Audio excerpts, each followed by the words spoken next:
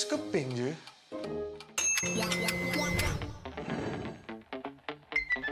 Mesti shopping pun boleh. Siap ada diskaun lagi.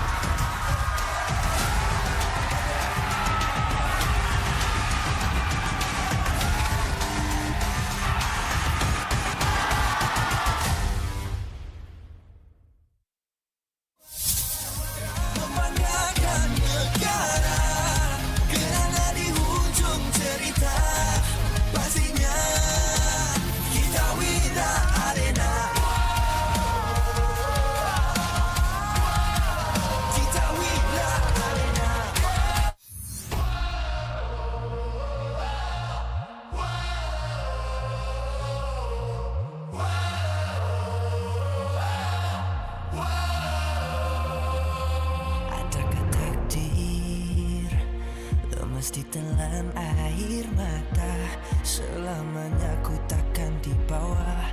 Perjalananku sampai ke puncak dalam perjuangan. Bila hati terang menyala, setiap luka jadi kekuatan. Pengorbanan yang jauh ujungnya. Sudah tiba masanya melangkah takdir, jalan yang gentir ku tempuh. Bangkit bersama kita juara, membanggakan negara. Kita kawan pentas dunia, Wira Arena. Bangkit bersama kita juara, membanggakan negara. Kerana di ujung cerita pastinya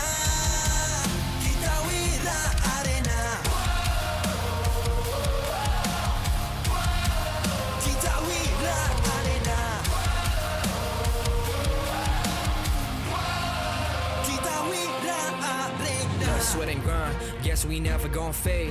This that definition of a legend. Every single move that I make, feel it ain't no doubt. Dorang kena aku, I'm a winner. Cuba check gerak-geri aku semua tiptoe macam ballerina. Genggam bara api, biasa berjadi arah. Mimpiku mula menjadi, tiada siapa je yang halang. Kalau bikin hari-hari, benda susah jadi senang. Segala cabaran ku ready, masa depan aku terang.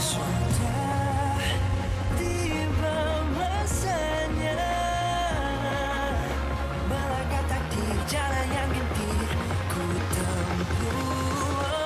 Bangkit bersama kita juara, membanggakan negara. Kita kawan pentas dunia, Wira Arena. Bangkit bersama kita juara, membanggakan negara. Kerana di ujung cerita pastinya kita Wira Arena. Kita Wira Arena. Kita Wira Arena. Satu hati, satu jiwa, makin bersama kita Wira Arena. Dari bayangkan nyala api, nama kita terpahar di bumi. Bangkit bersama kita juara, membanggakan negara. Kita kawan pentas dunia, Wira Arena. Bangkit bersama kita juara, membanggakan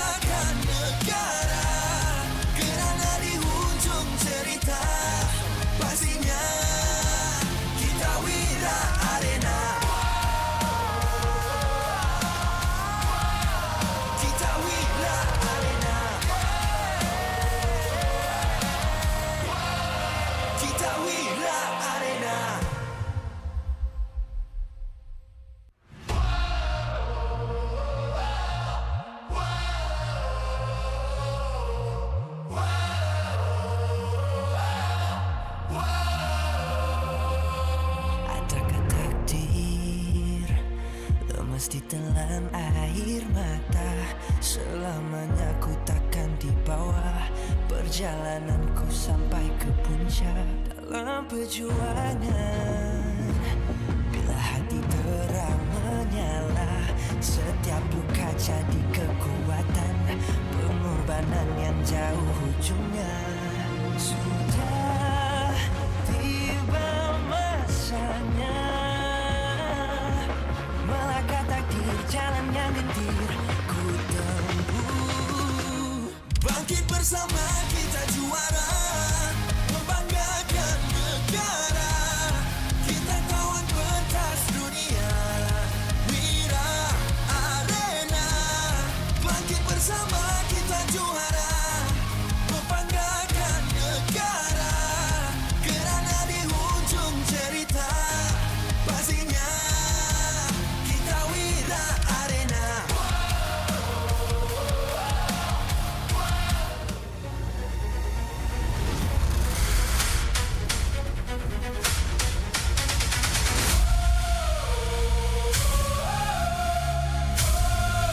Kita Wira Arena.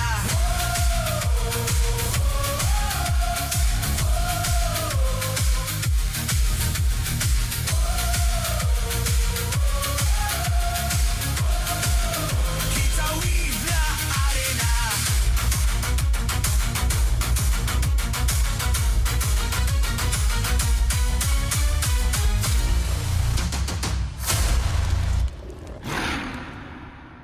MPL Malaysia Season 17 is powered by Moonton. Presented by Celcom DG. Power up now with Celcom DG Prepaid 5G.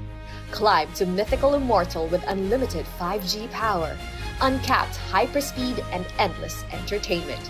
Celcom DG Prepaid 5G. Limitless. Made for Gen Now. Bloop, bloop, bloop, bloop. What's that sound? Feels like something is flowing. It's the Infinix GT50 Pro, powered by HydroFlow liquid cooling. No lag, just smooth gameplay. 144 FPS, pressure sense GT trigger, fast and responsive. For MLBB players, this one's for you. Get it now at Infinix official store and TikTok shop, Infinix Malaysia. So food delivery, Grab. Definitely focused when full. When people is hungry, they lose focus. Then they will have bad aim or bad performance during the game time. Hence, order from GrabFood to stay focused. Cultured by Todak. Get your official MPL Malaysia merchandise at a Todak booth or online at store.todak.com. MPL Malaysia is now cultured by Todak, empowering the next generation through Todak Academy and its industry-focused TVET and STEM education programs.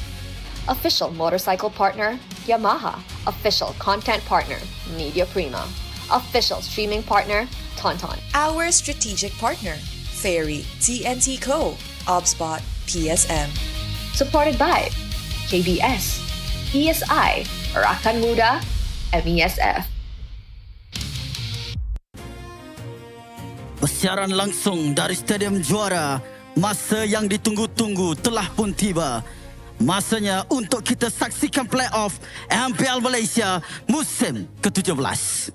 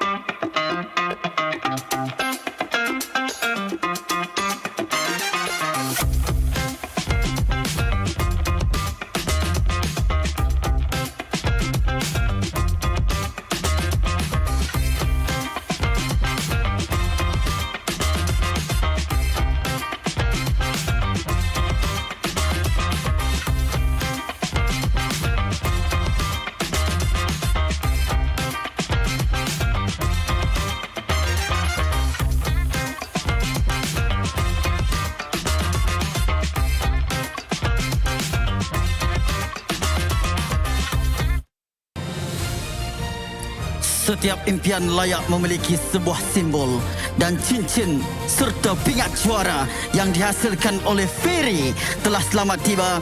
Simbol kegemilangan dihantar khas oleh Grab.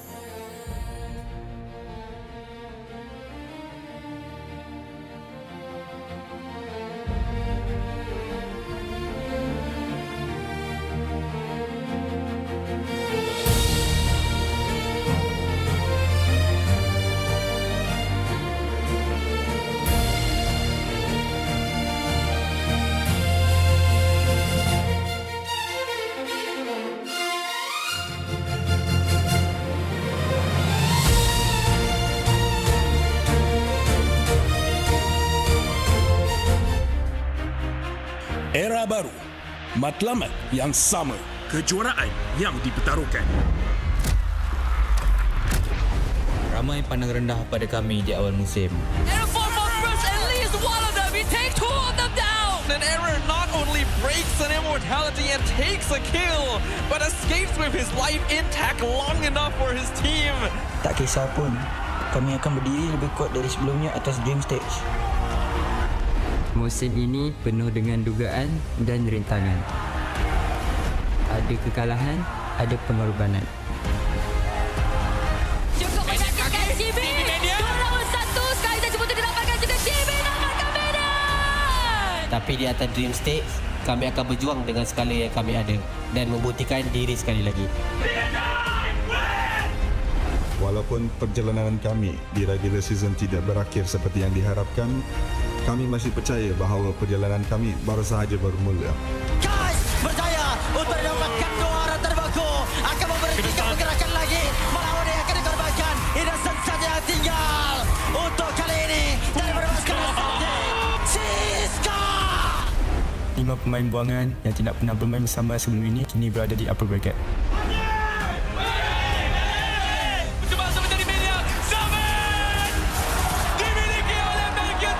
Kami akan melakukan Dream Stage dan merealisasikan impian ke Paris. Kami gagal mendapatkan perfect season yang kami harapkan, tapi kami dah kembali untuk merebut piala kelima. Tombak sampai! Innocent! Terus saja memulakan pertempuran! 6 pasukan berbeza, namun berada di laluan yang sama untuk menyerlah dan mencapai keunggulan, untuk berdiri di puncak tertinggi dan menjadi juara MPL MY musim ke-17.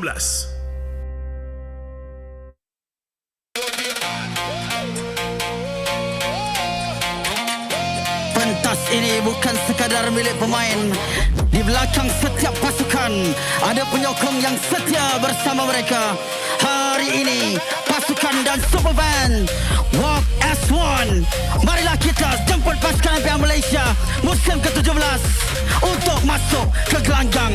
Cabaran demi cabaran menguji tim Flash. Walaupun perjalanan musim ini telah berakhir, api perjuangan tetap menyala kerana setiap kejatuhan mampu mencipta kebangkitan. Inilah Team Flash.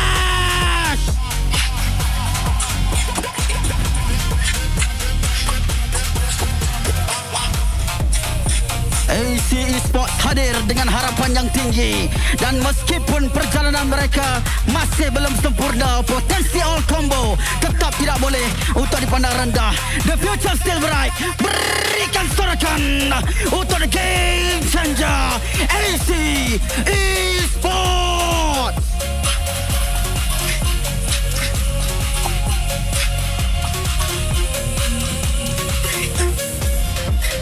The King of Jungle are here. Bangkit dengan semangat baharu selepas musim yang mencabar. Sang harimau kembali memburu dan Kingdom terus mengaum di belakang mereka. Viva RRQ Tora!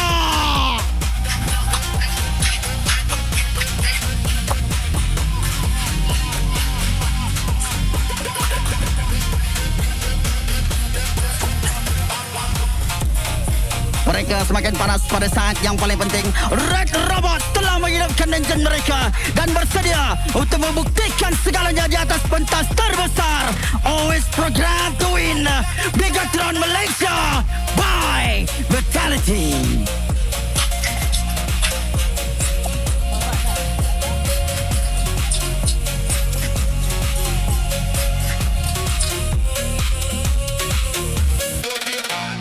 Setiap playoff ada jalan cerita sendiri. Persoalannya, adakah para pencabar mempunyai apa yang diperlukan untuk bangkit dan mencetus saingan paling sengit musim ini? Satu demi satu kemenangan. Mereka bukan lagi pasukan kejutan.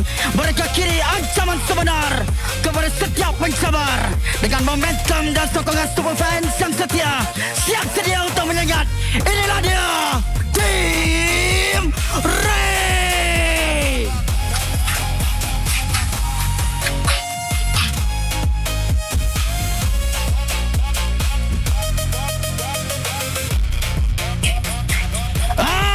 Baran kepada seluruh liga. Generasi baru yang kelaparan kini telah tiba dan mereka datang untuk memburu mangsa pertama mereka. Make some noise, Team Vamos!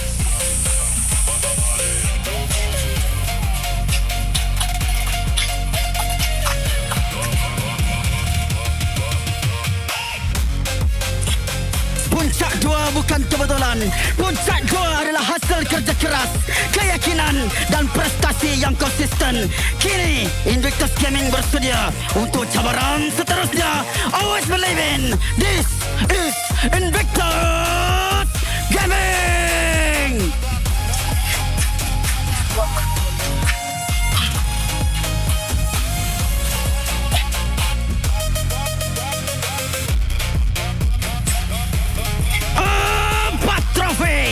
Satu legasi. Namun sang gergasi merah masih belum puas. Mereka datang untuk menambah satu lagi trofi ke dalam koleksi mereka. Merah kuning lambang kebanggaan. This is the Selangor Red Giants.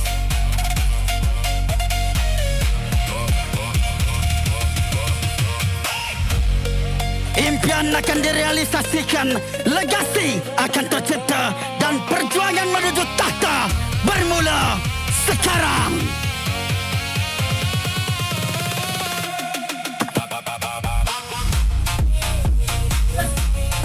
Higher, the energy is louder. Dan bersama dengan talent anda, setiap team fight, setiap kemenangan dan setiap kisah playoff akan dibawakan terus kepada anda.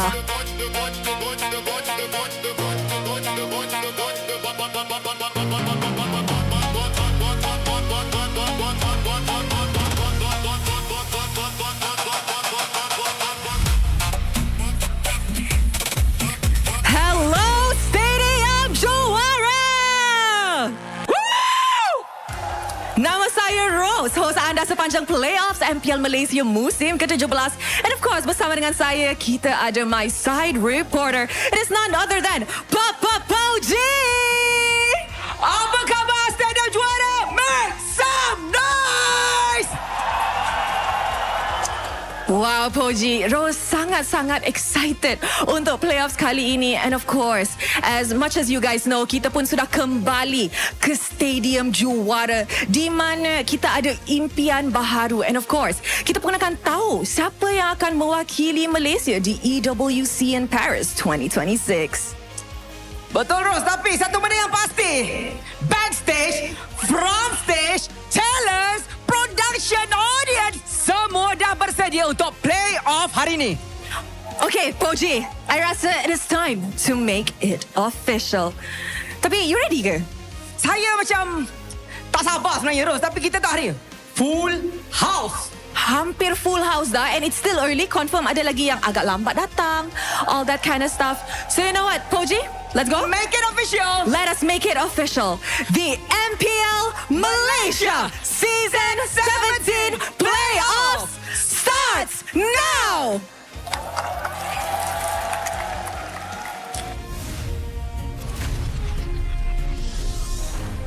Welcome back, everybody. This is the play-ins here at the MPL Malaysia. My name is Getting Q, of course. Here with me is going to be Stafa here at the desk. Thankful that after 8 weeks of grueling competition, we have now boiled it down to the top 6, and only 2 of these teams move on to the double eliminations. It is an exciting time to be here and a great way to conclude the brand new era of MPL Malaysia. 5 days of epic MLBB action is all that stands between our top 6 teams and the 2 that will represent the region to MSC. Oh boy, now those 2 tickets are still up in the air. We don't know who's going to get it just yet, but for the early days of the playoffs, we need to see who qualifies for the double eliminations first. First 2 teams on the chopping block here, it's going to be Team Vamos and as well as RRQ Tora. And the real question is whether or not Vamos is going to maintain their performance now that we've already seen what MPL PH has brought to the table. I don't know even if RRQ Tora is ready for this meta. Yeah, all things considered, our break this time between regular season and playoffs hasn't been as long as it used to be, and yet it feels like a lot has changed since then. So have these teams been able to adjust? It might be difficult, especially with these so many variables that are being played, but one thing is for certain, is that the power-up with Cellcom DG Prepaid 5G Power Pass, you could go limitless with the unlimited 5G power and uncapped hyperspeeds made for the Gen now. Of course, you can also redeem player trading cards here. Come to the venue, go check it out. It'll be a good time. Look for the Cellcom Digi booth.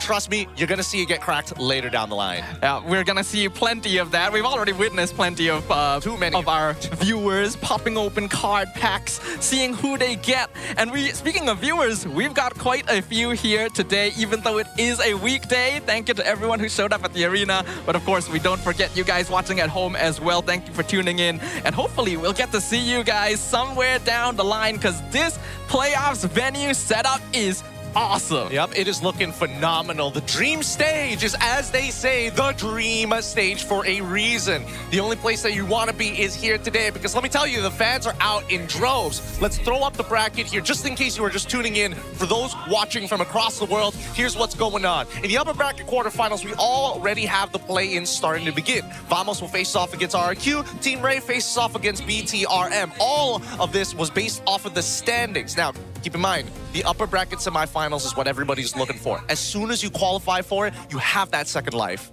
Indeed, that's why all of these teams want to be able to make it as far as possible, get that second life, put themselves in a better position. Because now that you've made it this far, you do not want your story to end on the very first step of the playoffs. There's going to be a lot on the line right here. So things are about to be tested, right? Some of these teams did pretty well towards the end of the regular season. Some of them not so much. But there has been a bit of a time gap. Who knows what kind of training arc these players may have gone through. Hey, we don't know if it's the hyperbolic time chamber here, but what we do know for certain is that these teams are going to be fighting for their survival. And obviously, it isn't just the 2 teams who showed up on board. There is also Bigatron alongside Team Rey. Again, most people would have imagined that the standings would look a little different at the beginning of the season, but coming towards the end, now we have conclusive evidence about who's moving on and who's not.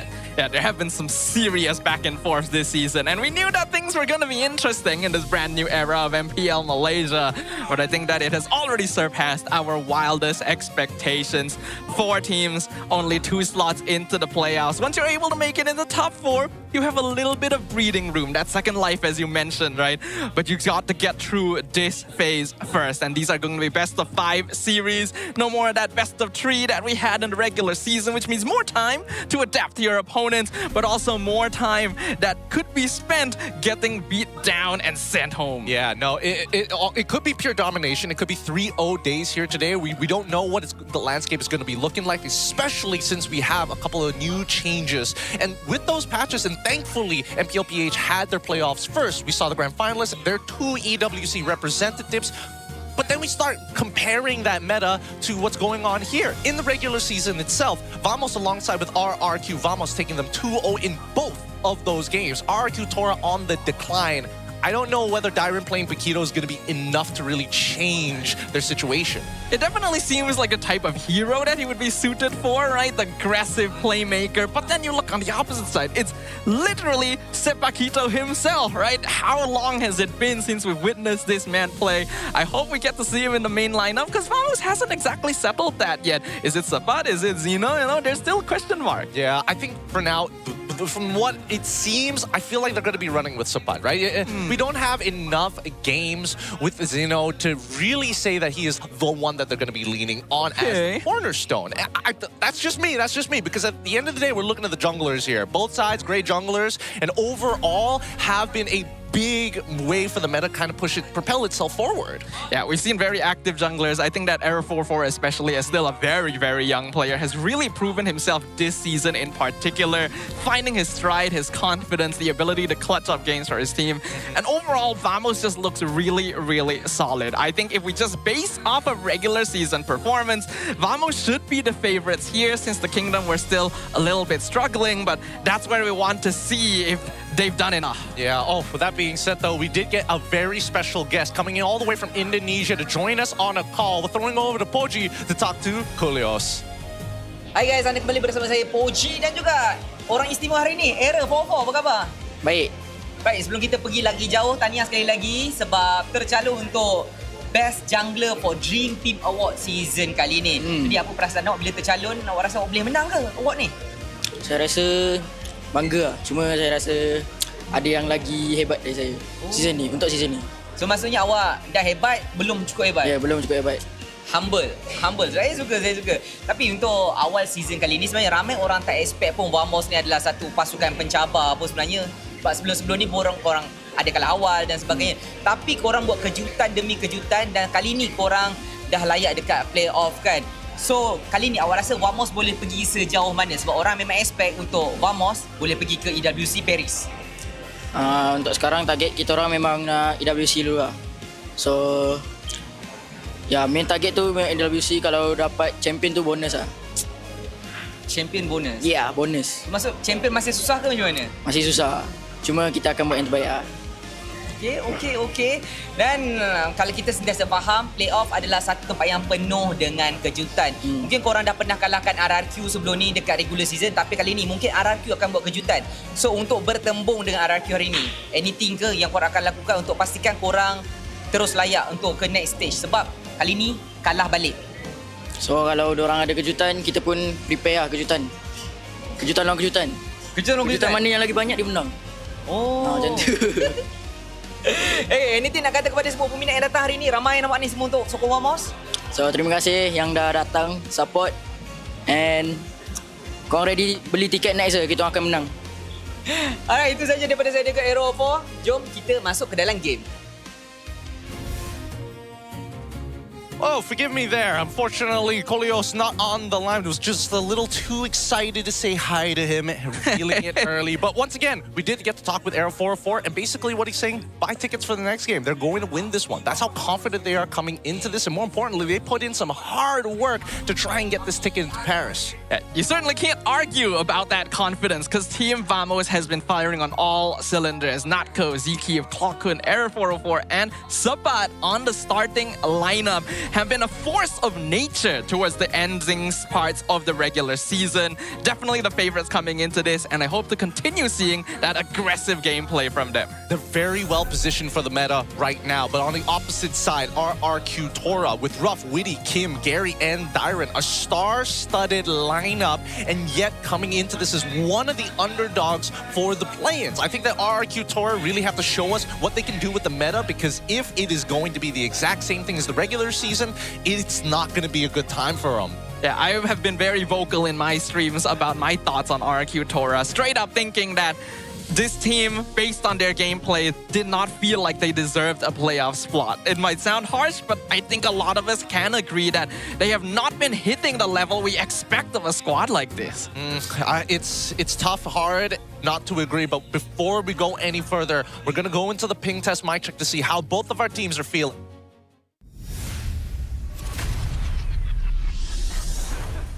Kim nak main apa hari ni? Aku rasa nak main Kimi lah. Nak main Kimi? Kau main Kimi. Tak nak main Celena ke? Kiri balik. Nah, kalau dari aku... Buat tukar ni. Apa ni? Apa ni? Kalau saya gelisah sebelum match, saya selalunya selawat aja. Okay. Ya, Itu terus baca surah-surah yang bisa bikin hati saya tenang. Ya, dulu sekolah agama di pas SD, terus diajarin ustad. Ya gak hafal banyak sih, ya gak banyak surah.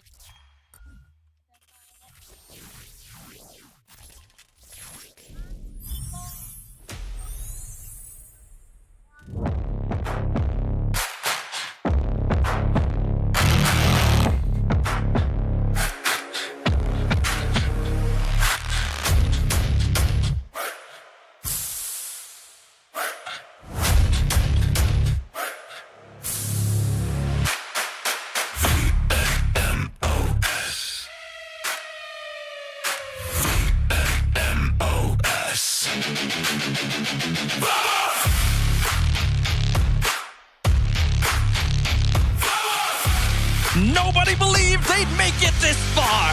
Nobody expected them to survive. But this fearless new generation refused to listen. For 8 weeks, they fought every obstacle to prove they belong with the best. Now they are here, chasing their first championship in a new era. They are no longer the future. Their era starts now! Make some noise for Team Vamos!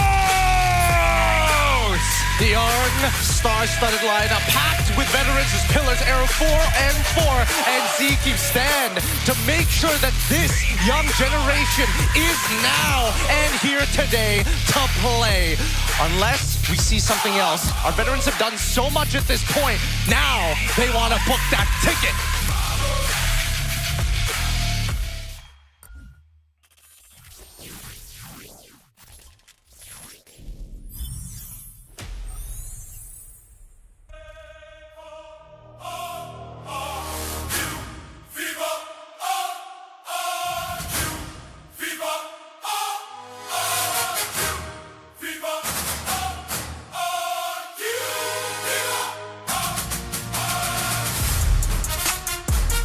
Even kings can lose their crown. They began the season with purpose, conquering the league. But the victories, and when everything was on the line, they set the competition ablaze. The kingdom trembled. Week after week, they searched for that fighter to make them unstoppable. So ladies and gentlemen, the king of the jungle is ready to roar once more. Let's go, RRQ Tora! The kingdom that everyone had eyes on when the season began and started their run in an impressive streak, but unfortunately found themselves floundering through the midpoint. Is the decision to start with the Kim Witty mid duo the correct one for their very first match of the playoffs? Can the kingdom rise up again, or will this be the end of their legacy? Now, of course, we welcome the coaching staff of both teams, the masterminds behind every match up on stage, joined by our head marshal, Rez, who will ensure every game runs fairly and smoothly. For Team Vamos, we got head coach Valdo and assistant coach Pakbet, and for RRQ, head coach Sasa and assistant coach Link. Oof. But the brains and the bronze already ready. Look at them walk up to the dream stage where our competitors are waiting. Fist bumps will be passed around as this is the last point of physical contact before they make war in the land of Dawn. Good luck as both of our competitors head on into Mortal Kombat. Mortal Kombat is right. Because at the end of this best of 5 series, we will witness a fatality. The end of the journey for one of these two squads. Vamo is going to kick things off with first pick in game number 1. The stakes have never been higher here at the playoffs for the first time ever, especially after the partnership. I think that a lot of these organizations are looking to make that very big impact here on the very first season of this partnership, just to make sure that that lasting legacy will be felt in the next 2 or 3 years. That is always going to be the ideal situation, right? I think going into this, a lot of us were wondering, hey, this is a big shift in MPL. Are the teams really going to be prepared to play at max power when most of their lineups are quite new. The organizations haven't really experienced this league before. And I think some of them have definitely impressed us, but there's also been teams who've tried a little bit too hard to make that splash effect happen. That splash effect is all that we're looking for. We have a player quote coming in from Ruff. Experience gives us the edge. Last season, when I was with MB, we never managed to beat Homeboys during the regular season, but when playoffs came around, we were able to defeat them. So I think we have a chance to beat Vamos today as well, because we're fired up and motivated. Now, I've heard plenty of veterans say that in my lifetime. Motivated, fired up, whatever synonym you want to add to it. But coming in from Ruff, at least he has the perspective. Hey, we couldn't beat Homeboys last time, even though MV was looking to be one of the favorites that season. This time, even more so, except the odds have been completely flipped. It's always true that the playoffs represents a big reset here. There is that gap, a rest time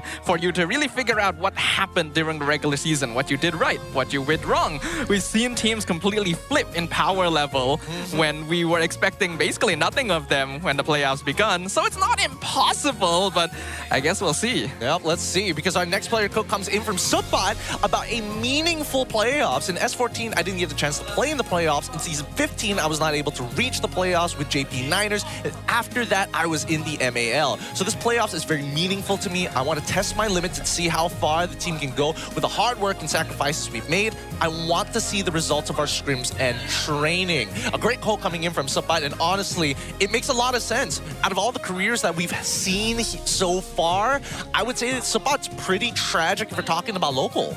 Yeah, Supat has had a lot of up and downs, and he has been in the MPL for quite a long time. I still remember him debuting that first season. I believe it was with Homeboys around the same time as Chibi, and they've definitely had widely varied trajectories. So it is great to see him being able to make it back onto this stage in a meta that honestly suits him very, very well. The Paquito, obviously going to be the question marks for everyone right now, right? Is he going to play it? Is this the return?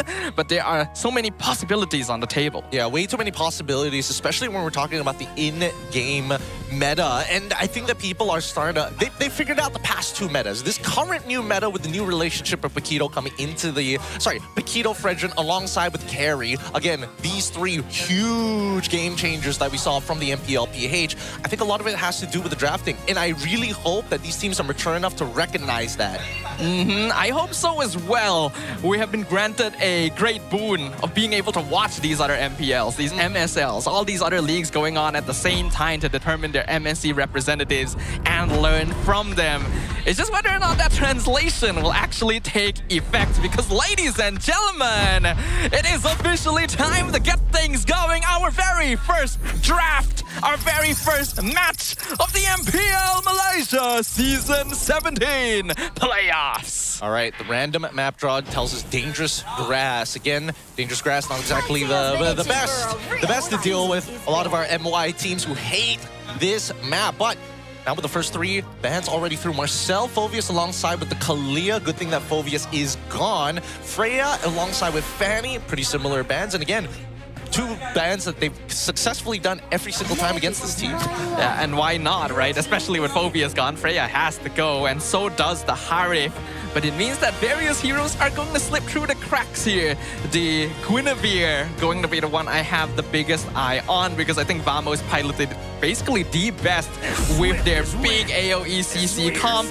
But looks like they are instantly going for the Paquito.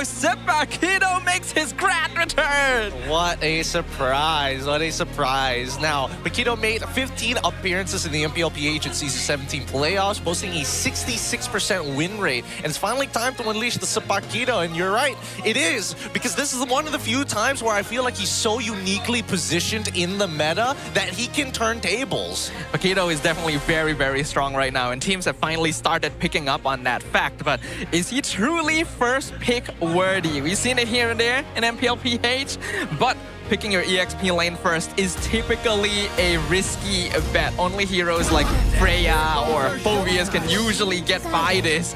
RRQ gonna keep it safe. Zeusin, Claude. Yeah, and now here's the risky part, right? Because now that you've shown your EXP, it's going to be difficult to have your traditional things in your previous compositions, like being able to cancel out some important abilities. Most importantly, the Blazing Duet as of right now, no Charizla access to that. So you're going to have to find a new solution to those types of problems. And I think for the most part, right, with Phoveus kind of out of the way, Paquito just gives a lot of pressure, like an insane amount, even if you are losing. So going alongside with Guinevere and Valentina, both great choices here. The Valentina, I'm only guessing because they're leaning back into the old point. Hey, Dyron, lock in that Sora. Try it. They are expecting it. This was a hero that was consistently banned out against Dyron after he popped off the first 2 weeks with the hero pick, and since then, it's never really been the same. So you're right, it is a form of denial to make sure that RRQ doesn't get the chance to play those sorts of heroes, and also in case Vamos decides they want something a little bit later on, they're a bit safer to do so. And since they know that it's a Zeusin mid, they don't have to worry too much about mages that have super high wave clear compared to the Valentina. It seems like a pretty safe bet. Yep, I would agree with that. Ooh, we get the Gatot here for the side of RRQ. Interesting, they go Gatot. Why would you go Gatot? Do you really need that much space? Are they worried about they can't deal with the engage from Guinevere, so they need a disengage mechanic rather than just taking Purifies? It is possible, but I am also scratching my head along you. Gatot is perfectly solid, but not really the best hero still left in the pool under current circumstances. Like, they could have gone things like, oh, force out Purifies in the gold lane by getting things like Cho. They could have gotten the glue for themselves if they wanted to as well, now that the mid lane has already been shown as well. So I feel like this is a hard prediction coming out from RRQ's side, right? They know what they want. They want space. How do we generate that space? If you have to sacrifice Gatot, sure. But at what cost? We're going to see it here. Could be a bit of a save your teammate button, I suppose, since they know that the Guinevere is going to be catching people left and right, having the AOG to fly in, give him a hand, maybe pop that Revitalize to save them could be the idea they're thinking of, but it still does feel a bit conservative. Yeah. Vamos now attacking the jungle. Not a bad idea so far. Make sure you get rid of the scaling ones. Is it worth banning out? I feel like Suyo isn't worth banning out if you're in Vamos' position. I get the Yi Shin, and even then, it's still a little questionable because you already got Paquito, right? Once you get Paquito, he gets first 2 items, and Yi Shin even falls slightly behind. He can't touch the turtles at all. Yeah, I think most likely that ban is to deny global presence, right? They already have the Gatot Kacha. They just don't want to give them Mountain Shocker so that they can play around with formation, since Vamos already wants to play ambush threats. It's literally dangerous grass. They have Paquito, they have Guinevere. Yeah. So I think that's probably the idea. We do see the Clint banned out to try and give Ruff a good time. I think right now RRQ is just trying to play your standard front to back, buy time, don't play overly risky, and just allow Ruff to farm up. Okay. That is the case. They're going to be playing very traditionally, and they're also getting rid of Clint, one of the few lane bullies that we have in the meta so far. Not the only one, however. There's still a possibility for... Actually, do they even care? Yeah, they don't. Depends on what RRQ picks right here. RRQ still going to be looking for their jungler and their EXP laner. Already are aware of who their direct oppositions in both lanes are, unless Vamos suddenly pulls a fast one and flexes Guinevere. I don't know. I feel like unless we see Harley Suyo come out from RRQ, I think that RRQ might just end up just waiting, right? I think that Gary's... I think they're trying to figure out whether or not they can actually pick that Nolan right now. So they're going to wait for it, right? Yeah, Esme. All right. Don't really agree with the Esme necessarily. It's pretty bad. I wouldn't... In terms of laning, right? The 1v1 isn't as interactive as you think it is. Yeah. They actually don't touch each other at all. Paquito just clears the wave at level 1 and just buggers off. Yeah, after the recent buff as well, I think we've seen a lot of cases where Paquito actually wins lane against Esmeralda. So this could potentially be a bit risky. I can understand going for this over something like Arlet or Terizla because you don't want the ults to be stolen away. So that's also another genius of the Valentina pickup.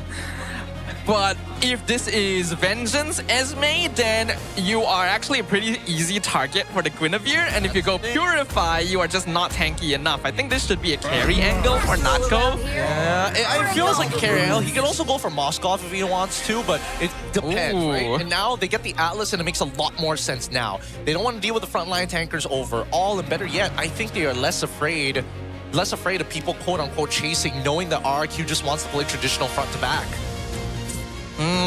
This does make things difficult. Liam or Tsuyo both gonna have a lot of difficulty into a Guinevere Atlas, so it might have to be the Harley at this point. I don't even think Harley feels that great as well.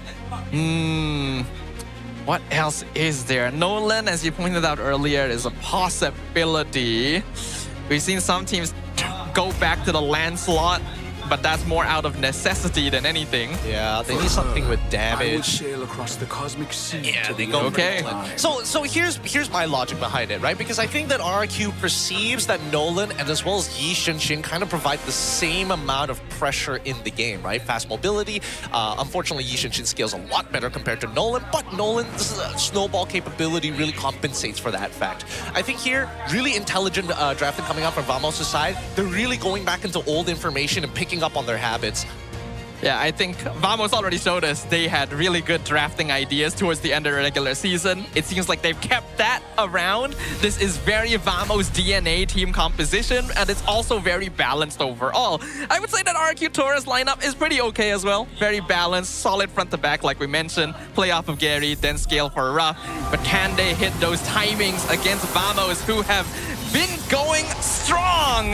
Ladies and gentlemen, the Land of Dawn opens up once again. Our very first game in the MPL Malaysia Season 17 playoffs. Give it up for Vamos versus RRQ Tora. And things have already initiated here for our playoffs. Vamos and RRQ Tora, we're trying to make sure they maintain lane dominance, and that's the important thing.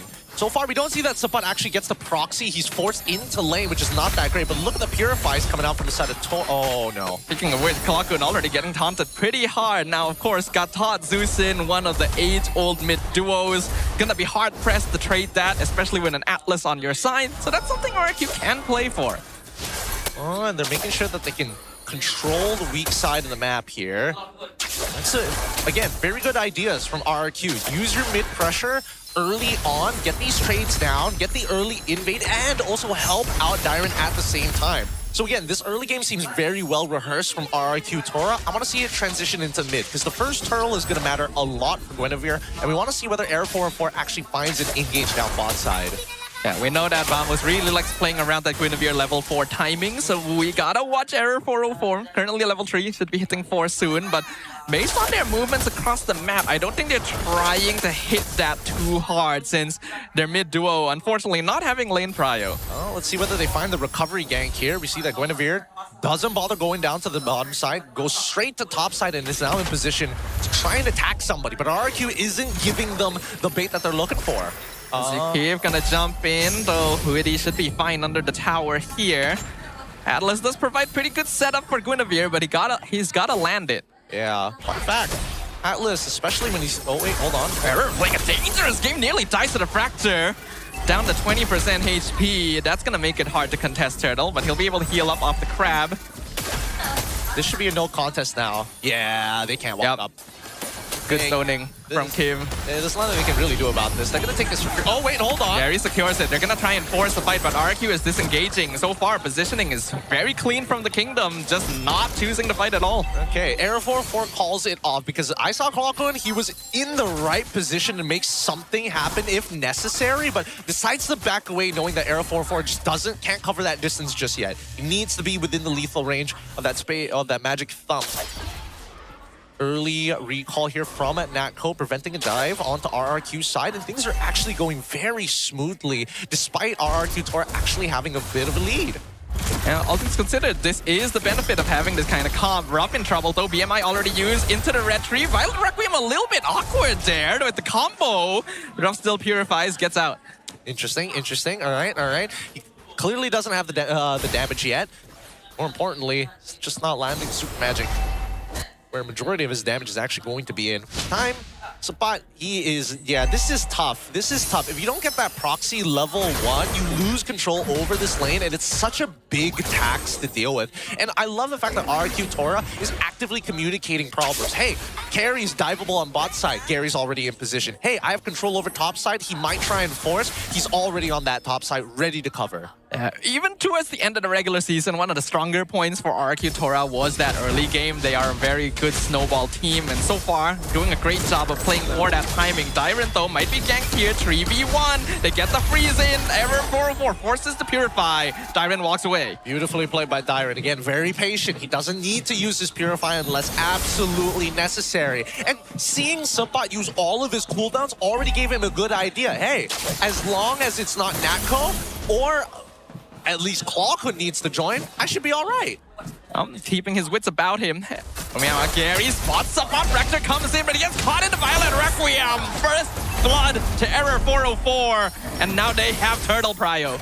Shouldn't be challenging Sapakito just yet.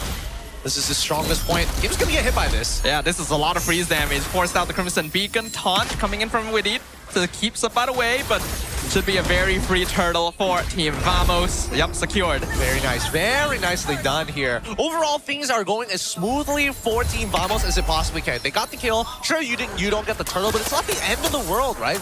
Gary's sole purpose right now is to look for these ganks constantly. Any lane advantage, he needs to be able to cover it or press it. He needs to be what they call in the business a first responder.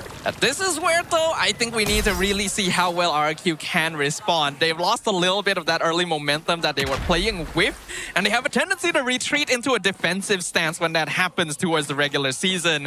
So far, they are keeping it safe. I want to see if they up the ante again. Oh. Unless I see that gold lane increasing, we need to see a huge influx in the economy.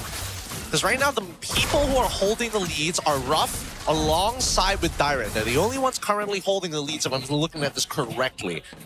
And it's a very tiny lead, right? Very minuscule in the big picture. So until we see like maybe mid-tier 1 go down, Widdy shouldn't die here. Yeah, it's a wet noodle fight for the most part. They're moving as 4 now. Now Vamos is making sure that trying to cross the river is going to cost RRQ something. Yeah, their zoning makes sure that RRQ can never really walk into the bushes. And again, this is one of the reasons why Yi Sun-shin was banned, to deny that information control so that Zkeep can just perfect match himself into bushes and constantly zone. Now we see first items start to come through. Concentrated energy for Error 404. He's not going to go for Genius 1, so he's not looking for damage. He's looking to just sustain through it, which means the rest of his build is probably Bruiser. Zkeep? I don't know. When I think of Atlas, the hard part is how do you know when exactly he's going to dive? He's kind of like Tigreal, where as long as he gets the ult off with the flicker, there's a 90% chance you can catch him. Oh, hold on. Nearly catches Ruff there. Forces Purify early, and another ultimate from Kim in the mid lane. Already a two-pronged attack. Falling Star Moon, unfortunately, doesn't really connect with anyone. So multiple resources spent on RRQ in exchange for basically nothing. Very nice coming in from Vamos here. Again, synchronized attacks to create the space, and now they should be able to take this away no problem as they're looking for another engage. Sapat flickers in, looks for Kim, goes for the wall, 1-2, finds the Zeus in, and this is no response. Where is RRQ? Why aren't they helping him? They just kind of watched. They didn't want to get caught up in the fire of that knockout punch. Kept away from it. They have to sacrifice anybody. Apparently, Kim had to take the damage. But for the time being, Vamos, this is going exactly how they want it to. This is working like clockwork right now. Now with mid-tier 1 broken, the accessibility of the purple buff comes into question for RRQ Tora, right? They needed to use that mid-pressure early on to control the rotations. And now that they've kind of lost that foothold in the map, Team Vamos can now start pressuring the side lanes if they wanted to. Most likely not going to happen. It's going to be like a 4-1 split most of the time. Yeah, this is what I was worried about when it came to RRQ. They had a good start, but you can see how when things don't really go their way, Sabat gonna try and dodge Falling Star Moon. Is surrounded by 2. I don't think he'll get out of this one, so the Kingdom finds one back. He whiffed. He whiffed. It's very tight mechanics. They have not increased the hitbox of that knockout strike. So if you whiff it, you're not going to get your charge back. In the meantime, Vamos again. That 4-1 may have been broken, but that 4 is strong. And look at the coverage. Even Clawhood making sure that there's no real way to have access to that back line. Right now, Natco already out farming Ruff, and we know how scary he is on this carry. Zkeep gonna go ahead and freeze Dyron in place. Natco already doing a lot of damage. One hit from Hill, but they find another more valuable target. Gary gets spotted in the tri-brush. Oh, very nice, very nice. They're making sure Natco is the main damage dealer and they can't do anything about him when his ult is popped. Witty scared to walk up at just the off chance he walks into Natco's autos. At this point, Vamos in full control. 1.7k now turning into a 2.1k lead as they extend it further into RRQ territory. It's slightly slower, but a lot more deliberate from Vamos. You can see Natco can literally stand in the bush and ambush Siren, and here comes Zkeep to last the final blow. Another free tower fed into the carry, and this is now looking scary for RRQ. Yep, one more component away until we see the full complete build from Natco. He's almost got Trinity at this point, and Sampat, he's doing a very good job. He's holding people off. Unfortunate that he missed out on his mechanics earlier, but he's covering the waves, and that's what Paquito brings to the table. He's the fastest clear, and he travels around the arguably faster than Vendetta. Yeah, we're starting to see a little bit of panic seep in. RRQ clearly not really knowing what they're supposed to do on the map right now, especially after that gank failed up top. They literally traded objective control to try and pick off this Paquito, and honestly, even if they succeeded, I wouldn't have said it was the most worth it. Yeah. Don't know what the cost analysis is going to look like here, but look at the full items and exactly how I envisioned it to be. A 4.1k, 3-item carry. Natco is going to be the main focus here. Look at just how aggressively Natco can position. He knows his team has his back. This is Natco's carry in a nutshell. The gold lead, 1.2k in favor of the carry of Wide Berth, already done with the Trinity, working on the next item. And that 4.7k gold lead looking dangerous. Yep. Now looking at Sapat's build, he is following almost one-to-one how Sanford was building his matchup against Mr. Flap on the Esme, right? First item, you're looking for that Hunter Strike. Second item, some people are thinking maybe Malefic Roar is good. Here, instead, we go for the opposite. We go for the Heft. Wait, hold on. Zkeep, he's looking for it. No, not even going to commit to Fatal Links yet. He doesn't need to. He does get lifted up, so he will die, but his job is done because Witty falls in return. Look at Natco. The Lord collides into the crystal. Still, it's only 10 minutes in, but they do get the lift up. Natco in trouble, has to flick around. Blazing into it to chase them, but this is no damage. Natco survives despite it all. And Vamos sticks around. Oh man, Natco able to out-sustain with the help of his autos. But that was a little messy coming in from Vamos admittedly. Like, they should and they need to make a decision. Are they walking in for the fight or nah? Sabat actually winning out that 1v1, getting away. Natco definitely went a little too aggro right there. Could have been punished hard for that one, because Vamos does need their goal laner to keep pushing, but we can see that hold on, mid lane, they find Witty, AOG comes out, Gary tries to go for the gank, Violet cancels out, Subbat comes in from behind, punches him, but Natco actually does fall. RRQ Tora found their quarry, but can they survive? Two-man Fatal Link from Zkeep, picks up the 2 tanks, and the 2 tanks are gone, no longer existing on the field, even without the marksman. Clockwood nearly dies to Fractor, but he'll be able to escape. Retreat keeps Subbat away. Meanwhile, Zkeep gonna tank the tower. Violet Requiem gonna be committed, they find another, Ruff goes down, only Gary left standing. Does Vamos want to end right here? Fracture doesn't get the kill, they get the knockup. Gary just barely survives, clears the minion wave. They'll hold for now. Woo! All right, at least Aaron 4-4 didn't end up trading over. Sabat, I think it's clear. He's a little rusty, but he's got the instincts. He's doing everything that you want the Paquito to do. Sometimes he whiffs just a little bit, but it's not the end of the world. Just Paquito things. It's just Paquito things, right? It's either you hit it or you miss it. And either way, Sabat at least is getting the correct target priority. Hey, I'm trying to zone away Gary. I'm trying to make sure that Ruff is afraid when I have my cooldowns up, and that's the thing. It's all about maintaining those cooldowns. He's not leaving auto attacks in every single time. He's not actively trading to maintain war axe stacks. No, he's in and out. Simple as that. But look at where Gary is. They do commit the Fatal Links. They'll catch Witty, but they miss the Violet Requiem. AOG used defensively to get out. Meanwhile, Gary from behind fractures the lineup for Vamos. 2 of the cores are taken out instantly. Sabat trying to play the hero 1v4 in the back line. But Kim able to run away this time. Double kill for Ruff while Dyron zones. And that is a throw if I've ever seen one from Vamos. Unfortunate. Missed mechanics. That's the only way that they lose this. They have a composition that can deal with RRQ Tora quite easily if necessary, but it all depends on whether or not they make sure that they don't miss. How? Fatal Links into Magic, now that should be an easy combination. You have all the time in the world to set it up and even watch the animation in slow motion to land it. But I think we gotta give props to Gary for that one. The ambush play setup, Vamos was not expecting it. And Natco has been dead early in these fights, twice in a row now. This carries momentum being halted heavily, and Ruff just got a double kill as well. That'll even up the net worth. Let's see whether he's actually caught up in terms of net worth. Actually, he has. He's only 200 off to catch up to Natco at this point, which is more than enough because that means his Trinity is also complete. With a dead even 41 to 41, we now have to look at the people who scale, and this is my biggest problem with RRQ Tora. Sure, Dyren can make the fight last long as he wants to, but I think it's Natco who wins that out. Ruff, on the other hand, needs to burst out Natco, but it's Winsome nature that he has to deal with. Pretty much. We know that Claude is very much fail-safe if things go wrong as long as he's able to scale. But he is basically the only late-game core that RRQ have to play around with. You can see it still takes him a while to actually burn through Zeke. Gary, once again. Oh, error! He knows! He found him! The Violet Requiem locks down the Nolan, and they take him out! The same trick won't work twice. Wowza. Make sure. Keep it. Again, great instinct. Great instinct from Arrow 404. That's how he should be looking to play this Guinevere. And once again, Sumpad trying to hold his own onto the mid side. Oh, he survives. That's a heavy left punch right there. Gets the shield back. Zeke now looking for a pickup. He sees them. The freeze comes through and Ruff goes down. Window Nature not going to save him in that case. The final fatal links on Widdy. Going to pull him forward while Sumpad zones the back. AOG going to be used. Widdy gets out. Dyren will tank a good amount here. So RQ only loses one. That was pretty good. That was pretty good. Really sick tech coming in from Zeke. He comes on and trying to make sure that he guarantees the stun, knowing that he's been sticking onto the same target for long enough to try and trigger the passive. So again, there's multiple layers that somebody has to do. Like Ruff thinking, wait, do I purify right now? He still has ult, but again, the bodies haven't combined yet, but his passive is about to go off.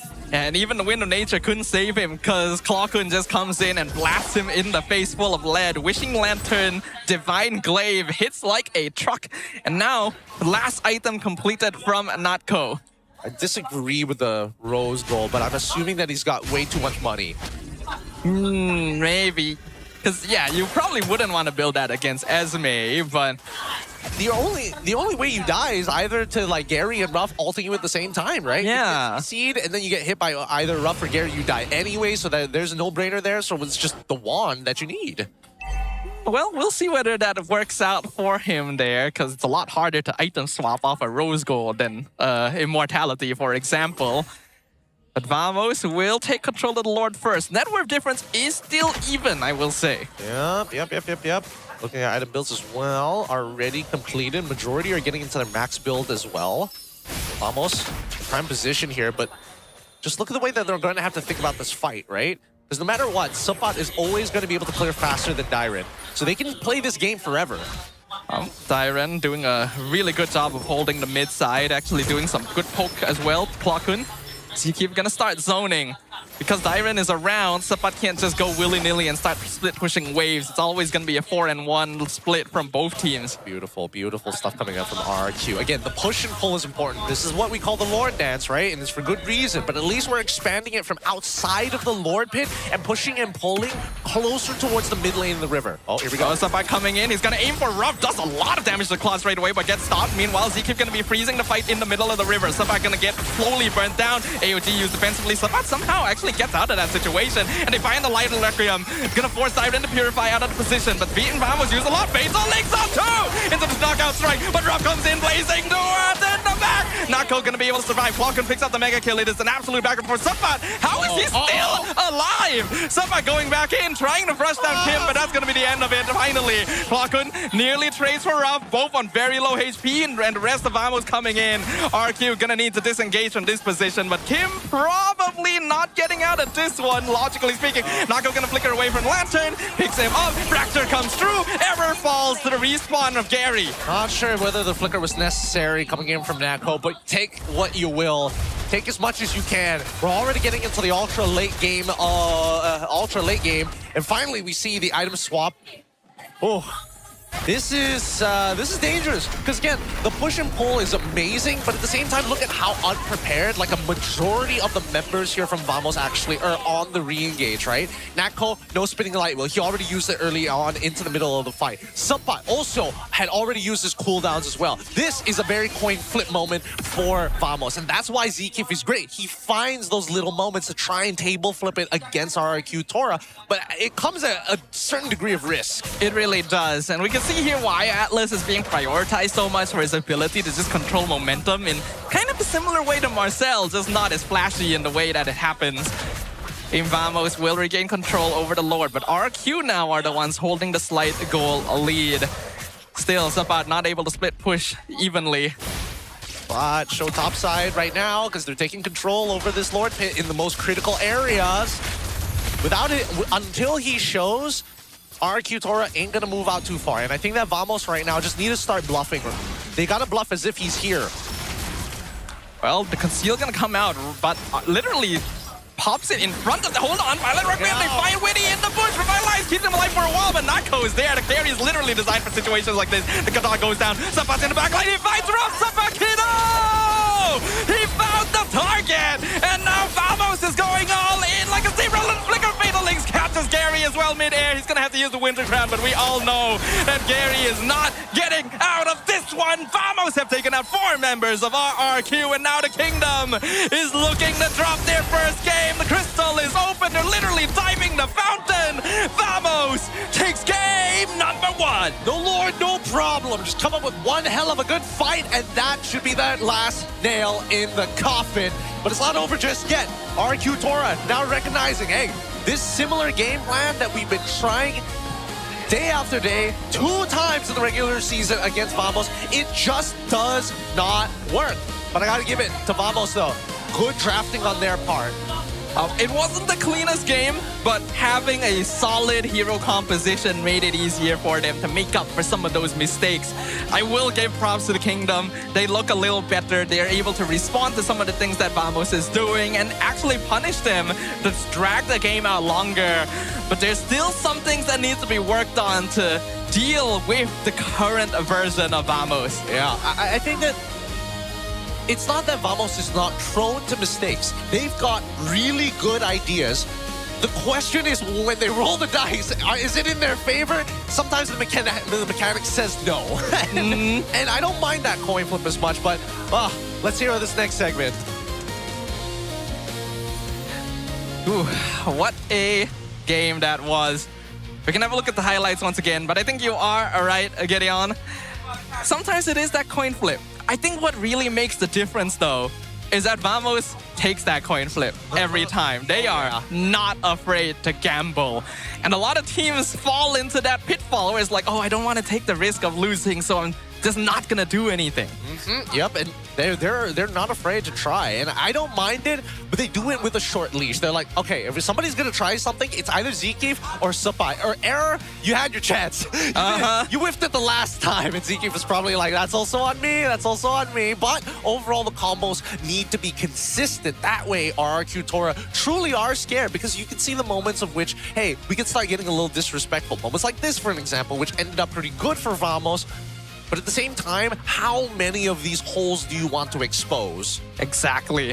I think RRQ was willing to make some things happen, but when things didn't go their way, it's just instantly back into safety mode of like playing to not lose. Yeah. Right? And that can work, but it does result in situations where Sapat just comes into your back line and punches Ruff in the butt, and he's dead, and you no longer have damage, right? Team Vamos is able to make these sort of things happen, so you cannot just hope that they'll fight you honestly. Yeah, I also think that people need to relook at the Esme problem. It's not as well, I wouldn't even say it's a problem. I just think she's not that good in comparison to Paquito. Yeah. She completely outskills him and eventually beats him in that 1v1, which is totally fine. And that's assuming that Paquito didn't take the War Axe to begin with, right? That's the only thing that differentiates that matchup. It's just that the late game team fight, she kind of provides nothing here. The only person she could technically really absolve is Claw Kun. Pretty much. Like, Esmeralda's a really good 1v1 opponent for the Paquito, right? She beats him early in lane, she can match his split pushing, and she doesn't die to the 1v1. But that's about it. Yeah. Right? Because if you want someone to sandbag team fights, Uranus is better. Hylos is better. If you want someone to actually 1v1, then you could go into Benedetta. Heck, you could even go to Rizla for the setups. Esme just kind of stands there. Yeah, and that's my biggest problem with it, is because there's too many times where we see the Esme just... I'm trying to threaten people, but it's a team fight composition in their front line. Like, I can hurt them, but the Natko, that guy melts me. I cannot walk up, and I don't have any battle spells to keep myself alive for that long. So overall, I think that at least for RRQ, once they get back onto that blue side, they need to start figuring out, I want to see what the RRQ opener starts looking like, right? Are they going to give Paquito over to Dairen? What are they going to do? Because so far, it feels like Vamos are following a very similar script to the regular season, and it's a little sad that RRQ still fall within that mold. Yeah, Vamos knows that their strategy works. They know their players are comfortable with this style of gameplay, so they stick to it, and it happens to be a very good fit for the meta right now. RQ, unfortunately, is still playing pretty standard, and that can work. We've seen plenty of teams make it happen, but you still got to be able to expand your ideas about it here. And they already revealed very early on that, hey, this is what we're going to be doing in the draft. Yep. And the second thing is that I feel like it's just not enough research has been done, right? Especially when it comes down to, hey, what exactly are we going to be doing in terms of the bans? I would say that there is an honest argument of letting that Harith through if they are on red side. Just to say, you know what? Even if we don't lock in that Claude, at least there'll be a different option, assuming that you prefer that more than the Paquito. And I think that's going to happen in game number 3. But we've also been seeing across various leagues that Hardest pick rate has actually been taking quite a decline recently. The hero just isn't as popular as he was earlier in the season because there's a lot of ways of handling him now, and Claude still outscales. Of course. But it comes down to whether or not most of the time, it really boils down to the player, right? I think that some people are just not as confident in their Harith once they have the items compared to Claude just in general, right? Claude has a lower ceiling with how many buttons you actually have to press. Not as many as Harith, unfortunately. That is true. Rob still ends up as the rich guy since he's basically farming the entire game, but Clawkun, Zekeef, the mid duo from Vamos, once again showing their dominance. They were actually losing lane early on because of the hero picks, but found that momentum. I think Zekeef played a very clean Atlas. One of the best I've seen across various leagues. Yep, very, very nicely played as well. Again, it's the kind that allows just enough pressure so that you can breathe, but not enough space for your opponents to get too comfortable with. Which is like an awkward space that all roamers need to figure out here. But let's just look at the gold graph real quick. Now, here's where I have my biggest problem. You see them almost starts taking that lead back up into that 5K, and they completely drop the ball right at that 13th minute. And again, a lot of that comes down to that one misplay of, hey, I missed the Fatal Links into the Magic Dump. That is our main engagement combo. And then they didn't know that Gary was behind them. That's a little bit more forgivable because they probably got a little overconfident in RQ staying on their side of the map. And after that, Error 4-4 made the really cool read in the bush. But our MVP of Game 1, of course, it's Paquito making his grand return to the playoff stage. Yep, finding the Claude at the perfect moment. Literally, your whole job is just to be in a little attention seeker, you know? You're trying to pull that currency. You want people to look at you. So he shows up mid, Esme comes on over, and all of a sudden, you have all of RRQ moving towards the mid side of the map just to deal with him. His job is to make you regret bringing a gun to the fist fight, all right? Which is, it's a funny reversal, but it works here. That is the standard build we are seeing for Paquito nowadays. Good mix of damage as well as sustainability, and we can see why this hero has been increasing so much in appearance. When are we gonna get Paquito, but it's Chuck Norris? Oh, we already got Manny Pacquiao. That's the thing. I wanted to make the exact same jokes, but it's way funnier in MPL PH than it is here. True. So it's like, cultural relevance. We're gonna be getting another collab soon, I heard. Oh, that's true. Right? If it's Chuck Norris. Oh my goodness, Woody. The Expendables 4, except it's an MLBB. That's the dream. But overall, I do want to see what RRQ has to show on the blue side, right? I don't think they're going to go on red side again. I think that the blue side meta is pretty straightforward in terms of what the bans are supposed to be, with an exceptional few scenarios. What I really want to see right now is just, what is the identity of the kingdom still? Because I'm not really seeing that. They had a lot of personality when the season started of being this aggressive team fight oriented comp. That's true. Once that failed, it's kind of like they never really figured out what they are as a team anymore. Well, I think they're just going back to the basics, right?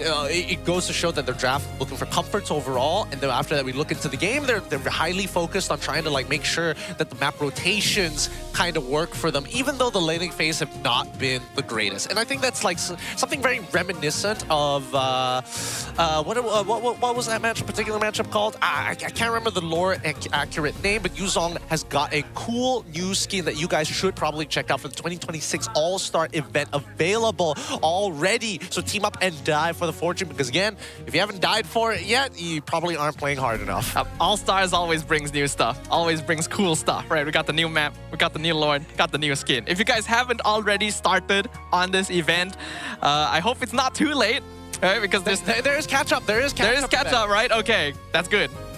Yeah. Because I haven't. Got to make sure. Keep yourselves on your toes here. Now we're going to be throwing it over to our next segment, one that I'm very excited for. We got Poji on the opposite side. Poji, who are you talking to? Terima kasih rakan kasta, anda kembali bersama saya Poji untuk satu women's call dengan orang yang jauh datang dari seberang. Inilah dia kasta Kolius. Apa khabar Kolius? Hai Poji. Jadi macam mana selepas anda tengok prestasi RRQ dalam game yang pertama? Okey ke? Tidak okey. Because I think early game dari RRQ in terms of objective sedikit kurang. That's why Famos benar-benar melakukan pressure yang sangat amat bagus dari early game-nya. Sebenarnya mereka udah bagus di momen Lord kedua atau di menit ke-12. Di mana ketika Gary melakukan flanking tadi, namun ternyata overextend dari Gary membuat map control dari teman-teman RRQ Tora harus hilang. Faham. Jadi masih lagi banyak yang perlu improvement ke kalau untuk mereka mengunci kemenangan untuk game hari ini? Pasti Poji, karena memang kalau bila saya lihat selama regular season, Raf dan juga Gary itu sering melakukan gerakan yang jadi merugikan untuk tim RRQ Tora. But memang di babak playoff ini atau di game pertama, gerakan tersebut sudah mulai berkurang. Tapi memang problemnya adalah mereka harus tetap improve. Dan saya percaya RRQ Tora pasti bisa untuk comeback nantinya. Baik. Kalau macam tu, Kolius, pada pendapat awak sendirilah untuk di pentas playoff ini kan macam awak cakap daripada regular season sampai ke game yang pertama tadi. Awak rasa ada tak peningkatan ataupun improvement yang besar sebenarnya yang berlaku dekat RRQ Tora? Sebab kita faham dekat leg yang kedua mereka sedikit jatuh ke bawah. Betul, terutama ketika mereka harus bertemu dengan Famos, mereka harus kalah dua-duanya kan. Leg 1 dan leg 2 mereka harus kalah dari Famos. But again dibilang dari segi improvement, saya melihat RRQ Tora ini udah mulai disiplin, udah mulai bergerak itu tidak melakukan gerakan yang terlalu beresiko tinggi. Walaupun memang tadi sempat ada momen di mana Gary harus terpick off di area jungle lawan kan. Tapi itu pasti masih bisa diimprove. Saya percaya bahwa Coach Sasa adalah orang yang pintar dan untuk players RRQ juga pastinya bakal berkembang. Mungkin mereka akan cuba cari jalan untuk cari kemenangan. Tapi Kolius, anda sebagai penyokong kuat untuk pasukan Indonesia. Jadi hari ini dekat playoff kita boleh tengok dua pasukan daripada Indonesia, BTRM dan juga RRQ lolos ke playoff. Apa perasaan awak lepas awak tengok, wah bagusnya dua tim Indonesia berjaya. Sebangga ke tak? Sangat-sangat bangga, Poji. Karena melihat RRQ dan juga Bigetron yang berasal dari Indonesia saat ini sedang bertanding nih di babak play-ins untuk MPL Malaysia Playoff itu sendiri. Jadi saya melihat pastinya dengan libur kurang lebih 2 pekan untuk mereka terus latihan, terus improve apa kekurangan mereka selama di regular season. Saya berharap ini bakal menjadi pertunjukan yang sangat amat bagus di babak playoff ini. Okey, pada pendapat awak sendiri kan, apakah impact yang terbesar sebenarnya bila ada organisasi daripada Indonesia masuk ke MPL Malaysia? Wah, karena mungkin saya percaya sebelum RRQ dan juga Bigetron masuk pun MPL Malaysia itu udah sangat amat bagus. Karena saya sendiri sering banget untuk melihat MPL Malaysia. Tapi ketika RRQ, Bigetron juga masuk ke MPL Malaysia, jadi banyak nih penonton dari Indonesia yang penasaran dan tertarik untuk menonton dari MPL Malaysia itu sendiri. That's why jadinya banyak banget muncul pendukung atau pensokong seperti dari RRQ Kingdom dan juga Biget Troopers. Banyaklah lagi ramai fan, lagi ramai, lagi bersemangat lah kan macam tu. Baik, Colliers, sebelum kita nak tutup lah soalan dan sebagainya kan. Lepas habis je MPL Malaysia akan ada MPL Indonesia punya playoff. Pada pendapat awak lah, siapakah wakil Indonesia yang akan pergi ke EWC Paris? Wah. Pertanyaan yang berat ya Poji. Yeah. Tapi jika dari konsistensi, saya rasa tim Onyx adalah satu tim yang bisa mewakilkan Indonesia di EWC. Tapi satu lagi itu yang jujur tim-tim lain pun sedang improve. Tapi jika melihat bagaimana performance mereka di babak regular season kemarin, saya rasa EVOS bisa menjadi kandidat yang kuat untuk mewakilkan Indonesia. Mantap, EVOS di sini. Alright, itu saja daripada saya dan untuk Colliers. Anything to say kepada semua fan-fan Malaysia ataupun fan Indonesia yang tengah menonton MPL Malaysia sekarang? Buat para penonton semuanya, keep supporting, keep sokong untuk MPL Malaysia karena ini juga udah babak playoff. Kita juga bakal melihat siapa nanti perwakilan dari Malaysia untuk ke EWC-nya dan salam teman serumpun. Terima kasih. Bye-bye Colliers. Bye. Itulah dia sedikit sebanyak input ataupun juga pendapat dia berkenaan dengan RRQ, BTRM dan juga Indonesia yang datang ke Malaysia. Dan itu sahaja daripada saya di pentas V-Mix Call. Jom kita terus masuk ke meja caster semula. Thank you so much, Boji. And of course, we got Kolios on the opposite side. Again, giving his comments and his ideas. And even making some, I wouldn't even say bold predictions, but his suspicions of who's going to be representing Indonesia this coming EWC. It's actually a pretty rare occasion for us to be having our playoffs before MPL ID. We're usually the last ones. Or it happens at the same time. That's true.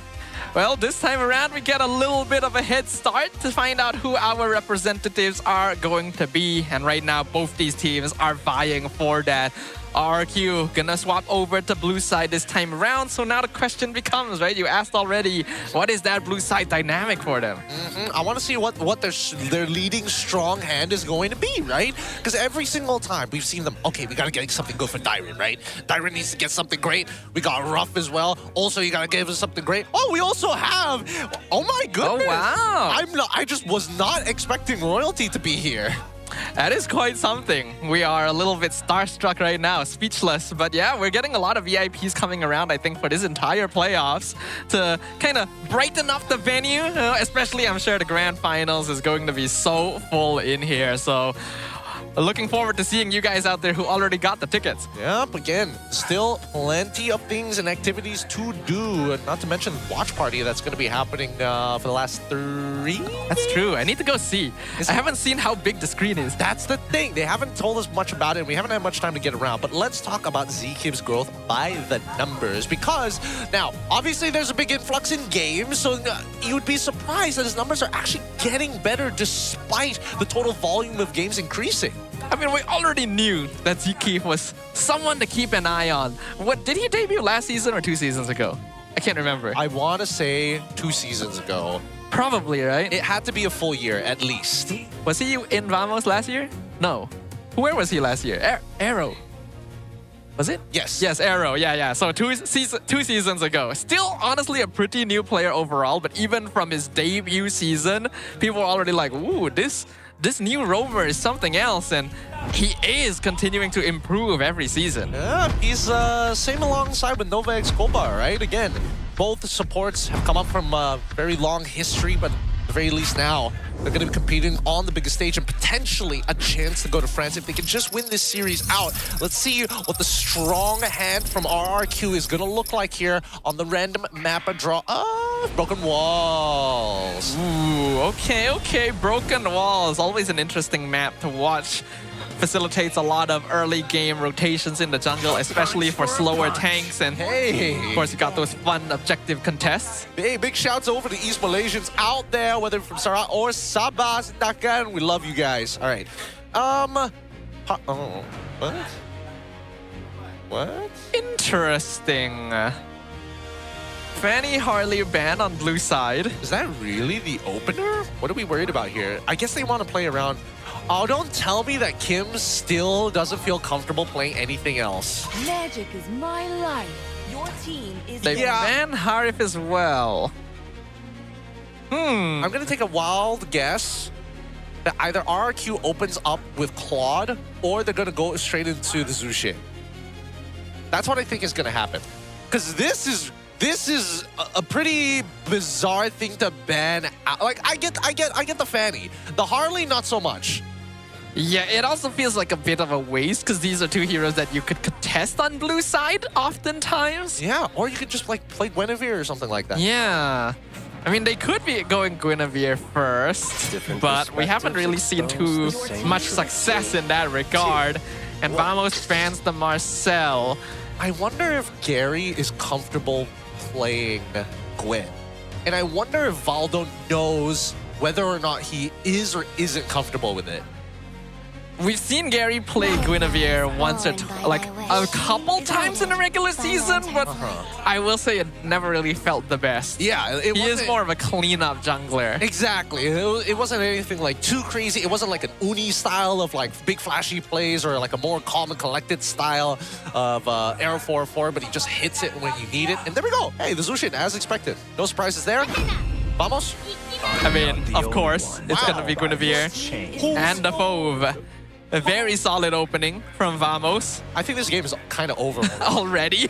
Well, let's see. Because here I'm expecting to see like something along the lines of like Uranus and then double it up. I don't know if they're going to get the Gato all over again. And plus, it's not like they have much information to kind of run off. I think that going for the marksman is okay. The jungle, they probably might want to lock it in just a little earlier, but I think their priority is always towards rough, so it might be marksman first, and then potential flex, jungle, or do they just show EXP? Oh, I don't think doesn't really matter though. I think Claude is a pretty safe bet. So neither of that sounded like Claude. It's Kalaya YSS instead. Okay, RRQ shifting into a more active mid-trio. Okay. Do I like this? Do I like this? I am on the fence on this one. And really why? Because again, it's making a hard call. And I think that what's nice at least is that Yi Shin is still flexible into the gold. That's the only thing that's really beneficial about this overall. Going into that gold lane, you've already affected it because no matter who's in gold, we'll have to take Purify because of the Kalia's existence. Yeah, absolutely. We know that multiple Purifies tends to be the answer whenever Kalea shows up, so if RRQ is smart, they'll pick up a hero that can punish that sort of situation, things that might necessitate Flicker instead. But Vamos will go ahead and snatch up the Claude for themselves to give themselves a little more late game insurance.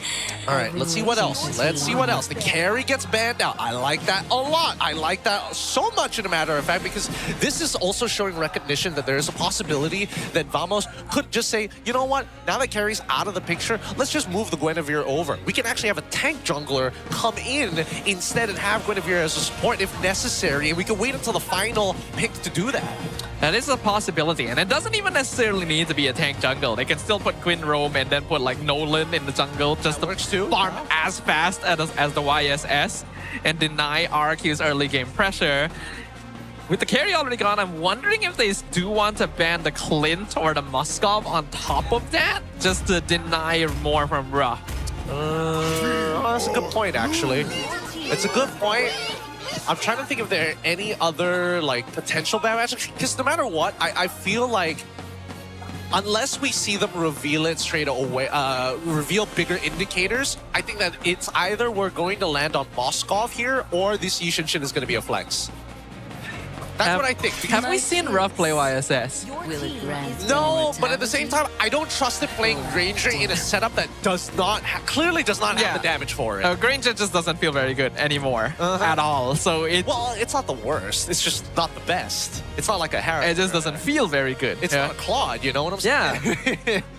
You know, like he's a little too edgy nowadays. He's a little too edgy. He's a performative male. He does music and likes guns. Unnecessary. Maybe he's compensating for something.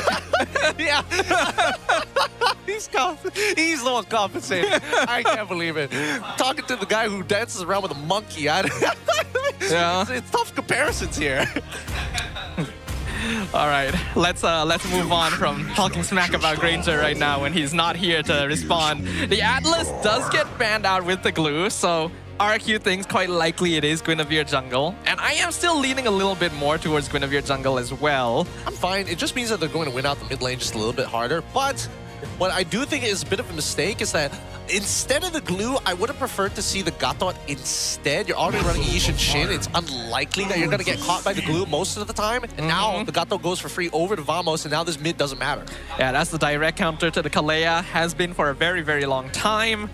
Not to mention, free way of getting out if you do get caught by that Kalea or Zusin. So very solid. Not to mention the AOG combo with the Guinevere. Right now, they already have multiple knockups to pair with the hero. This is something Vamos really likes to do. Oh, yeah. Oh, yeah. But I don't know. This opening from RRQ just feels so weak, right? Zushin into Kalea, like why would you show your mid duo and a mid duo that isn't even like hyper powerful? Yeah. It's not like Gato Zushin like we saw in the previous game. It's not even like Hylos Zushin, which would have been even more terrifying. Or even like Khalid Zusin. Obsidia! Actually not too bad an idea. If you're able to scale into that late game, catch the claw, then you basically win for sure. But you gotta get there first. And they're gonna have the Terizla in the EXP lane to try and sandbag the Phoveus. So RQ is playing a slightly more active lineup, but they are still trying to hedge their bets onto more of a late game scale. Yeah. Does Vamos go... Does Klopko want to go Valentina again? I feel like there's no need. I feel like arguably even Sicilion isn't that bad here. Wow. There's like a lot of things he can play. Yeah, you know what? Just play an artillery mage. Play Eve. Like the Eve is good. Zetian also maybe an option to if you want to match up map vision. Oh, that's true, and also a great way to kind of set everybody up. But sounds like an Eve. Very solid duo with the Gatot Kacha. So Vamos has good team fight, has good catch. I am still liking their draft a little bit more, but I think that RRQ can make things happen if they are active with this mid trio. That's the thing, right? The mid trio, it's just not as good. It's just not as good compared to RRQs. Like, I don't see them winning too many 3v3s unless the side lanes get involved. And thankfully, at the very least, they've got a Terizla to kind of deal with the majority of that problem, right? We need this Terizla to get out of this lane and win us these free team fights to make sure that Obsidian eventually scales at the end. Putting the compositions side by side, it starts to become a little bit clearer, right? Vamos, they want the team fight. They want this team fight to actually drag out as long as possible to eventually get the win. And we will see whether or not they're able to achieve that. Because right now, Vamos already won a game up in our very first best of 5 of the playoffs. Will they be able to push themselves forward, put themselves at match point, or will the Kingdom find a way back to the glory days? Let's jump back into the land of Dawn. All right, let's see how this is going to play out. First map already, it's 0-1, and RRQ needs to bring this and equalize the score to maintain some kind of mental and momentum in this game. Did Zekiv take taunt level 1? Why? Why would you take taunt level 1? Just, Maybe it's an emergency upgrade to get away. It should never be the case, but okay. All right, I guess they wanted to contest this little one, even though they get basically for free. Well, much stronger mid duo, like you pointed out, for Vamos. Quite easy for them to bring Error over, grab that Litho. Dude, ZK, stop trying to trade here.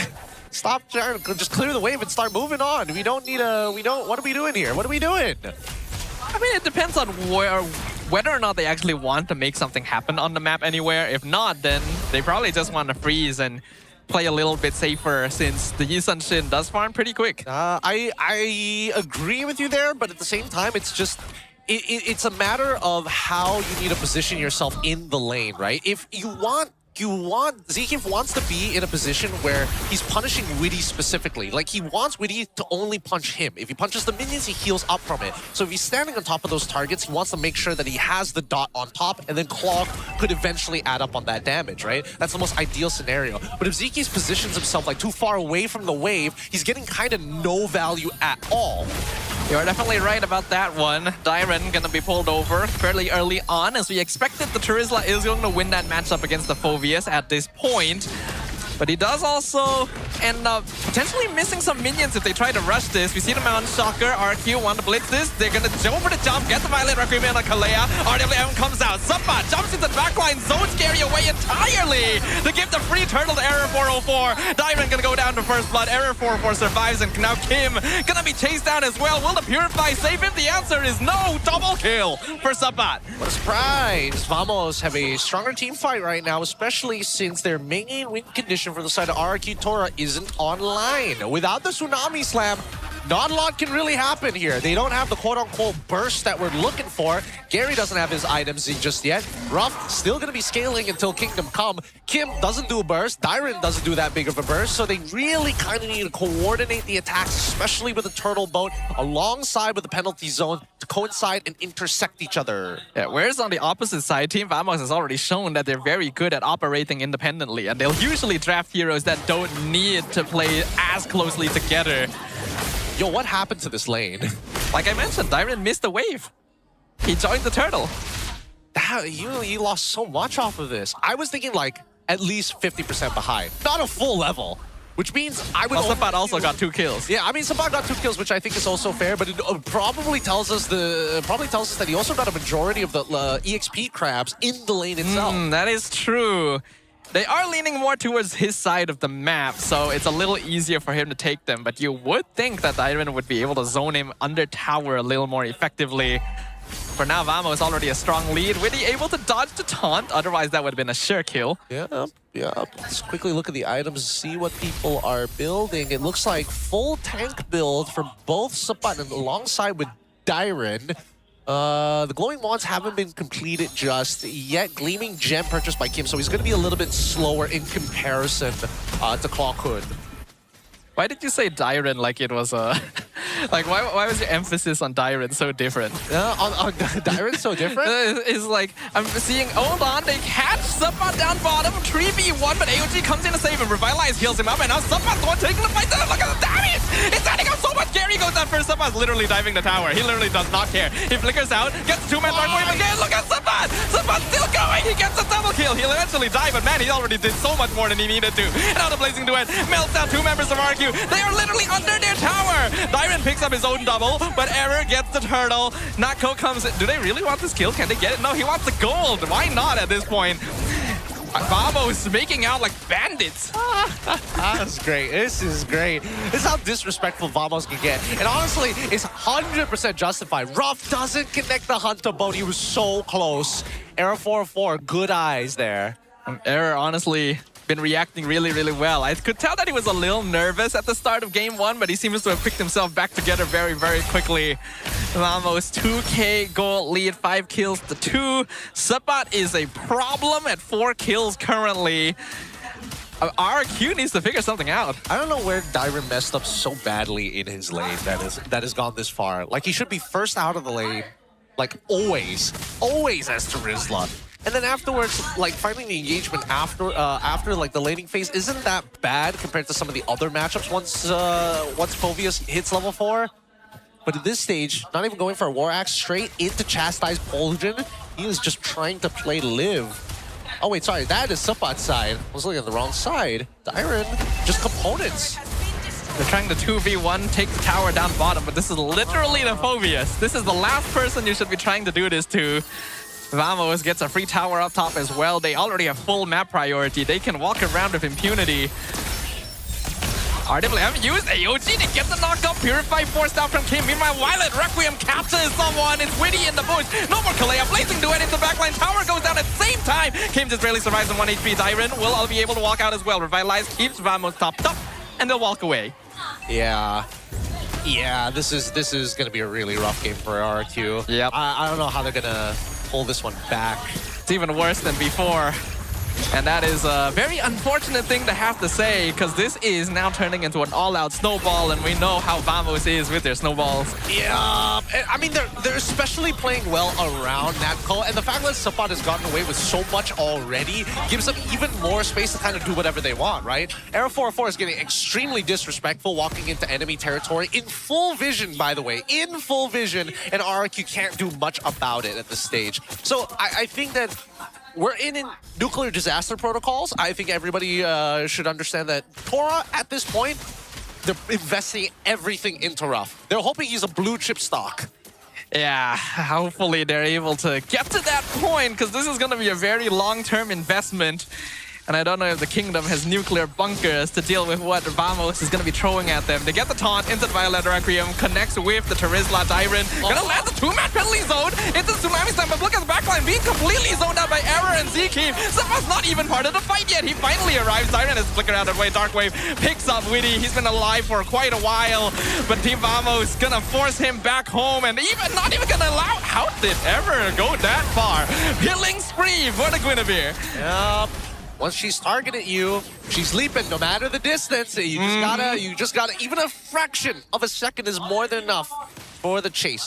Really disrespectful coming out from Natko there. Again, most Terizlas look like they're about to die.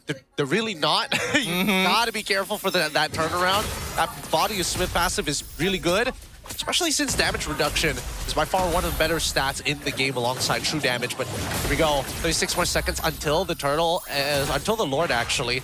But Vamos, they're just stealing away resources. 2 levels down between Gary and Era 404.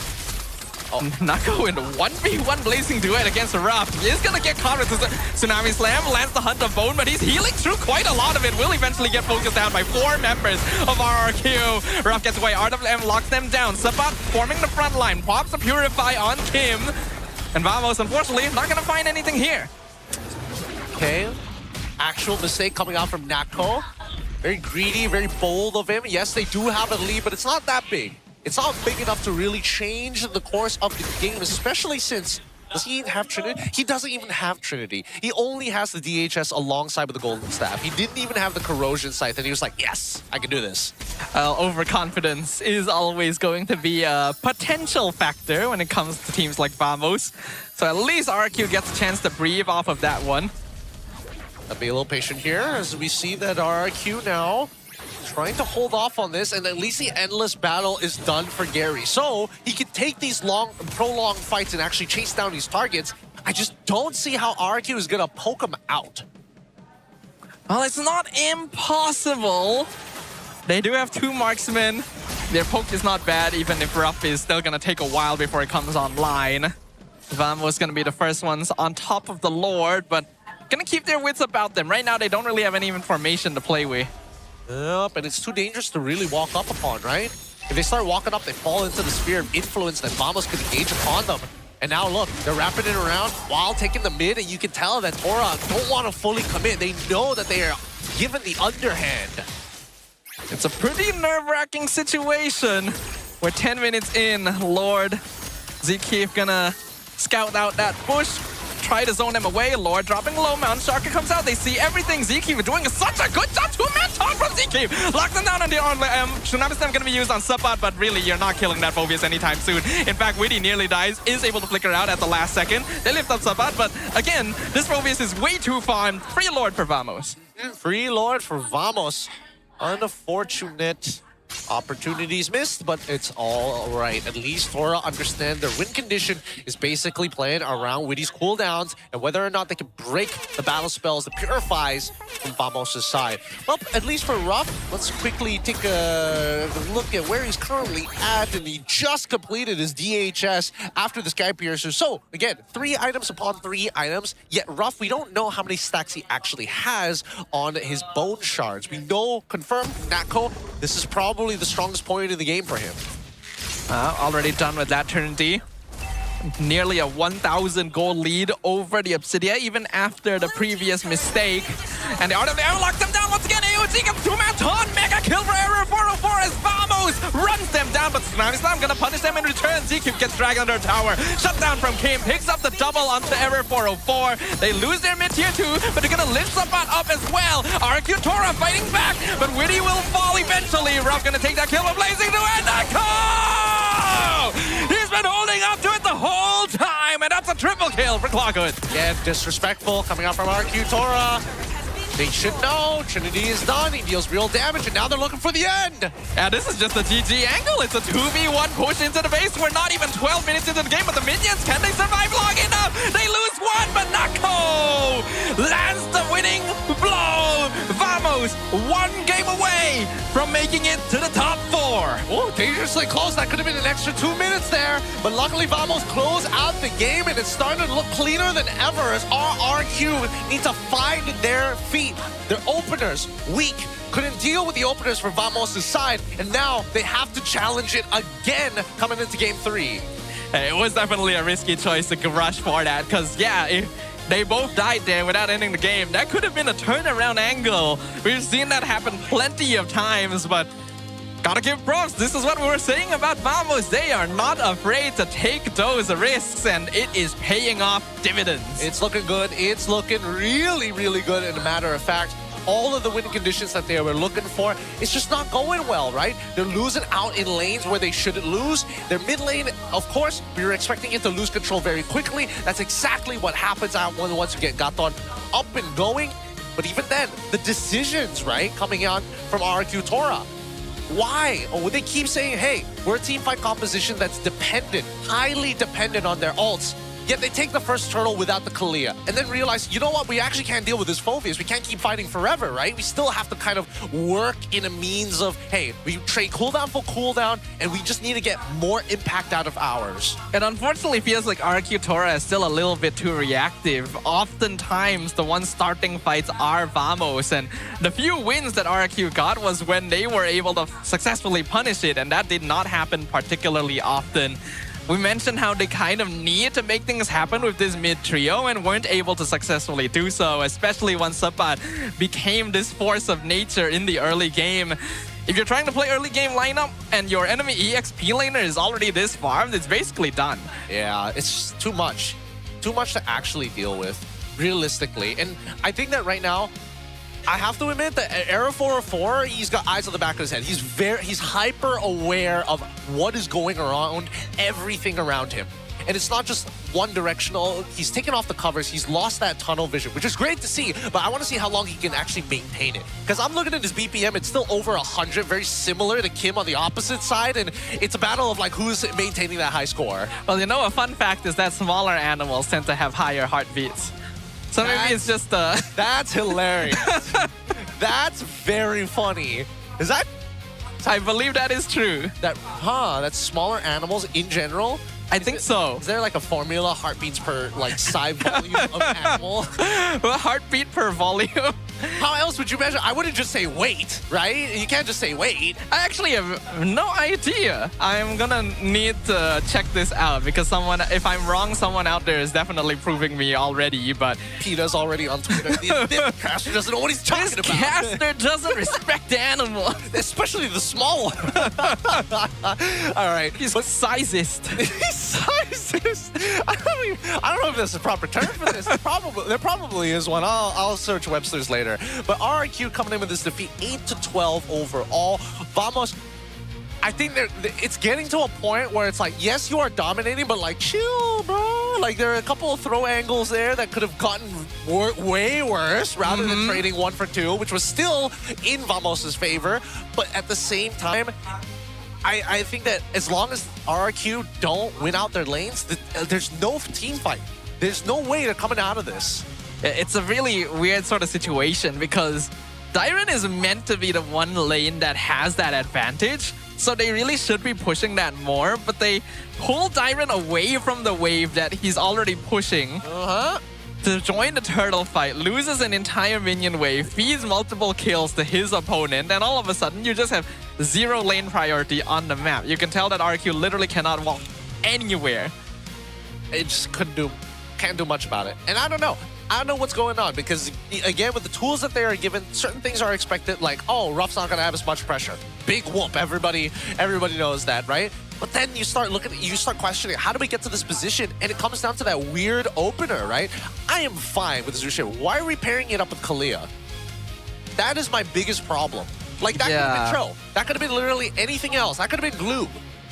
Feels like RRQ is just trying to default to certain strategies that aren't necessarily the most effective anymore, not to mention revealing a lot of their cards early on. Because, you reveal your mid duo so quickly. It's not even a particularly strong mid duo, as you pointed out. And then you have a Yi Sun-shin jungle show himself too.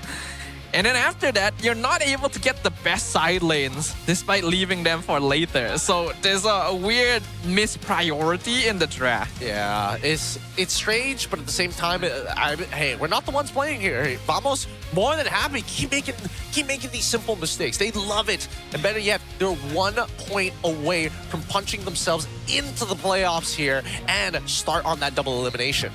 That is going to be a very feels-good situation for Vamos, but also means RRQ Tora are officially backs against the wall. They cannot take another loss, or this will be the end of their journey, and it would be a very unfortunate way to close things out considering how strong they started. But Natco, man is popping off. I love it. Personally, I love it. And I know some people are going to be like, you know, glazing imports, of course, but he has significantly improved from the first time we saw him touch the MPL to right now, because this is the most comfortable I've ever seen Natco, right? More fluid with these motions. It's not as stagnant, a lot less stutter stepping, a lot less hesitation, which again is why Natco was picked up in the first place by Vamos. We want you at your strongest. No hesitation, and you can just see him just slide through the cracks of the teams. Yeah, I love the fact that despite Natco has not really been the highest performer for a very long time, Vamos has stuck around with him. They see the vision, they have that idea of this aggressive lineup, and that's why Natco is going to be our MVP for game number 2. He did make one overconfident mistake of trying to 1v1 the carry, but beyond that, man is doing exactly what he needs to be. I mean, how can you not be that confident with your 0-2 and 5 KDA after trying to dive with double blazing duet, didn't get any of those kills? And actually, wait, no, he got 3 assists off of that. I think that the 4th one didn't come through, unfortunately, because it took too long, but sad. It's sad to see. Like, it's just like, come on, give me something, anything. Yeah, that last fight when RRQ was actually starting to turn it around on Vamos and actually push out, I was actually kind of surprised Natco still had Blazing Duet. Yeah, I thought he had used it already. No, he tried to flank down to the bottom side, was thinking about going for the dive, but he already uses BMI. So he BMIs backwards and then they push up forward, so he's like, all right, I'll just do it again. RRQ just didn't realize that. Kind of similar to me, you in the heat of the moment, you would think that Claude had used his big team fight ultimate when the team fight is nearly done, but hey, catches you off guard. Again, got to be aware of these things, and especially if you have teammates make him scream at you, he's still got ult or something like that, right? They got to communicate with each other, which is my biggest problem, because we're seeing too many of these miscommunications resulting into bigger, or at least biting, I wouldn't say biting off more than you can chew, giving bigger handouts than you need to, you know? It's like you show up at the wedding, and you're like, here's the ang pao. It's not as big as nobody gave you the memo how much to give. It's like, what am I supposed to do here, you know? Here's that 10K. Confusion. It's like, yo. Here's 10K. It's like, yo, it's just 1K minimums are totally fine. It's situations like that. That's how terrifying it can be. But with that being said, though, I will say that you guys should be excited, because between the 3rd to the 7th of June, the MPL MY Festival, brought to you by EsportsCon, returns with the Ultra Giant Screen Watch Party, meet and greets, official team merchandise, stage activities, food village, and more. You can also stand a chance to win an Ozbot camera. Apparently so. Diamonds through lucky draws. This year, the MPL MY Grand Final ceremony gets a huge upgrade with the Dream Stage, bigger, bolder, and built for champions, as you can see. So don't miss it. Don't miss it, guys. There are still activities to do here at MPL that are completely free without a ticket. So just outside of the venue. There's so much happening. Yeah. And right outside. I'll be honest, I'm a little biased right now. I kind of want this match to end quickly so that I can go and see it myself. Yeah, well, I don't even know if we can actually, from our talent room, I don't even think we can see the full thing. I'm not going to see it from the talent room. I'm going to go out there. I mean, of course we're going to go out there, but just to get a bit of a preview, you know? All right. With that being said, though, we do have word from Poji. He is on the line. Poji, what are you up to? Who are you talking with? What's going on with you? Let's go! Selamat kembali bersama saya Poji, dan sekarang bersama dengan saya adalah orang yang datang daripada jauh juga, Coach Phil. Apa khabar? Luar biasa, Poji. Luar biasa. Jadi, apakah yang membawa awak untuk datang ke Malaysia? Untuk melihat RRQ bermain atau kalah?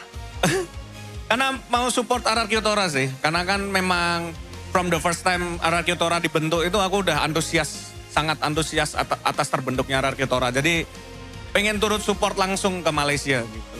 Faham. Jadi rasa macam ini daripada Indonesia datang ke Malaysia, rasa awak macam kena sokong, tak kisah di mana saja dibuka. Karena di Indonesia juga lagi nggak ada yang bisa ditonton ya Pak Ji ya. Karena kan ya yang di Indonesia. Ya. Okey. Jahat. Tapi, alright Phil, sebab semalam kami dan juga production nampak awak datang kat sini untuk rehearsal dan sebagainya. Mungkin sebab itulah kita tak boleh nak mabar sama-sama. Oh iya benar. Kita biasa ada jadwal mabar ya Pak Ji. Ada Sunfrost di situ. Oh iya. Yang bikin kalah terus Sunfrost. Ya. Susah. Guys, mabar sama Sunfrost sangat susah karena yang bikin kalah di rank Sunfrost. Alright, Phil, sebagai bekas coach lah kan, awak dah boleh tengok naik turun sesebuah pasukan untuk RRQ tu sendiri kan. Jadi pada pendapat awak sendiri kan, apa jenis sokongan yang awak boleh bagi kepada RRQ sebenarnya untuk mereka menempuhi jalan playoff ni? Sebab sekarang dah berada di titik yang paling bahaya, 2-0 sekarang. Sebenarnya nggak terlalu banyak yang aku bicarain sama mereka lah. Aku sama mereka cuma sekedar ya main bareng, ngobrol-ngobrol aja. Cuma lebih ke mau kasih pesan lah buat RRQ Tora. Coba lebih player yang bagus itu player yang tahu siapa dirinya sendiri gitu. Gimana ketika misalnya dia lagi nervous atau dia lagi ngerasa kayak not in a good condition atau timnya lagi kenapa. Player yang bagus itu player yang kenal, oh aku harus seperti ini, aku harus bisa solving my mentality, aku harus bisa solving my gameplay. Mungkin aku sering mati sendiri karena apa, kayak gitu-gitu aja sih. Jadi itu lebih yang mau aku pesan buat RRQ Tora. Jangan hilang arah. Jangan hilang arah. Karena yang hilang arah cukup yang aja. Ya. Baik, Phil, sebagai seorang yang faham RRQ juga kan, pada pendapat awak lah bila awak tengok RRQ bermain sekarang di pentas playoff ni kan, apa perbezaan persiapan yang awak tengok? Mungkin dekat playoff bila tak sebagus ini ataupun dekat sekarang kita dah nampak improvement tapi tidak lagi mencapai ke macam mana? Any perubahan yang awak boleh nampak pada mereka? Sebenarnya kalau perubahan adalah kalau aku lihat RRQ Tora kan di pertengahan season sempat benar-benar lose streak gitu sampai lupa caranya menang, nggak tahu apa itu turret gitu kan ibaratnya. Tapi makin kesini improvement makin ada dan sempat menang juga. Dan di babak playoff ini di 2 match ini mungkin harapannya mungkin karena lagi telat panas saja. Semoga di game yang ini mereka panas lah. Bercakap soal panas dan juga maksudnya mungkin ada harapan untuk menang kan. Jadi apakah yang faktor boleh menentukan kemenangan selain daripada mencari diri sendiri tadi? Anything macam kamu cakap, ingat tiang dekat mana, ingat item, ingat kawan. Main disiplin sih.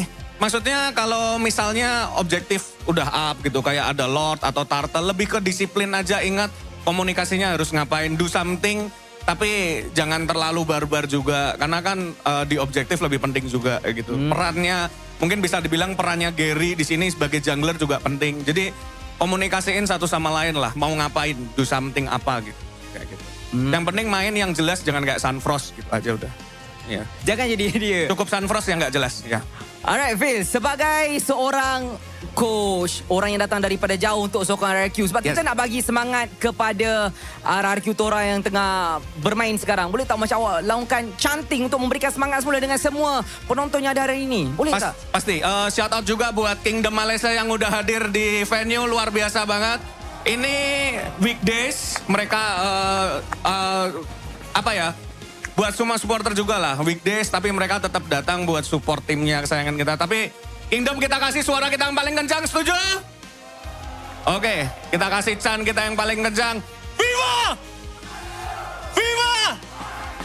RRQ! Terima kasih. Terima kasih. Itu saja daripada saya dan juga Coach Phil. Langsung saja kita hantar semula ke meja caster untuk lihat bagaimanakah penamat untuk game kali ini. Jom. Thanks so much, Poji. There you have it. Coach Phil coming all the way to check out what's going on here at the MPL MY. In the meantime, at least the boys got a little bit of a break to break down what exactly happened and maybe come up with a fresh idea.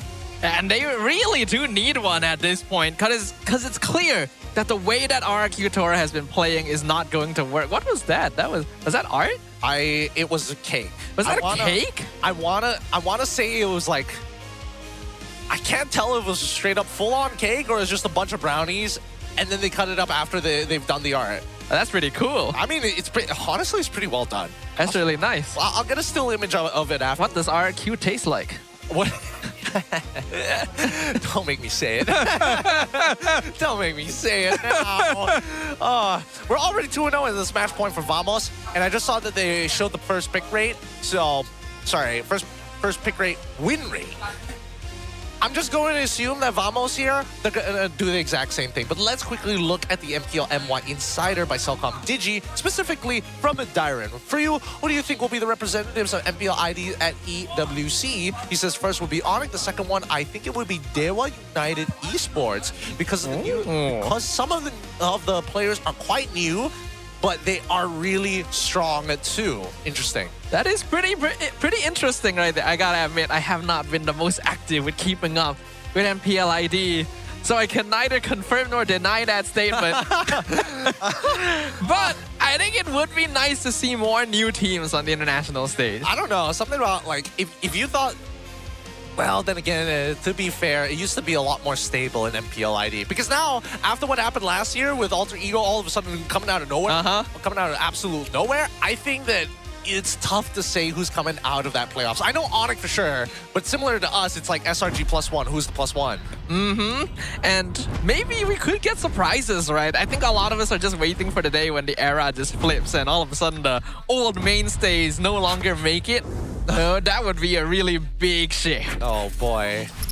I can't wait. I can't wait. Imagine. Think of it this way. Okay. Two partnership teams. All right. Instead of Era Esports rebrands the Nongshin. Nongshin Red Force.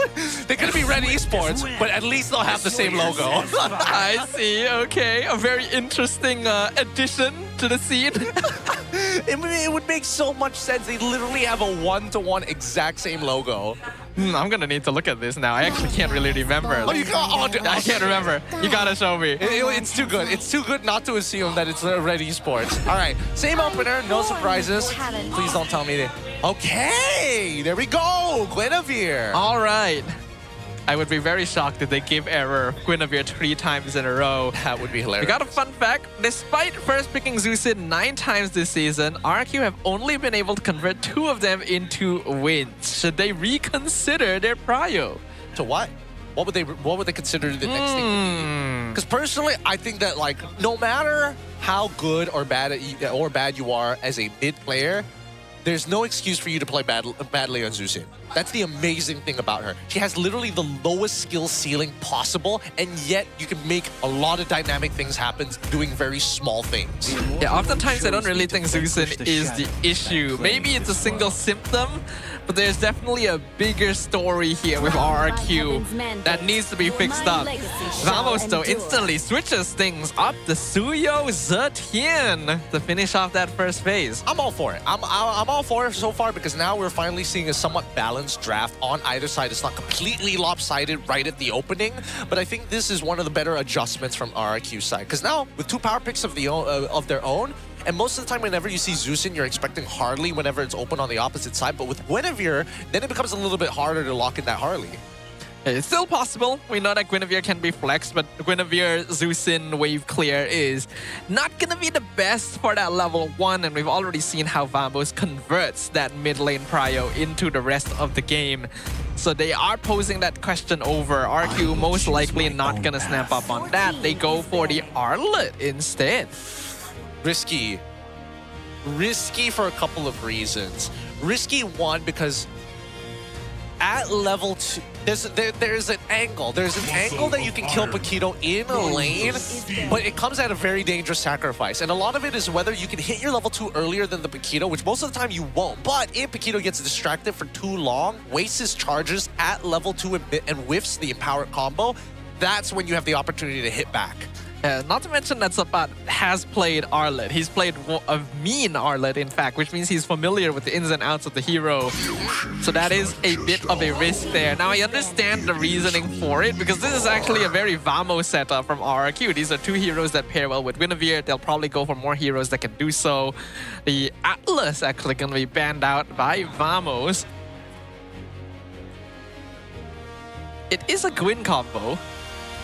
I guess. But they've already got like the Zushin. Why do they care so much about this Atlas unless this is an indicator for something else? Is it because they don't plan to engage as hard, or are they purely playing for the counter engage? If they are, let's see whether this is Gatot, right? No, Gatot's banned already. It's already banned on the opposite side. You're totally right. You're totally right. Wait. What's another playmaker that they could potentially get that does the same thing? They need somebody who opens up the map right now.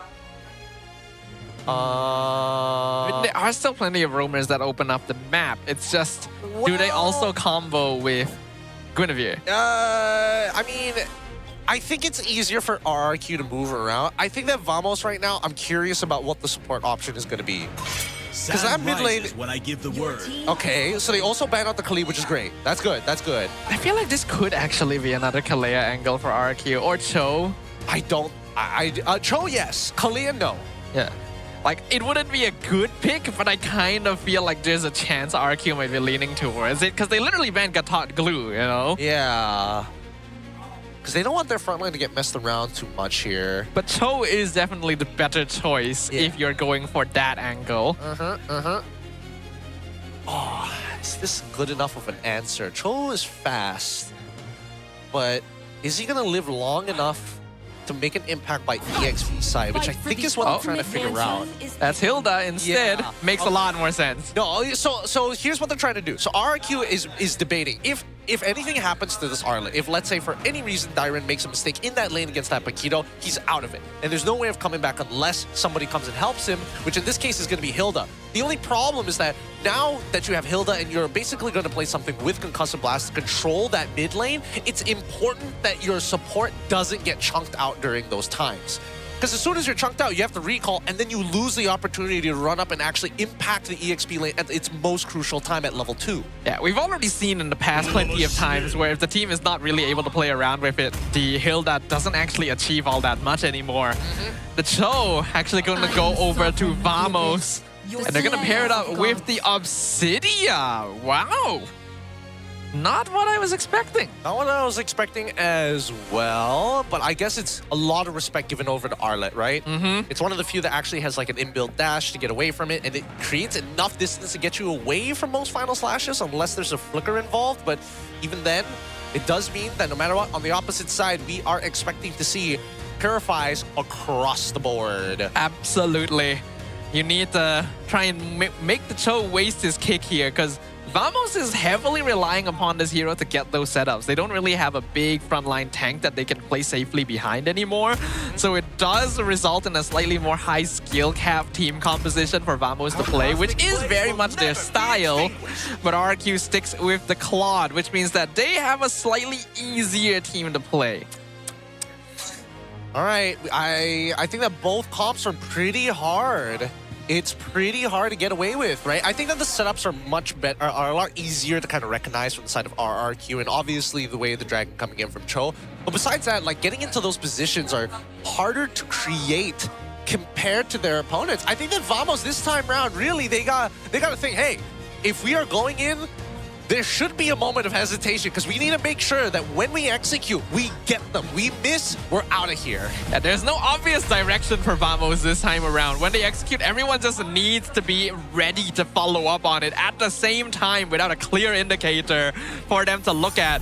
RRQ, they've got good setup and their backs are literally against the wall. If now is the time to get that final burst of energy, that team spirit from their fans to push them forward in the competition, it is now or never. Will this be the end or a brand new beginning for the kingdom? Let's find out as we jump right into it. Immediately, we're seeing that Sabat not even bothering to go. Oh, actually, I would like to see what the emblems are. I wonder what Dyron is taking this time around.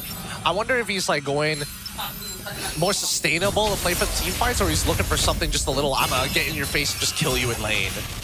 As usual, though, we're going to be seeing the big trade in the mid lane.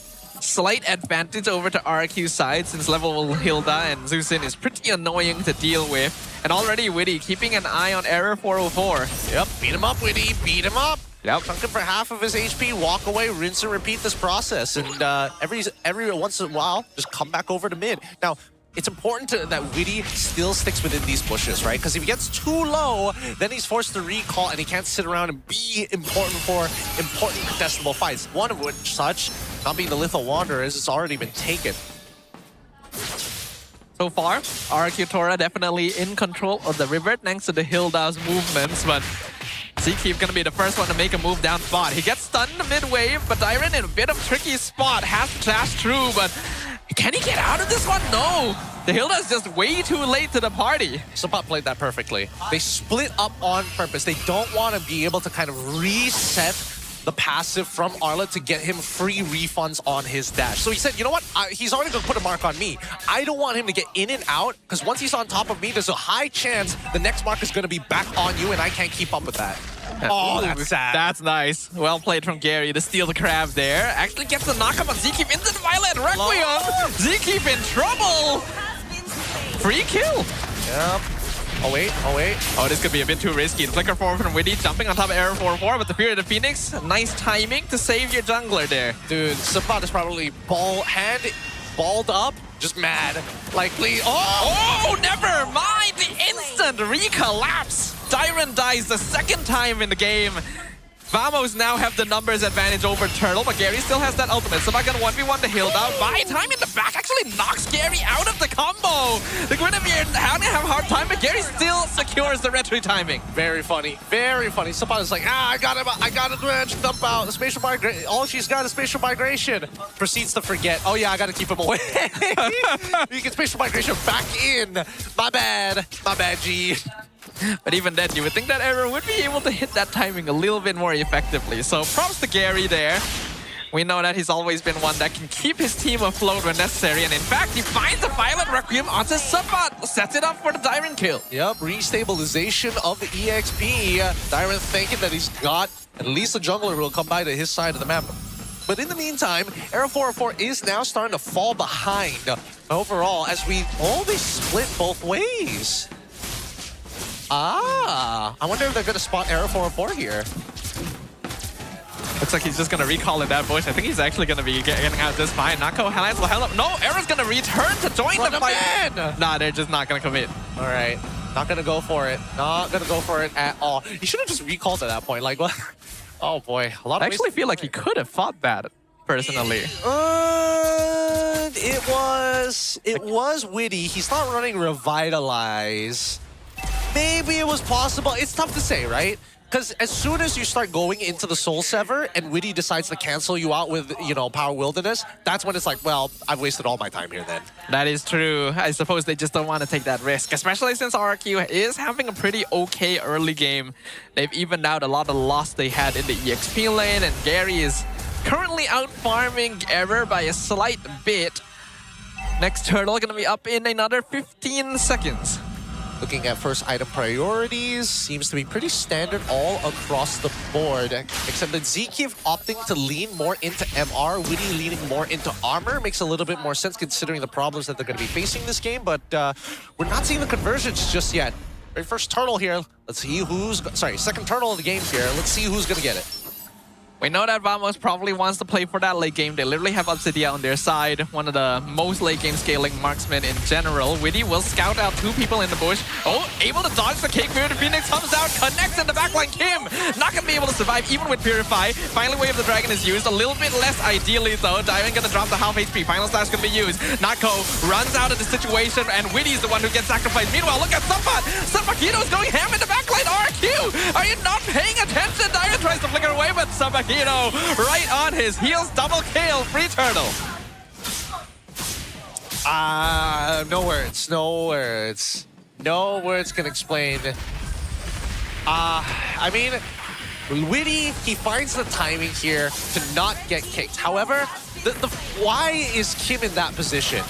Why is Kim on that northern side? Really doesn't need to be there. And of all people, he's trying to peel off Suppot while he still has abilities. Makes no sense to me why he should be there in the first place. If he was going to start zoning people, he probably would be wanting to be a little bit behind, closer towards the pit, not on the complete opposite side. Even worse off, he's playing Zeus in. He could have checked that bush. And for some reason just walks up to it without doing so. You mean the tri-brush on enemy side? Or? No, the bush above where Suppot was hiding right there. Yeah. He didn't check it. Yeah. Suppot just walks out of there, punches him in the face. I mean, he also could have checked the tri-brush so that Witty didn't have to like lose out on his on his speed up, but it's fine. It's fine. It happens, you know? It happens. They can still recover from this. It's not the end of the world, but at the same time, now that they've got this 3.4k lead and Natco has like been uninterrupted, I don't see it becoming a bad. Oh, hold on. Committing the ult. They're trying to catch Toad. The kick into the two-man knockout. Winnie gets set up. Plakun, Subbat, jump backline. It is beautiful. From Vamos, a perfect initiation. They're gonna force her off back with the BMI and then chase down Gary at the same time. Zekeep's already there waiting. Dyrant though, gonna force him back. Somehow RRQ will not lose more bodies here. Oh, great timing. Great timing of the Fury of the Phoenix. I think that RRQ Tora doesn't know the timing.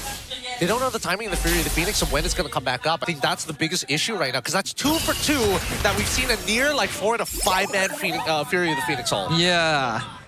Like, they really gotta be a little more aware of that ult's potential, since they're not exactly the most mobile team either. It's very easy for that ult to hit them. Exactly. So I'm saying, just know the timing of the ult. Like, you don't need to know whether it's up or not. You just know the cooldown so you know roughly when it comes back up. But here could be an opportunity. Right now, we can see Vamos in control of the turtle. Zekeep comes in. Violet Requiem used to cancel the kick, but Zekeep didn't even commit it, and now there's no Guinevere ult. Subakido still pushing mid-wave. Plakun successfully zoning. Again, very, very surgical precision from Vamos. Dang, they're getting everything out of them. So much pressure.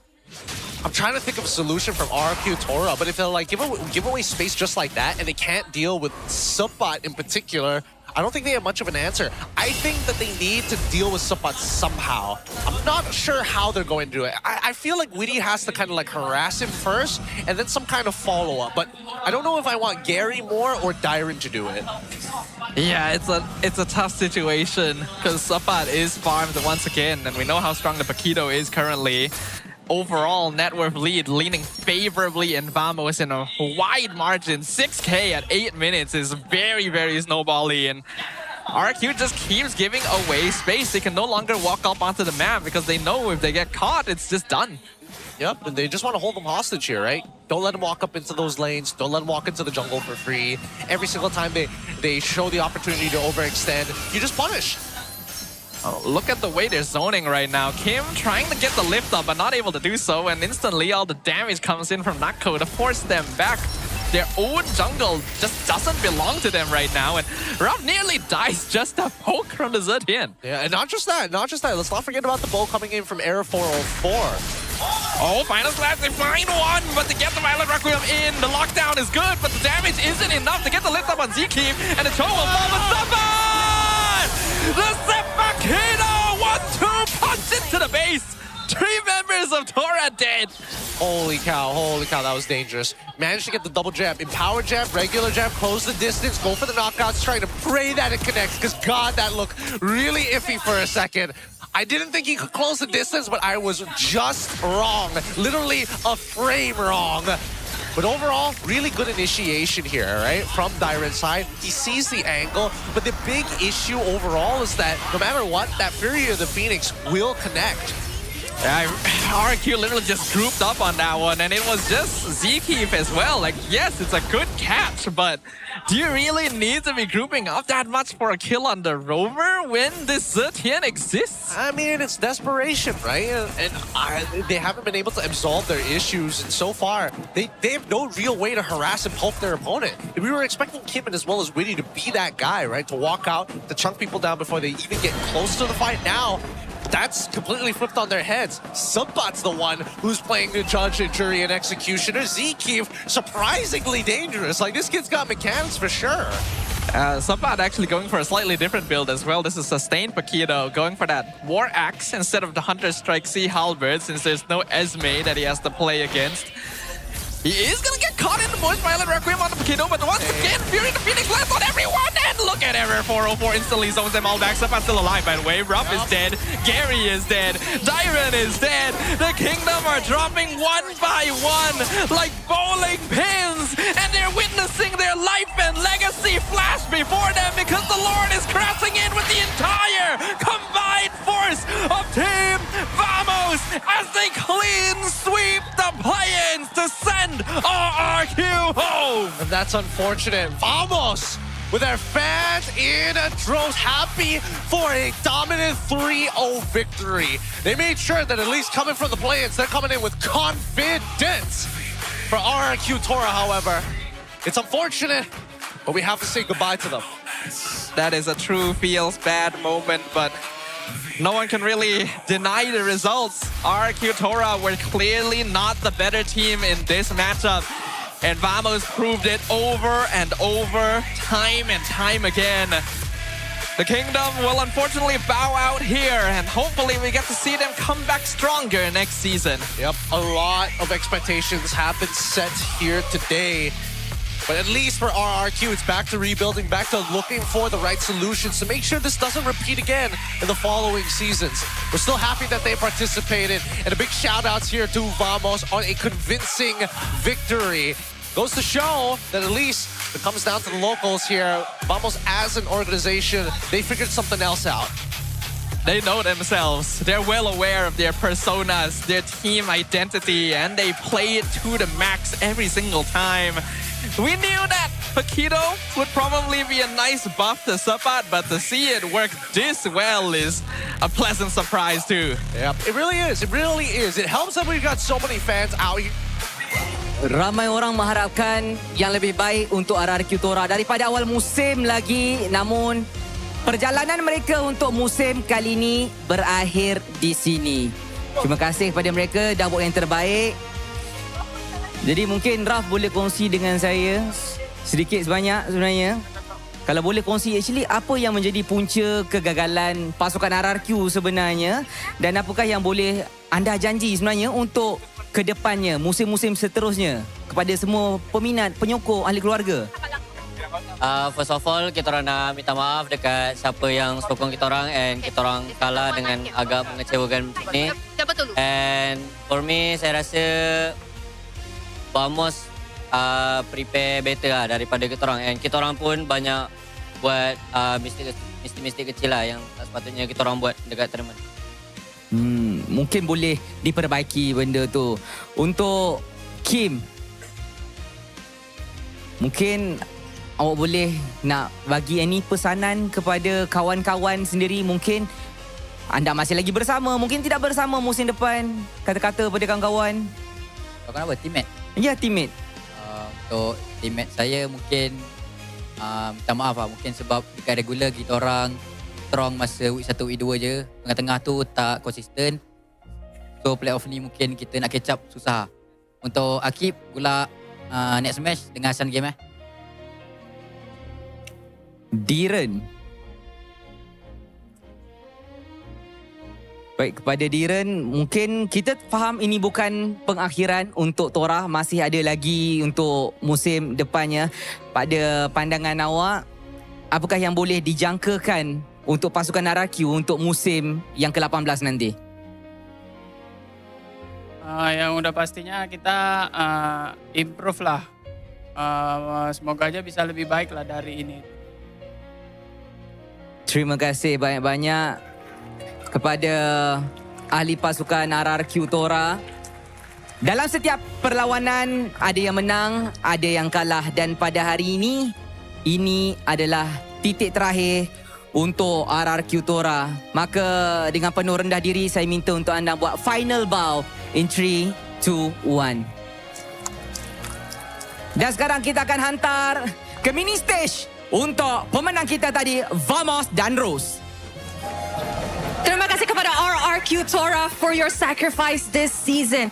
Tapi guys, hanya satu pasukan yang akan layak ke stage seterusnya, and it is none other than Team Vamos!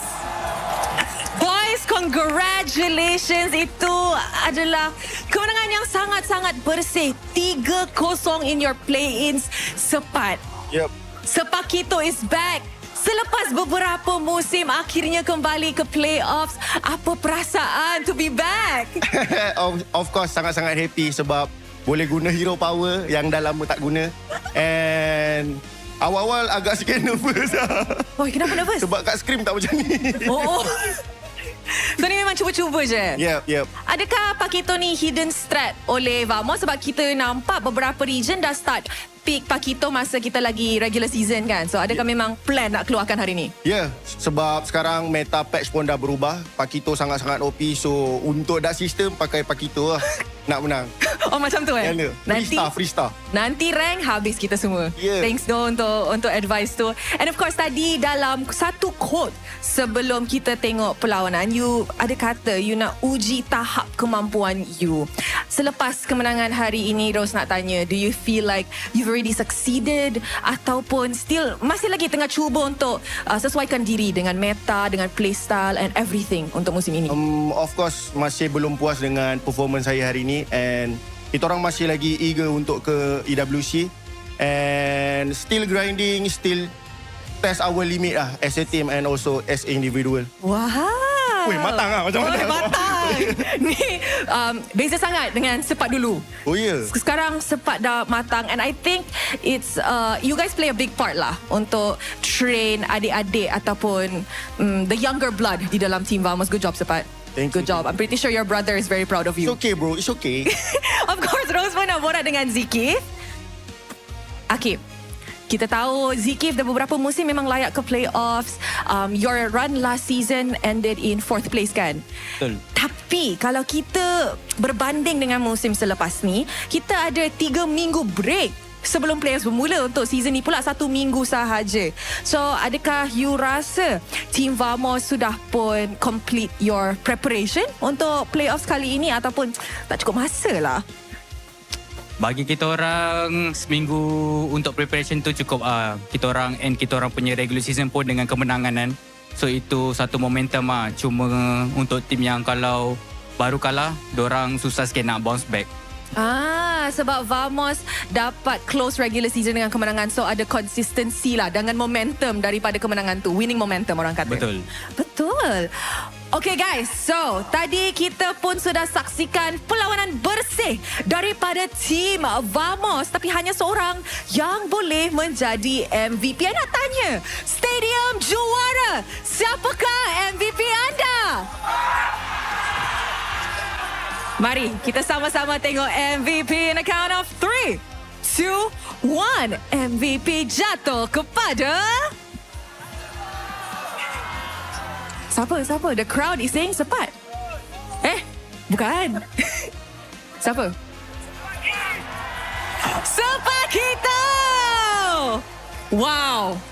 Rose just nak cakap, daripada lama tak kembali ke pentas MPL, kali ni di Dream Stage Sepat perform dengan sangat-sangat bagus. Apa motivation Sepat sebenarnya untuk kembali and of course prove yourself? Mungkin pertama sekali percaya diri lah. And then waktu preparation sebelum playoff ni, saya hilang saya punya confidence and also my coaching staff. Tiga-tiga coaching staff tu sangat comfortkan saya tentang apa yang saya dah buat selama ni. And saya just prove lah kat dorang, especially untuk dorang. Oh, I'm sure Sepat sangat-sangat happy. Now, Sepat, kita tahu Sepat masuk masa transfer window kan. Tapi sebelum musim ni bermula, ramai orang pandang rendah di Vamos. Which honestly, less attention, maksud tu less pressure lah kan. Tapi sekarang, ramai orang tengok. Hampir full house tau dekat side Vamos. Thank you so much dengan guys. ramai orang yang tengah tengok Vamos, eager to see Vamos pergi ke EWC. Adakah mentality tu dah berubah? You guys rasa lebih pressure? Especially kita orang tak letak put pressure pun sebab semua orang nak yang terbaik dan kita orang juga nak yang terbaik untuk diri kita orang. So kita orang just focus on our kita orang punya impian ke EWC. So kita orang just fokus kat situ and do all the best. Apa yang berlaku biarkan. Yang penting kita orang dah buat yang terbaik and jadi diri sendiri. Positive mentality. I sangat-sangat suka. And of course, last question untuk Sepat. Esok you guys akan jumpa Invictus Gaming di upper bracket. Now kita tahu Invictus Gaming adalah salah satu tim yang sangat-sangat konsisten sepanjang kita punya regular season. Siap dapat nombor 2 di dalam carta Liga. I want to ask you, Sepat rasa untuk perlawanan esok menentang dengan IG, adakah dia akan jadi sengit ataupun senang bagi prestasi Vamos hari ini? Mungkin akan jadi sengit sebab dorang pun dah one step ahead. Dorang boleh tengok kita orang match lawan dengan RRQ Tora. So mungkin dorang lebih ke hadapan berbanding kita orang, and kita orang just focus on kita orang punya kekuatan and just hadap je. Apa yang terjadi esok semoga berpihak kat kita orang. Because esok ada 2 nyawa kan? Yep. Kalau kalah ada lagi lower bracket. So dorang takkan balik rumah lagi. Ada lagi chance untuk layak ke EWC. Thank you very much Sepat. And of course Klokun. Like Rose mention tadi, kita nampak ramai sangat super fans Forza Vamos datang ke arena hari ini. Is there anything at all yang Klokun nak cakap dekat fans-fans? Mengucapkan terima kasih buat Forza Vamos yang udah datang. Dan keluarga juga yang udah di rumah dan udah doain. Makasih banyak. Tetap dukung kita lagi besok. Good luck tomorrow. Jumpa korang esok ya. Congratulations boys. Amazing win. With that, mari let's show it back kepada panel kita untuk analyze apa yang terjadi dengan kemenangan bersih hari ini menentang dengan RRQ Tora.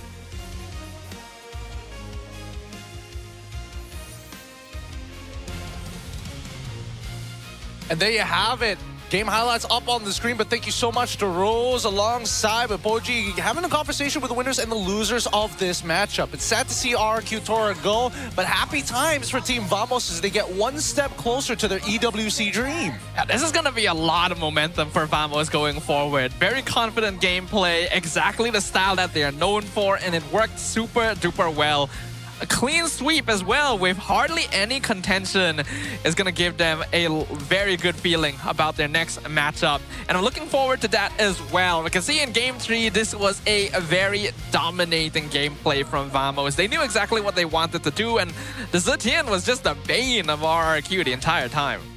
Yep, just really couldn't do much, especially when the Fury of the Phoenix would come out hitting multiple targets. Again, great play coming in from Zekeef as well to communicate it back to Klokun. But you see this happen many, many times. Every single catch, guess what? Fury of the Phoenix gets stopped and immediate counter-engage from the opponents. And that's why this Obsidia pick is so good in those moments to find that one lockdown. But it also helps with the new meta hero of Paquito. God, he's so versatile. I think we're going to be seeing a lot of teams just contest Paquito in general here. We know Vamos loves it because it's a Paquito, but I wouldn't be surprised if it's one of the more highly contested picks here in the playoffs, considering how much he appeared in MPL PH already. Other teams got to take note. Yeah, no, I think he's just a little too good. He really is a little too good than majority, and so uniquely positioned in the meta as of right now. Does well against the majority of junglers except Fredrin. Is able to win out majority of his lane matchups, with the biggest exception to only Phoveus. Everything else, you actually have a very clean and easy to execute style of laning phase. And because of that, you get games like this, right? Not even 11 minutes long. The moment Vamos won that last fight is like, okay, we just end, it's over for them at this point.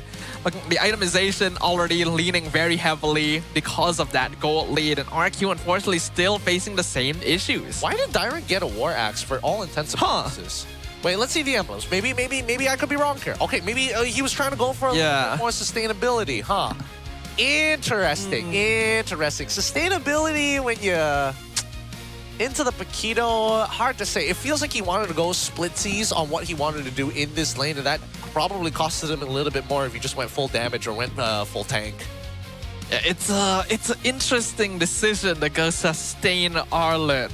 Like, it would probably help you out a little bit if you're trying to take very long 1v1s with the Paquito, where if you land like really big team fight ultimates, but I feel like that's asking for a lot when you don't really have other heroes that can force Vamos to group together. Yeah, and not to mention that like the overall base damage isn't that high for Vengeance, so you're not getting as much spell vamp in comparison to like Paquito here, who just, I don't even need the War Axe technically. I just need to make sure that I have Festival of Blood, stack that up early. Pretty much. I can heal back to full off of a wave. So like, the comparison just doesn't make sense. I do think that the synergy from RRQ Tora overall is still kind of lacking, where a lot of their gameplay is slow. It requires... It feels like their communication is happening in real time, where it's like they are actively still trying to tell each other what to do, while Vamos is just feeling it. Yeah, maybe. That's probably a pretty good way to actually put it, because considering how quickly the responses was, especially between Kalkun and everybody else, because apparently everybody had to answer to Kalkun to get the Fury of the Phoenix, I mean, kind of lines up. It lines up with what they want. And harder yet, nothing much I can say about our MVP supply here. Did a good job. I mean, there's not much more we need to say about him. This is how you want your Paquito to be doing work. And he got a really good... The bait, yeah. Yep. Got really good setups early. He didn't need to do that. Yeah. I think he could have closed the distance and then still got him as long as he... Like, heavy punch into it, maybe? I don't know. I mean, you know, he's playing Terry Bogard, you know, it's a fighting game character. He's got a move. He's got a wave dash. He's got a wave dash. He's got to, you know, play the footsies. Casual footsies. Look at him go. He gets caught here, survives it all because he's so farmed. Heals it all back up with the shields and the jabs and left, yeah. Actually insane. So good. It's so good. Again, all you have to do, it doesn't like... What I cannot understand is why the developers decided, let's give him damage reduction on all of his empowered abilities. And not just his heavy left hand. Like, we could have just left it a heavy left hand, and I think he would have still been relevant, but just not as, like, getting moments like that where it's like, how? How is he still alive? Yeah, pretty much, right? Those highlights are just serving to be the antithesis of, like, whoever it was out there who said, like, hurting others doesn't heal you, you know? You ever heard Apparently it does, you know? You just gotta punch them real hard. Yeah, ever heard of spell vamp? You just don't have the right item build. Yeah, lifesteal, you know? Like, there's so many ways around it. It is a bit of a lackluster game, best of 5, unfortunately, but I think that maybe our upcoming one might just be a little bit better. Because again, Team Rey was looking to be the team that could have been in that upper bracket slot other than IG. And now they have to face off against BTR, who started off right at the bottom and are now looking much better with clear ideas of what they want to be.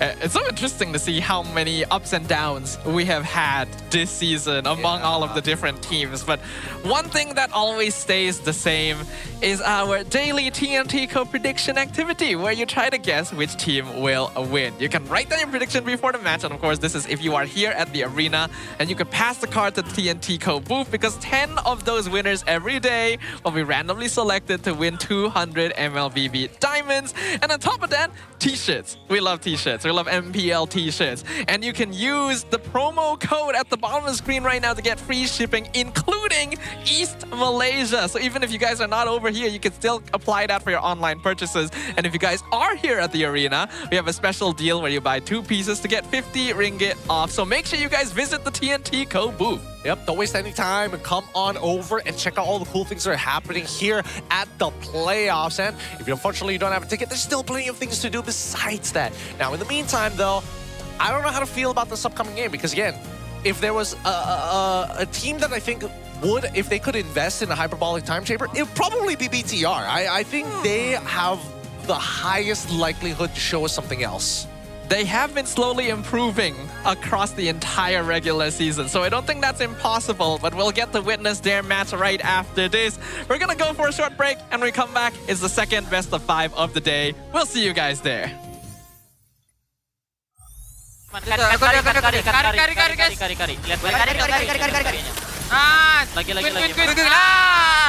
Sabar. Boleh lo lihat. Awas pak kita. Aku trap. Ini sama gue ya 2 orang ya. Mati. Lor. Sini. Pelan-pelan ya. Mati. Aku di mau guys. Jom. Gua tangkap. Lordnya gue jauh ya. Lordnya aja bisa nggak? Udah mati. Apa, Man? Ini winter. Udah mati. Bunuh. Nice one guys. Nice. Sabar. Orang. Tahu. Satu N, satu orang. Langsung tawaran. Gue taruh. Udah. Nice one boy. Lagi 1 game guys. 1 game lagi ya. Fokus. Ini jam udah naik meta. Ayo. Jom, ready back kat sini guys. Aman. Guys, gue bisa. Goldie. Main guys. Tengok alert lah. Guys. Tengok guys. Main. Halo. Bye. Sabar, fokusin dua men. Oke. Let's go guys. Dah kick. Ready duduk belakang. Ready ya. Nggak ada kick flicker. Aku tak ada ulti ya. 15 tu. Nice try sikit. Nyantai. Let's go guys. Tak payah taunting dulu. Nice Enjoy. Respect. Santai. Kita ada Jalanan masih panjang, boy. Let's go boy. Nice one boy.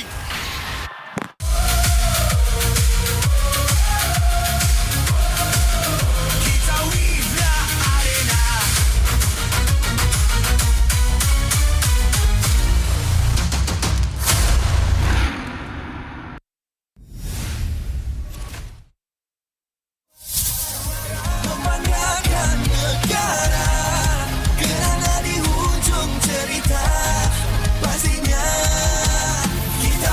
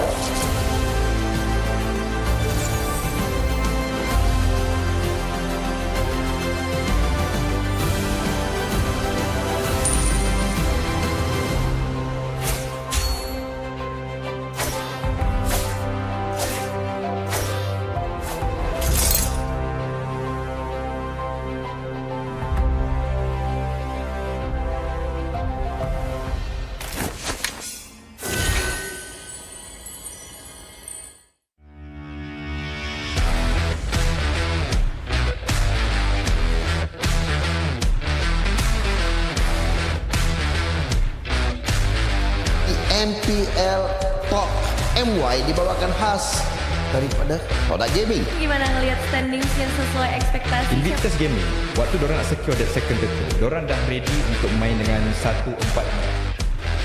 Cultured by Tora.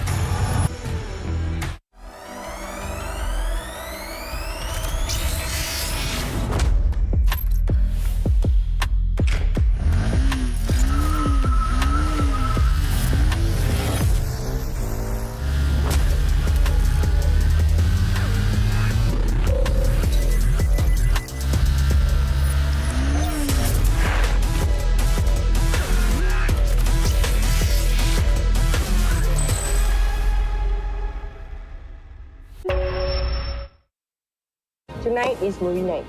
Cerita apa you suka? Contoh macam cerita makan-makan ke, macam dia ambil makanan ni kan? Tengok. Ada rasa pahit coklat.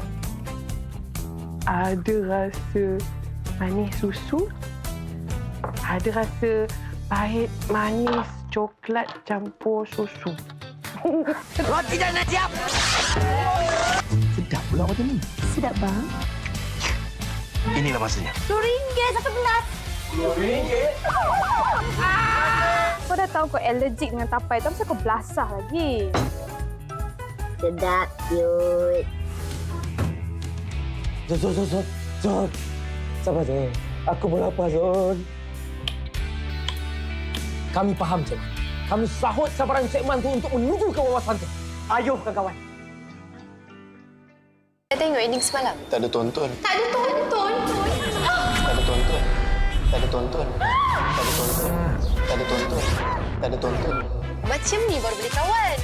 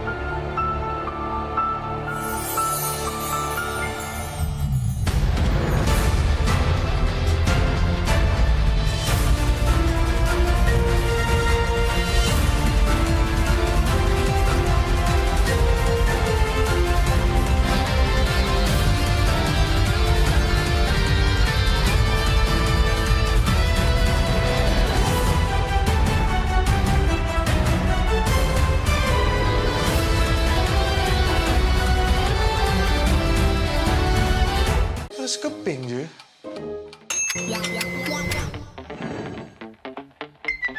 Mesti shopping pun boleh.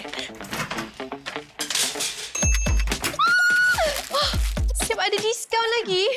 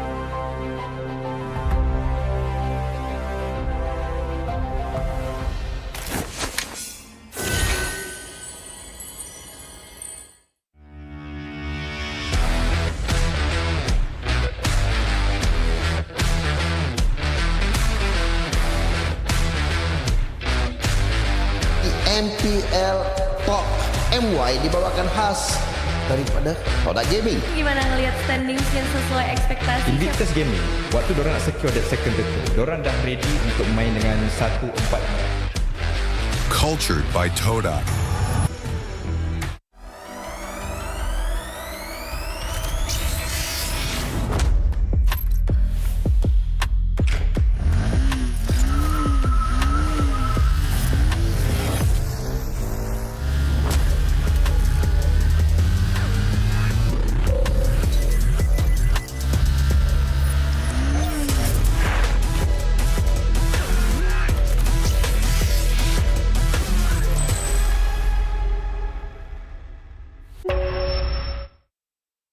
Tonight is movie night. Cerita apa yang suka? Contoh macam cerita makan-makan ke, macam dia ambil makanan ni kan? Tengok. Ada rasa pahit coklat. Ada rasa manis susu. Ada rasa pahit manis coklat campur susu. Roti dah nak siap. Sedap pula macam ni. Sedap bang. Inilah masanya. RM10 satu gelas. RM10? Kau dah tahu kau allergic dengan tapai tu, kenapa kau belasah lagi? Sedap, cute. Zon. Sabar, Zon. Aku pun lapar, Zon. Kami faham, Zon. Kami sahut sabaran segmen tu untuk menuju ke wawasan tu. Ayuh, kawan-kawan. Saya tengok ending semalam. Tak ada tonton. Tak ada tonton. Tak ada tonton. Tak ada tonton. Tak ada tonton. Tak ada tonton. Tak ada tonton. Macam ni baru boleh kawan.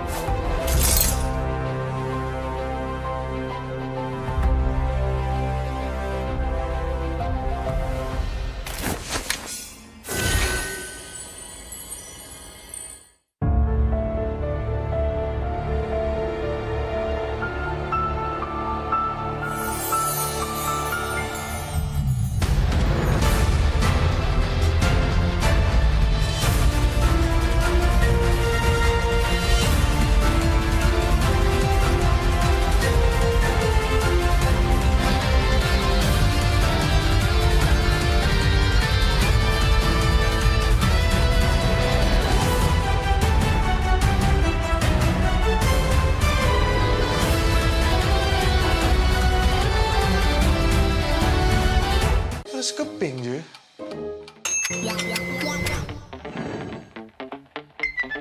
Mesti shopping pun boleh. Siap ada diskaun lagi.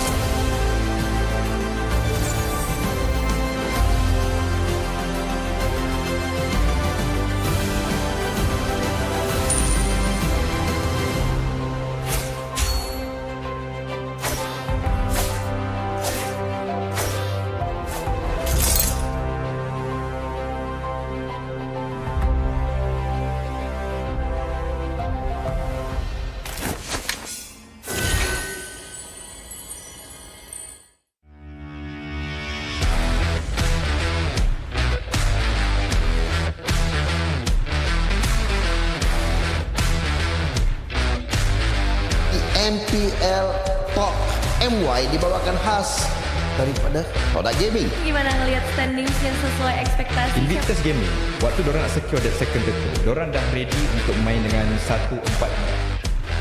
Cultured by Tora.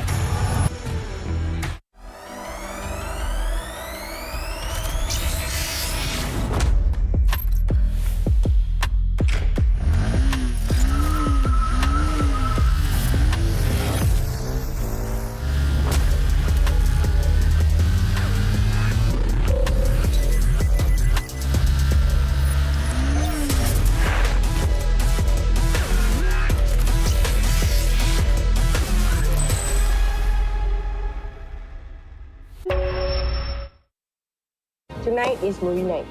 Cerita apa yang suka? Contoh macam cerita makan-makan ke, macam dia ambil makanan ni kan? Tengok. Ada rasa pahit coklat. Ada rasa manis susu. Ada rasa pahit manis coklat campur susu. Roti dah nak siap. Sedap pula macam ni. Sedap bang. Inilah masanya. RM2 satu gelas. RM2? Kau dah tahu kau allergic dengan tapai tu, kenapa kau belasah lagi? Sedap, cute. Zon. Sabar, Zon. Aku pun lapar, Zon. Kami faham, Zon. Kami sahut sabaran segmen tu untuk menuju ke wawasan tu. Ayuh, kawan-kawan. Saya tengok ending semalam. Tak ada tonton. Tak ada tonton. Tak ada tonton. Tak ada tonton. Tak ada tonton. Tak ada tonton. Tak ada tonton. Macam ni baru boleh kawan.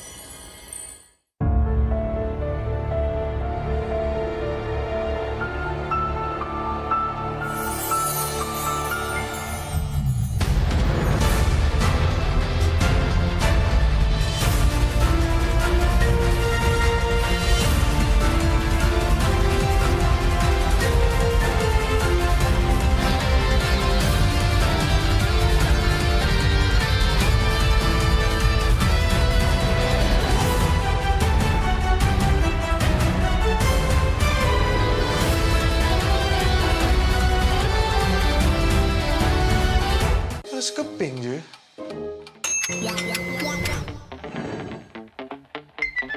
Mesti shopping pun boleh. Siap ada diskaun lagi.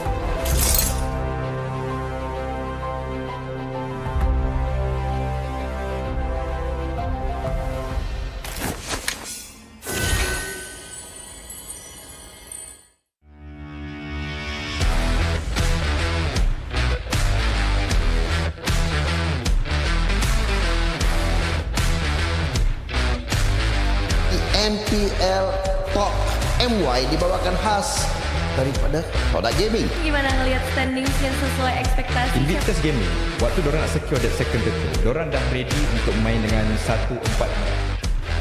Cultured by Tora.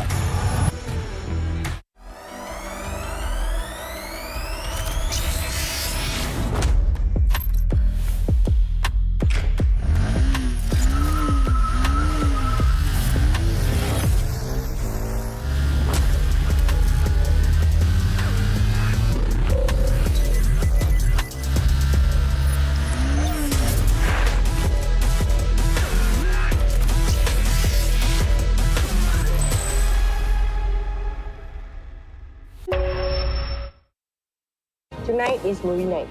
Cerita apa yang suka? Contoh macam cerita makan-makan ke, macam dia ambil makanan ni kan? Tengok. Ada rasa pahit coklat. Ada rasa manis susu. Ada rasa pahit manis coklat campur susu. Roti dah nak siap. Sedap pula macam ni. Sedap bang. Inilah masanya. RM10 satu gelas. RM10? Kau dah tahu kau allergic dengan tapai tu, kenapa kau belasah lagi? Sedap, cute. Zon. Sabar, Zon. Aku pun lapar, Zon. Kami faham, Zon. Kami sahut sabaran segmen tu untuk menuju ke wawasan tu. Ayuh, kawan-kawan. Saya tengok ending semalam. Tak ada tonton. Tak ada tonton. Tak ada tonton. Tak ada tonton. Tak ada tonton. Tak ada tonton. Tak ada tonton. Macam ni baru boleh kawan.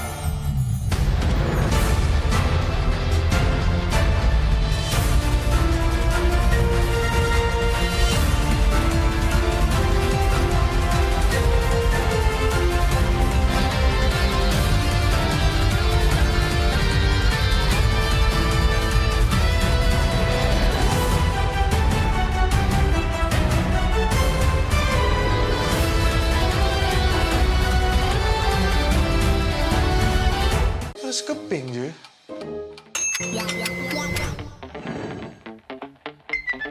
Mesti shopping pun boleh.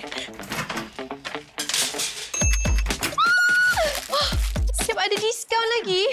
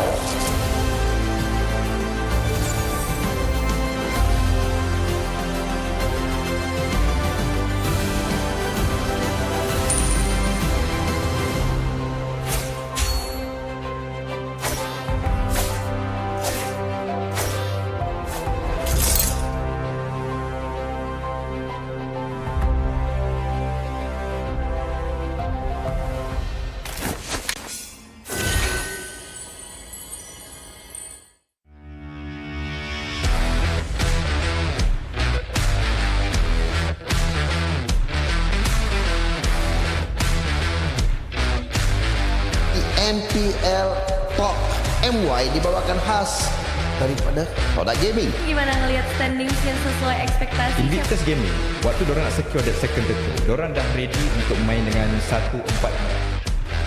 Cultured by Tora.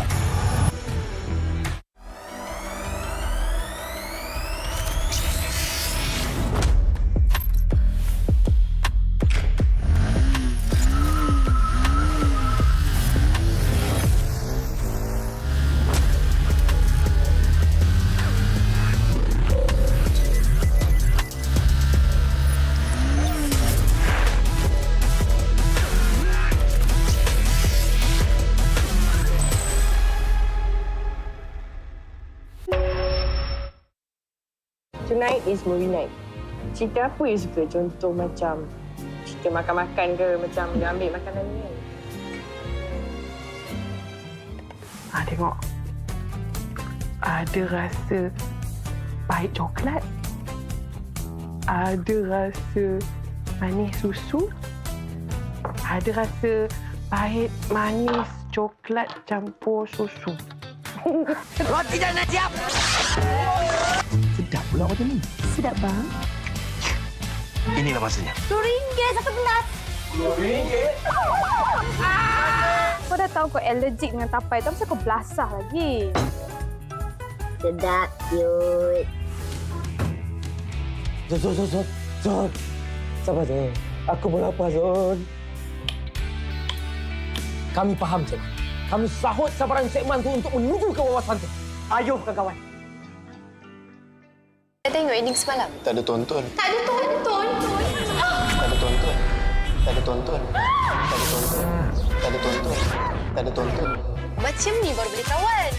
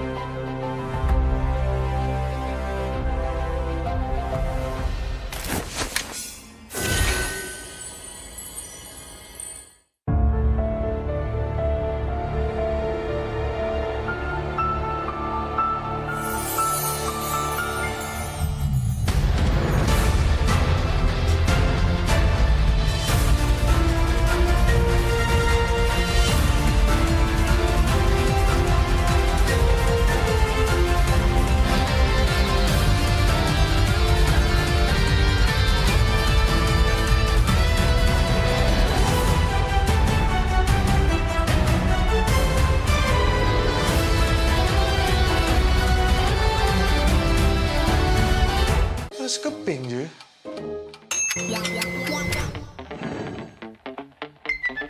Mesti shopping pun boleh. Siap ada diskaun lagi.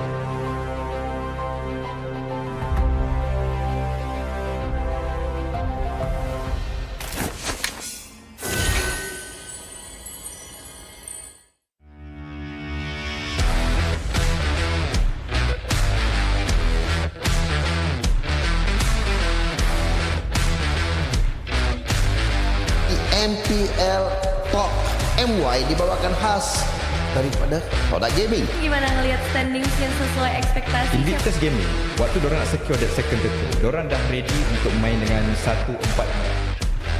Cultured by Tora.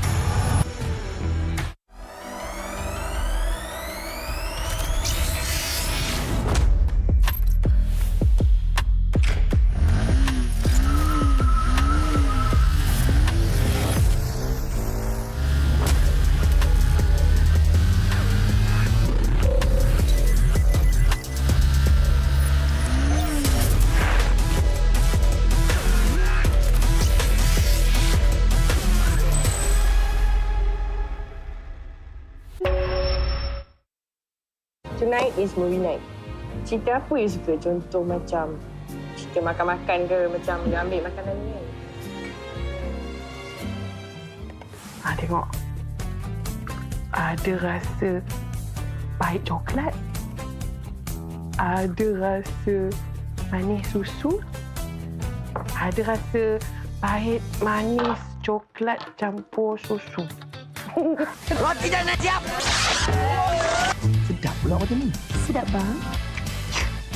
Inilah masanya. RM2 satu gelas. RM2?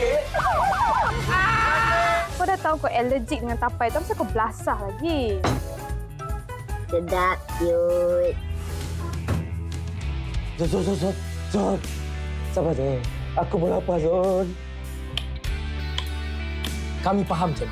Kami sahut cabaran segmen tu untuk menuju ke wawasan tu. Ayuh, kawan-kawan. Dah tengok ending semalam? Tak ada tonton. Tak ada tonton. Tak ada tonton. Tak ada tonton. Tak ada tonton. Tak ada tonton. Tak ada tonton. Macam ni baru boleh kawan.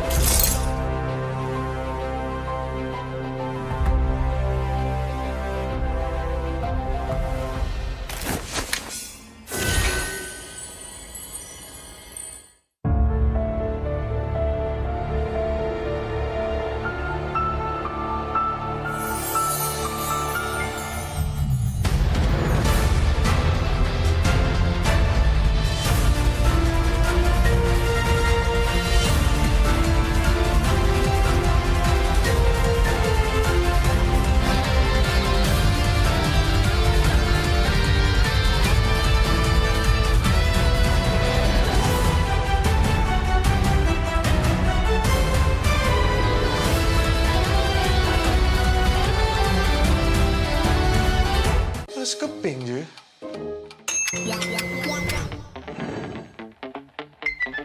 Mesti shopping pun boleh. Siap ada diskaun lagi.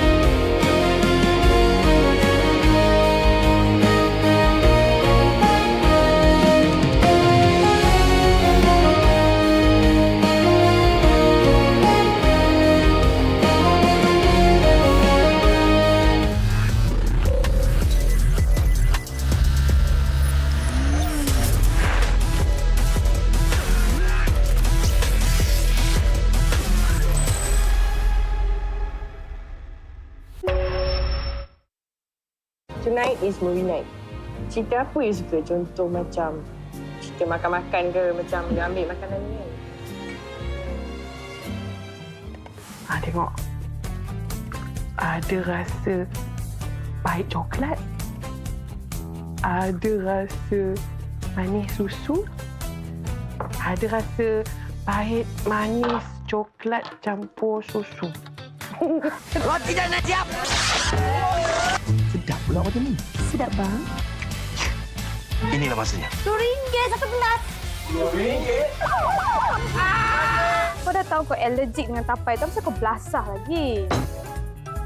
Sedap, cute. Zon. Sabar, Zon. Aku pun lapar, Zon. Kami faham, Zon. Kami sahut sabaran segmen tu untuk menuju ke wawasan tu. Ayuh, kawan-kawan. Dah tengok ending semalam? Tak ada tonton. Tak ada tonton. Tak ada tonton. Tak ada tonton. Tak ada tonton. Tak ada tonton. Tak ada tonton. Macam ni baru boleh kawan.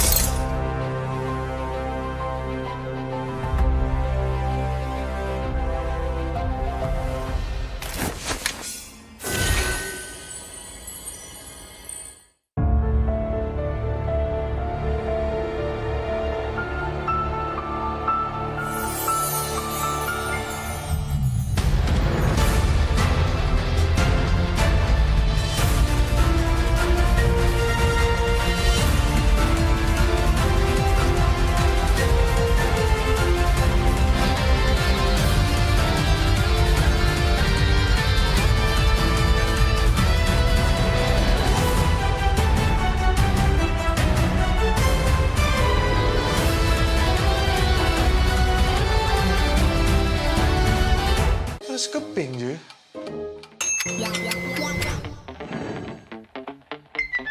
Mesti shopping pun boleh. Siap ada diskaun lagi.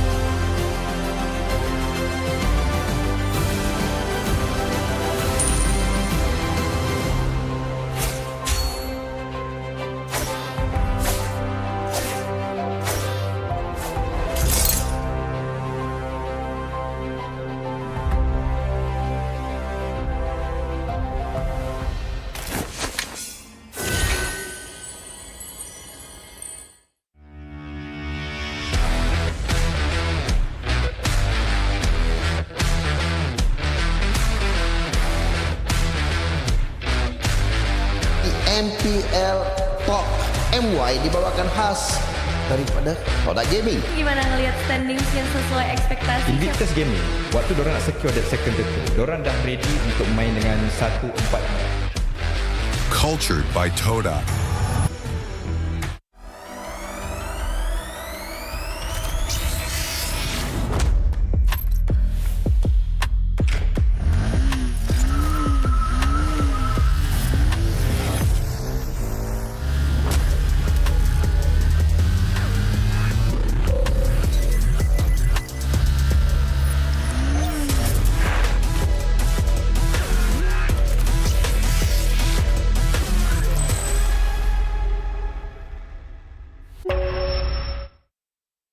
Tonight is movie night.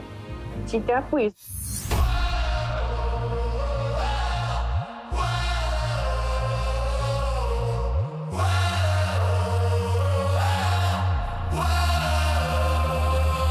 Adakah takdir mesti telan air mata?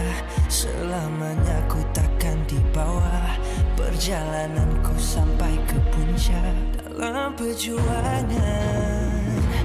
Bila hati terang menyala, setiap luka jadi kekuatan, pengorbanan yang jauh ujungnya. Sudah tiba masanya melangkah takdir, jalan yang getir ku tempuh. Bangkit bersama kita juara, membanggakan negara. Kita kawan pentas dunia, Wira Arena. Bangkit bersama kita juara, membanggakan negara. Kerana di hujung cerita, pastinya kita Wira Arena. Kita Wira Arena.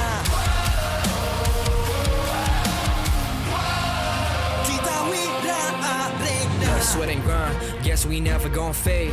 This that definition of a legend. Every single move that I make, feel it ain't no doubt. Dorang kena aku, I'm a winner. Cuba check gerak-geri aku semua tiptoe macam ballerina.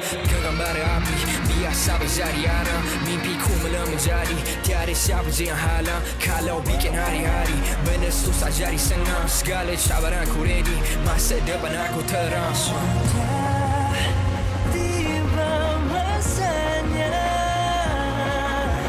melangkah takdir, jalan yang gentir ku tempuh. Bangkit bersama kita juara, membanggakan negara. Kita kawan pentas dunia, Wira Arena. Bangkit bersama kita juara, membanggakan negara. Kerana di hujung cerita, pastinya kita Wira Arena. Kita Wira Arena.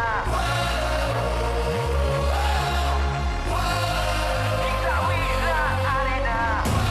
Satu hati, satu jiwa, bangkit bersama kita Wira Arena. Yeah. Dari bayang kenyala api, nama kita terpahar di bumi. Yeah. Bangkit bersama kita juara, membanggakan negara. Kita kawan pentas dunia, Wira Arena. Bangkit bersama kita juara, membanggakan negara. Kerana di hujung cerita, pastinya kita Wira Arena. Kita Wira Arena. Kita Wira Arena.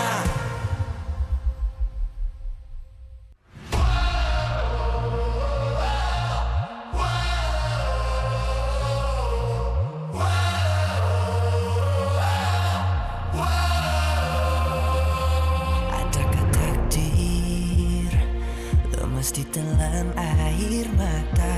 Selamanya ku takkan di bawah perjalananku sampai ke puncak dalam perjuangan. Bila hati terang menyala, setiap luka jadi kekuatan. Pengorbanan yang jauh ujungnya. Sudah tiba masanya melangkah takdir jalan yang gentir ku tempuh. Bangkit bersama kita juara, membanggakan negara. Kita kawan pentas dunia, Wira Arena.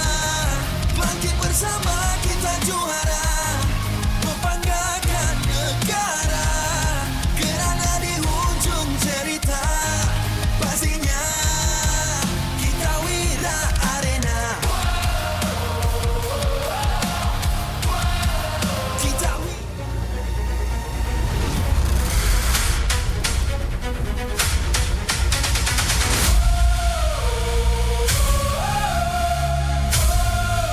Kita Wira Arena.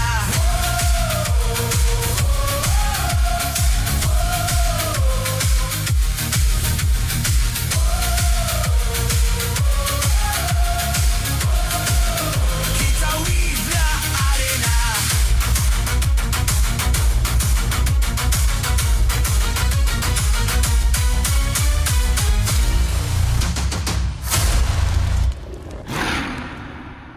MPL Malaysia Season 17 is powered by Moonton.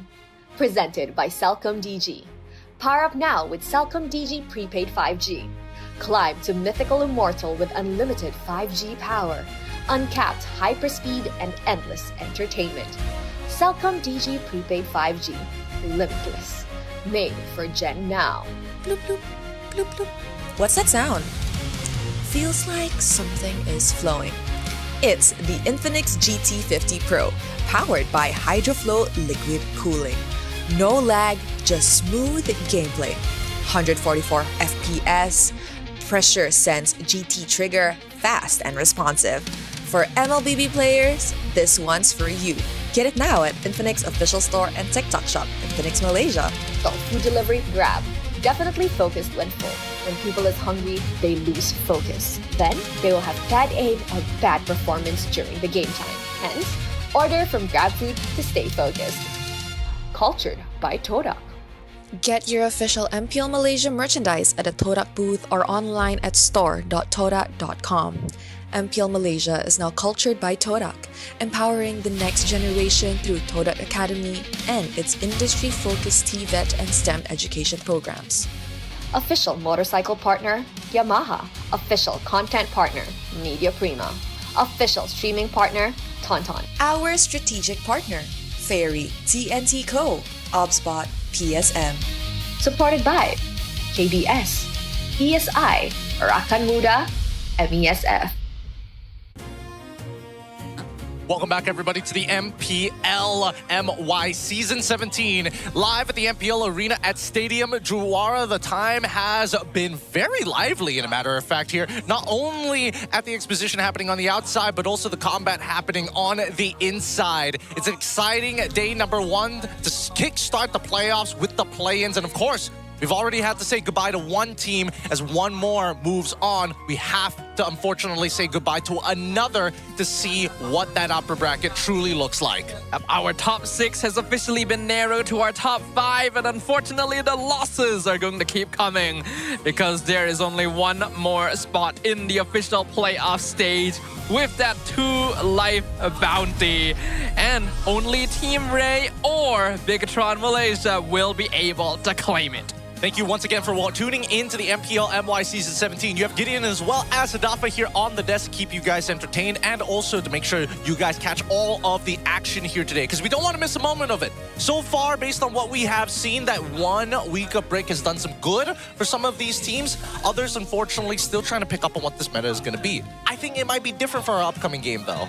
Yeah, I think this next game should logically be a closer fight because earlier, we witnessed the third seed versus the last seed. So there's obviously going to be a little bit of a gap there. But here is the fourth versus the fifth. And we know Rey and BTRM both have their ups and downs. Yep, it's going to be a very close game overall, but it's going to stay very competitive, just like the Infinix GT50 Pro with HydroFlow liquid cooling. And not to mention that it's just smoother gameplay with 144 FPS at all times, pressure-sensitive GT triggers for fast and responsive times. For all MLBB players, this is the phone for you. Get it now at the Infinix official store and TikTok shop Malaysia if you want to get yourself a new landmark phone. Indeed, it's a very good partner for you guys to be able to move on forward in your ranked journey.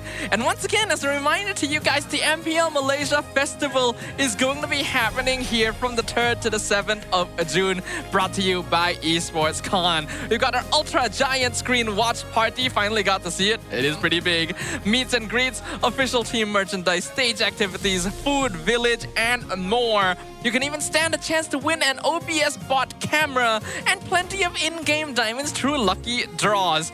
And well, we already know, but we've got a bigger stage. Our grand final ceremony is also going to get a huge upgrade as the dream stage. It's bigger, bolder, built for champions, so you do not want to miss it. You can't afford to miss a single second of the MPL MY, especially for all of our restreamers out there watching too. Thank you so much for tuning in and bringing in your audiences individually. Now, we have 16 minutes to talk about the upcoming games here, and Team Rey and Bigatron MY are the questions in the matter of the topic. And I think the Team Rey generally should be coming in with a bigger upper hand based on what we've seen in the regular season in comparison to BTR, because until I see BTR break out of the, hey, protect the president strategy, I don't see them going very quickly, or at least that far here locally. I do agree with you somewhat in that BTRM's gameplay does feel a little bit fixed right now, but I also feel like there's something there. I can't really pinpoint it. It feels like there is a bit of a secret ingredient when it comes to BTR that allows them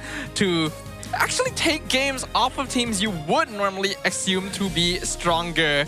Just to have a look once again at the brackets, for those of you who missed what happened at the start of the day, Team Vamos secured a clean sweep against RRQ Tora, officially eliminating them in the play-ins. They'll be facing off against IG next. Yup, facing off against IG ain't gonna be easy, but before we even get to that, we have to see who the competitor is who's gonna be joining SRG in that matchup. Remember, all of these are best of 5s until we get towards the end.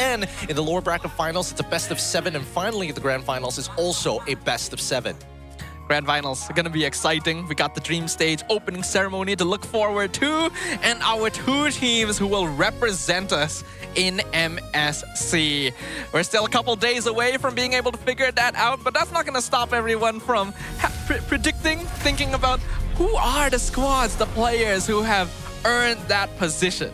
Again, a lot of these players have been playing out of their minds or trying to at least put the best performance. It's really difficult to judge, so I'm curious to see how that plays out at the end of it all. But before we get into anything further, we have a little bit of a poster because it's a complete battle between the middle table. One fell from the top and the other rose from the bottom. Indeed, Team Rey had a very strong performance in the middle of the regular season, with many even thinking that they may be the second place team in terms of power level, but then kind of dropped off towards the end, whereas BTRM has slowly been plugging along from the bottom. They've remained a little bit more consistent positioning-wise compared to Rey, but I also feel like there has been notable improvements, especially once they swapped out some players. The addition of Chibi and Z and Lynch really brought a new energy to the squad. No, it really has, and also pretty much defined how this team likes to play their games. And there's no question about Bigatron Malaysia by Vitality on how they want to operate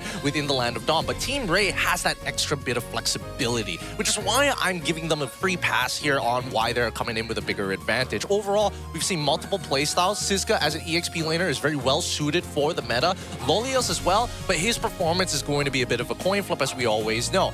However, but then we start looking towards the mid laners, right? And that's where things get a little interesting, because I think mid duos on both sides have its ups and downs. Rasi, for an example, and even Martizi, at times have had their on and off performances. Yeah, things have been not the most consistent overall when it comes down to these mid duos. I would actually say, surprisingly, the most consistent player of them all is Z, who is also the newest player of them all. It feels like he's been really, really solid. But this is his first time ever on a playoff stage. And that is a very different experience from the regular season. Yeah, it's going to be completely different. But let's look at this head-to-head here, because when we're talking about regular season and their history, 0-2 victory for Team Rey on week 3. And on week 7, we saw a 2-1. So obviously there's some clear growth, at least from Bigatron's position.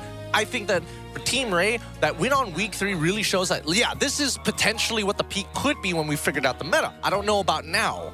Yeah, I do think as well that Team Rey has higher highs. Like you mentioned, they have a lot of potential. They've proven that they're capable of having a more flexible hero pool, of approaching the game with different strategies as compared to BTRM, which has still been kind of a Chiku as the CEO gameplay journey.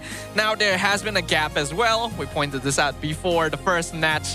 There has been time for these teams to kind of figure out, okay, what do we want to do? What is our identity? And also watch the other MPLs and MSLs to see how the meta is developing, how they want to switch things up. And we saw that improvement from Vamos. What kind of improvement can we expect from these two squads? Personally, I think it's going to be tough, right? I think for Bigatron, it's the number of picks that we're expecting in the gold lane. I think Obsidia is probably going to show up. Irithel might not be the best situated hero for the particular draft. Who knows, right? The second one is EXP. Because I think that Siska naturally is more inclined to playing more playmaking style EXP laners, damage EXP laners, in comparison to his counterpart. And generally speaking, has been the go-to lead when it comes down to sandbagging. I mean, just look at the parade that's happening on Team Rey. The fact is, when you're talking about EXP, Team Rey is the first one who makes it out. But that's not all. We have words from Martizi himself.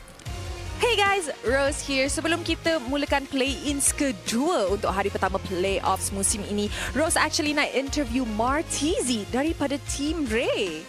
Hello Mar. Okay. Okay. Happy Happy. Dapat cuti seminggu. Apa you guys buat masa cuti? Training. Okay.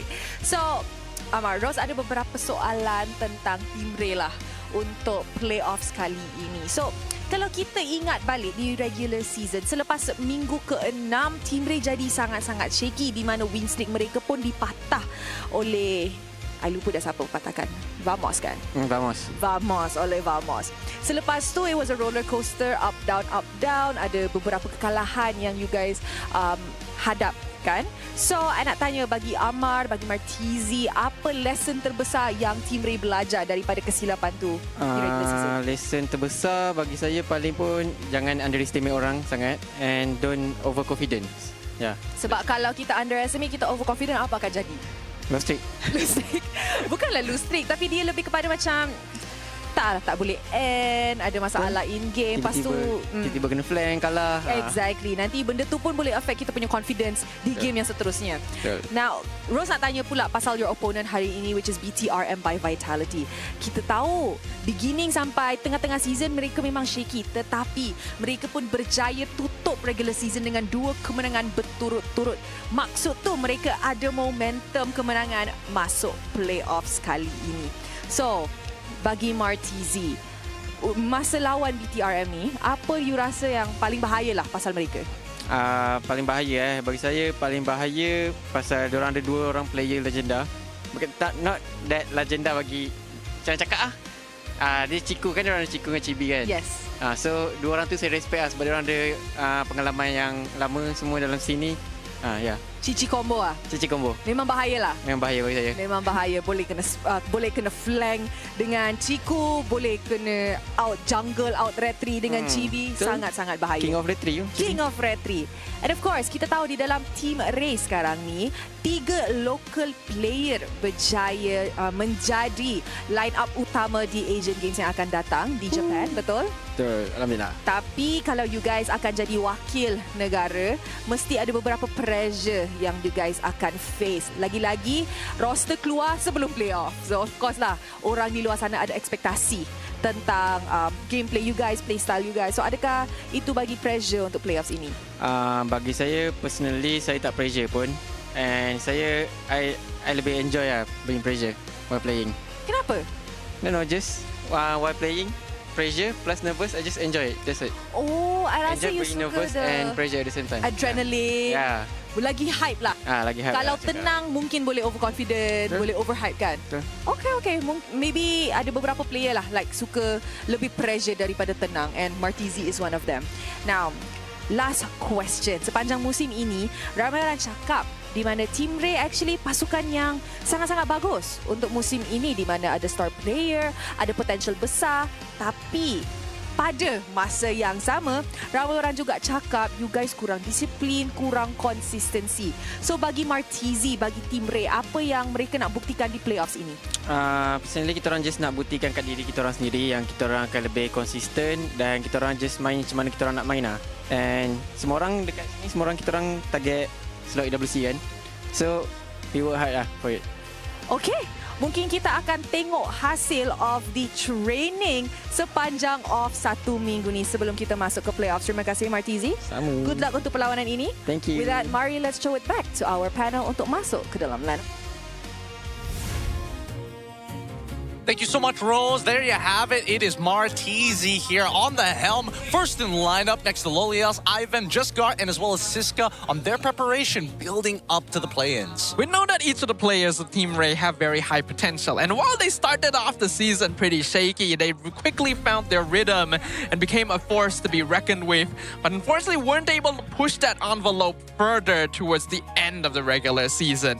They have wide hero pools, they have strong capabilities. It's just a couple of missing pieces that they need to work on to make things work. Siska literally got a Savage on the Paquito as well, so he's gonna be looking for that pick. Yep, in comparison to Bigatron MY by Vitality, with of course Chico Guys, Rasi, Zay, Chibi, and Lynch. That matchup between Lynch alongside with Siska is going to be very interesting. I would like to know what Bigatron's solution to the Paquito problem is going to be, but we'll see in just a little bit, because if we're talking about drafting styles, I think that Bigatron is very textbook. However, it's that last gold lane pick which catches people off every single time. They like the classics, right? Chico is a legend for a reason. He's been around a long time. He knows how to play older hero pickups, and he feels more comfortable on them as well, which is why you saw the Irritel so often. But you are right, not really as good these days, and will BTR still fall back to it? They might. It might be one of the few solutions that they have. But with that being said, the games are about to start. Let us bring out and introduce both of these teams as they begin their walkout.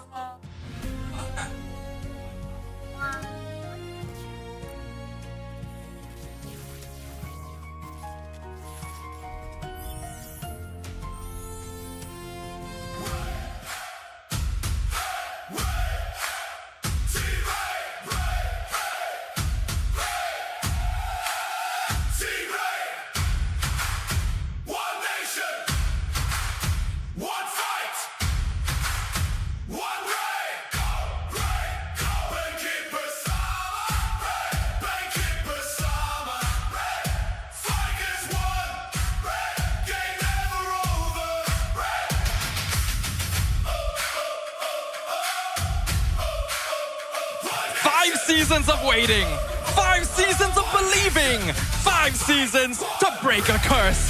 A team that only knew what the top looked like from the bottom and knew disappointment better than success. They never stopped chasing the dream, and every defeat became fuel.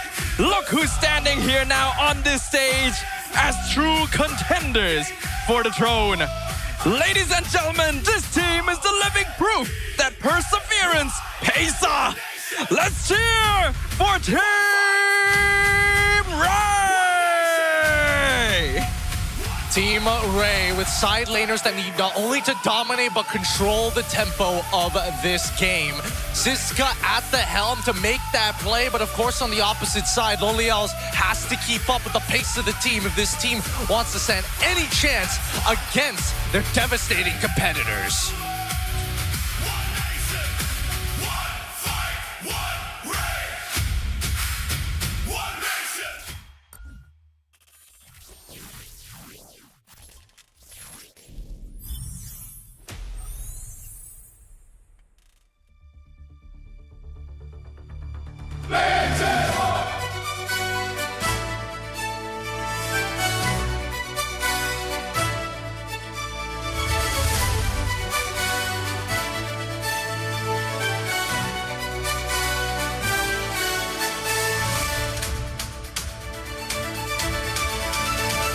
season began with stumble after stumble. Losses piled up, critics growing ever louder.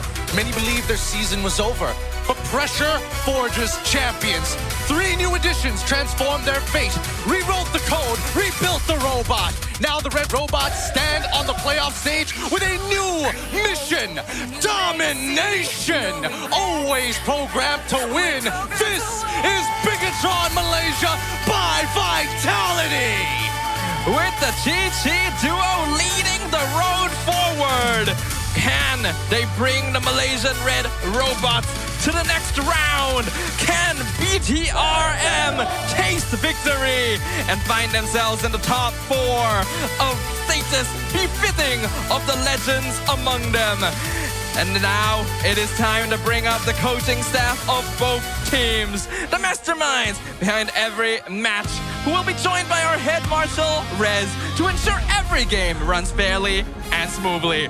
For Team Rey, we got head coach Caleb and assistant coach Saint DeLucas. And for BTRM, we got head coach Kenji and tactical coach Annabelle. Let's keep it going with the fist bumps between the teams. True sign of professionalism and the last point of contact that our competitors will have before facing each other one more time in the land of God. This commences our best of 3. Only one of these teams will be making it out alive, and the other moves on into the upper brackets. A dangerous mission has been placed in front of both these competitors today. Just like the match before them, only one will be able to survive, while the other will face the end of their journey here in the brand new era of MPL Malaysia. Now, this matchup could go on in a bunch of different ways, but we're going to see that BTRM has decided to take first pick with a 40% win rate. Now, they're the one and few teams that didn't exactly have the best win rate on blue side. It actually preferred to play on red if they want to set up for Chiku. And it does make sense. Like we mentioned, Chiku likes the classics, maybe not necessarily the most meta heroes, as long as it's comfortable, as long as it makes sense for the situation, which is why red side is something they prefer, since they can counter pick and keep surprises under tops. Now, we do have a player quote coming in from the EXP laner himself, Siska of Team Rey, that top 3 isn't enough. This playoff feels like a redemption arc for me. Back in Season 15, I managed to finish in the top 3, and it happened right here in this venue. This time, I want to go even further than that. I also felt really inspired when I saw TLPH and Falcons secure their EWC slots. They look genuinely happy, and it seems like the best feeling in the world. Honestly, it's a really nice perspective to see these sort of things, because you look at these players, we witness them as spectators, and you just don't really think about what has been happening behind the curtain, all the preparation and the setup, and the feeling of being up there, competing for pride, for your team, for the people who have supported you. And I think he's right. Even if I haven't experienced it myself, the feeling of knowing that you have made it, that you have achieved something with the time you've put in is such a life-changing emotion. Yep, I'm sorry. I wanted to say something to follow that up, but then I saw the banner of the Upanipin Grand Final. I lost it. That was so distracting. Yeah. Now, player quotes coming in from Rossi. Experience gives us the edge. Finding scrims have been a little bit difficult because MPL Cambodia and MPL PH have already ended. But I think BTRM still has an advantage because we have more playoff experience compared to Team Rey. In our team, we have players like Chiku guys, Chibi, and myself. So in that sense, I think we're more prepared for the playoffs. Interesting. Interesting sentiment. So they've been finding their scrims around MPL Cambodia and PH, huh? That does tell us something, and yeah, it's a kind of an issue we never really thought about. The other MPLs are happening, so you do have less scrim partners to work with. Though I think it's also interesting to point out that Rasi thinks they have more playoffs experience because he has literally played with some of the people over there, Siska especially, right? When they were back together as DXS. Look, Rossi, he had a name for himself before he was playing with Siska. That's fair. He's still a person, you know? Oh, he's still the man behind the camera. And I think that Unfortunately, in this particular matchup, it's going to be tough. It's going to be really, really tough. Overall, because I think that right now, Team Rey is a little bit more put together. And until Vitality kind of break the current pattern, teams that generally play around their gold laner or they play around one main carry generally tends to fall off. And I think maybe it's blue side, red side related, but I also think there's a good degree of comfort. So unless you guys has a winning matchup, which is already hard to set up for, let's just see where this is going to go. And we will see very, very soon, because we are about to jump into the draft for game number 1. Now, as we set things up and choose the map that these players will be battling on, I will say, in my personal opinion, I feel like the team that has the most potential to surprise us with something completely different is BTR. I feel like they've really been setting up for something. And yes, they stuck to the Chiku CEO gameplay for a while, but there's a reason they play for Chiku. Man is a mad genius. If there's anyone who can figure out how to really bend the meta or shift the team in the time they've been given, it's going to be him. But it's a matter of scope here, right? Like, sure, you can kind of bend the meta with it within your influence, but when you're affecting an entire team of 5, right? 2 or 3 of the roles, you would assume only 2 roles are affected by this. I think because of this, the way the gold lane is going to work out, supports and mids are going to get affected for sure. But I also think that even the EXP matters in those relationships. So that's already 4 roles for 1 guy. And I think that's just too many resources if we're trying to bend these rules. That is fair. Chiku has proven on multiple occasions that it is worth investing those resources into him, but it also feels a little easier if you don't have to always depend on one guy to turn things around in the late game, because if Chiku just doesn't have a good game, then BTRM has a bad time. Or just he doesn't have access to Irithel. Based on stats, right? I mean, unfortunately, Irithel is his highest win rate marksman by far. Even his Claude doesn't even come close to that, which is ridiculous. Now Marcel gets banned out. Leomord alongside with the Freya from the side of Coach Caleb. Kenji decides on Baxia. Gets rid of the Jushin alongside with the Gwen. Instantly, the Fredrin lock in from BTRM. Also a hero that has been increasing quite a bit in pick rate among other MPL regions, even more so than the Baxia. And we know that Chibi has a lot of experience on Fredrin, but prioritizing it is an interesting choice. Yep, I think here you need to see Team Rey take away carry.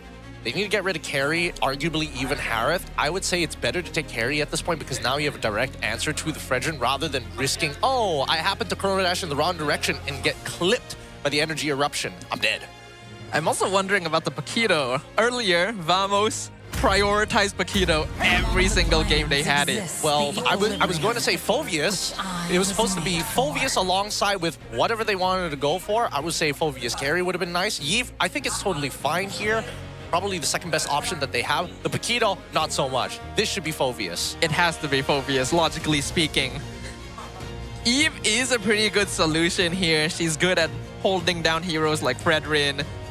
Not too bad at melting heroes like Phoveus, but it is still a bit of 50-50 there, and Phoveus should definitely have the advantage against the Paquito.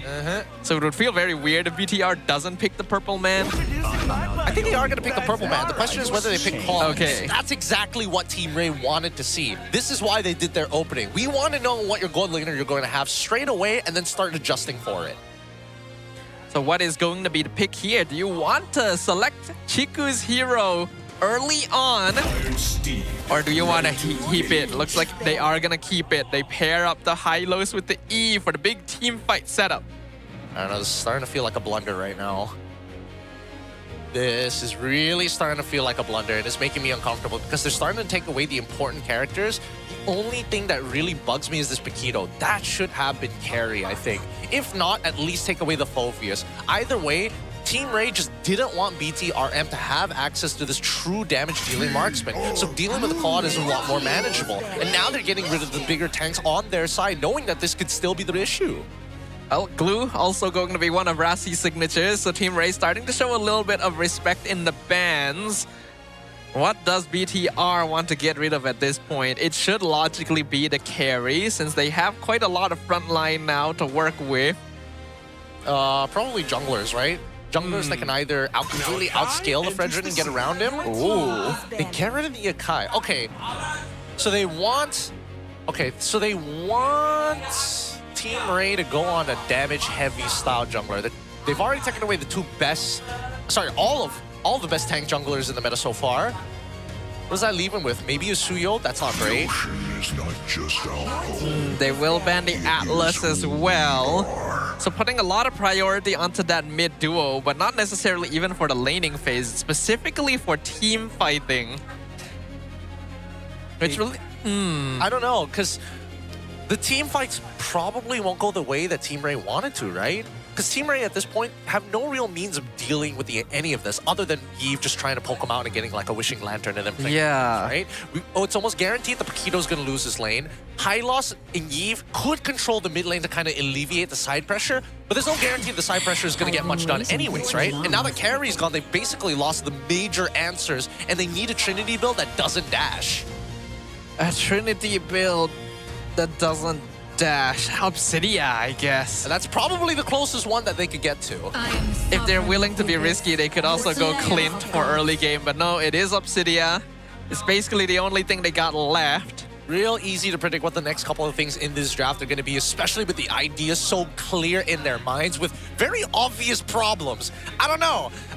There's the red side drafts are kind of bad for MPL MY teams based on what we've seen so far. At the very least, we know Obsidia is one of Loliel's best picks. So they can at least rely on him, but they gotta be able to create enough space for him to get that scaling up. They've left jungle for last. But we know that while Jesgar can play assassins, his specialty has always been more of the tank side, which is why BTRM puts so much focus onto getting rid of those heroes. Yep. But there's not a lot of good options for the side of Team Rey, if I'm being perfectly honest here. Yeah. I might end up on like Leomord just to be safe. It's banned. Oh, yeah, you're right. Yeah. I guess all he's got is Suyo to kind of like keep up the pace. That or Nolan. I would have said that Leomord would be the next best thing, but they banned it themselves, so... yeah, things are going to be tricky for them. Meanwhile, BTR is playing CEO Chiku. It's just basically the same. 3 frontline tanks, then you got the 2 backline DPS. This, I mean... the way the Vitality loses is if Chiku, he goes in with a Blazing Duet and then gets hit by the Hunter Bone. That's probably the only way he dies here, right? Export jungle? Kind of slow these days, but... against Fove, Gord, Gator, and Fredrin, I don't think you can really push them out. With what they have? Oh, actually, maybe. You might be right about this one. Export isn't the worst thing in the world. It's just that it's slow. Yeah, that's the problem, but... a lot of the meta options just don't feel quite as good. I guess they will go with the Suyo anyway. He would rather the mobility, rather than... at least he has a safer means of poke. He has opportunities to force gangs, something that unfortunately Export just doesn't have. This is going to be a tough one for Team Rey. It is. I think that the end game scenarios, if we get there, BTR has an opportunity, and that's based on the performance of Chiku. So their entire composition really is riding on how badly Chiku plays in the late game team fight. And we know that Chiku generally does do a pretty okay job, though he can kind of overextend himself on Claude. It's happened more than a few times. Hey, take that from Loliel's on the opposite side. He knows what an overextension looks like. But based on everything that we've kind of lined up here, I think that Loliel's, he needs to win this lane. If he wins this lane, he could win the game by default. He definitely could, especially with Chico going sprint as well on the Claude. I wonder if he intends to pull Loliel with him, but we'll find out, ladies and gentlemen. We're hopping into the land of Dawn. BTRM on blue side versus Team Rey on the red. That's such a funny image in my mind. Run, Chico! Yes, sir! And then you just see Loliel getting dragged behind him.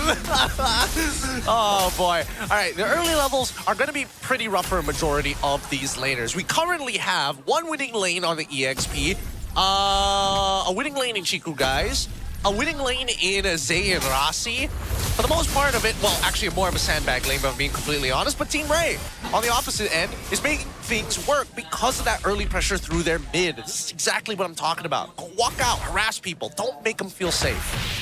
Pretty much in this game, BTR has the very safe option of just playing front to back, whereas Team Rey are the ones that kind of have to make things interesting.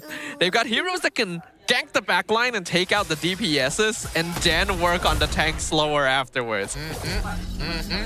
Most ideal, most ideal. Luckily, while all this is happening, Chiku guys is actually doing pretty good in the lane. The best he's probably gonna see from him for now. We'll see the results later if we do see the conversion. But so far, Siska having the time of his life. Poor guy. Oh wow, he lethal ignition. He wants to hurt, but he already missed the proxy, so there's no way. There's no way to set this up. That is a potentially risky choice, but I guess it makes sense. Meanwhile, TB comes in, pops the retry on Ivan. Revitalize comes out. I think TB was expecting to hit level 4 a little bit sooner here. He doesn't have retry for 20 seconds. That's fine. They're going to drag this out anyways. They kind of want to team fight it more than anything else. And I think more importantly... Wait a minute. How is Zay How is Zay completely out of this? He is nowhere close to 4. I think he's just been getting zoned out constantly. Well, it's now a 1v2. Siska surviving. Revitalize comes out. RWM locks down all the tanks, and Ivan front lines. Good separation from Team Rey. Free turtle for Jaskar. Yeah. Minimal loss, though, at the very least. Nobody ended up dying. No big battle spells other. Then the Revitalize had to be used there. All things considered, not the worst. Not the worst. As long as Vitality ain't giving up big leads, should be fine. So far, so good for now. Team Rey holding on to a very slight 500 gold lead. The gank actually dodged down bottom by Chiku. He saw it coming since he was in the bush already. So they are slowing down Jaskar from getting any sort of early game snowball. Yeah, but they can't really punish this right now. Unfortunately, Ivan will not get one shot for the full combo coming in from Zay. Not yet, at the very least, right? The true damage is going to be relevant, but it's not going to kill him. He'll walk away with about 20% HP. So realistic targets: Marquise, Loliels, Siska. I think Siska is most likely going to be that target. But then this awkward thing happens, right? Where Rossi is trying to go for the taunt, and then the knock-up strike comes. Whichever comes out first will win. Thing is, I feel like even if BTR throws everything they have at Siska right now, they might not have enough to fully burst him before he just gets the shield back. So I don't know. I feel like even Zay, I guess if you really throw everything, then yes. But it's a lot of conditions to meet. Glorious Pathway comes in from the flank to slow down the backline. They connect the Blade Surge onto Rossi, push him back. Revitalize ain't saving you this time. First blood for Siska. Good call from Rossi. He told everybody else, yo, I'm dead.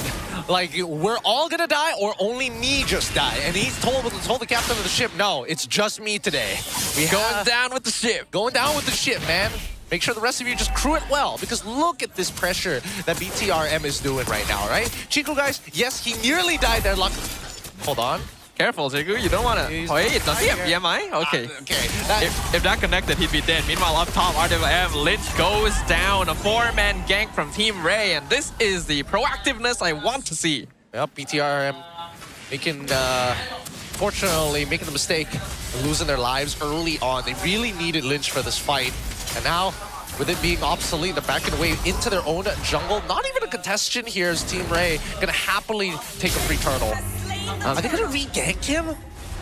They could, honestly. Jaskar is... Okay, no.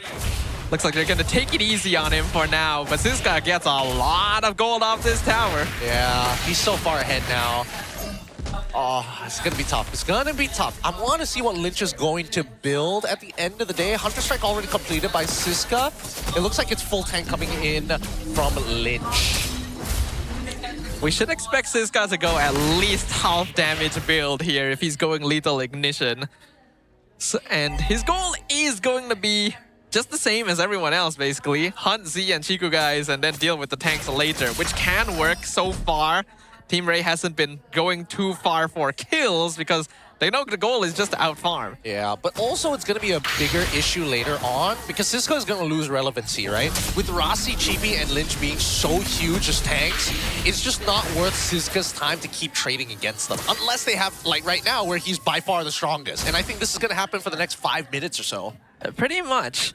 It's up to Team Rey now to decide what they really want to do because they are the ones holding on to map priority. They can try to gank side lanes, take advantage of Siska's 2 early kills to make things happen, but looks like BTR also gonna put some resources up there to make sure he can't move too freely.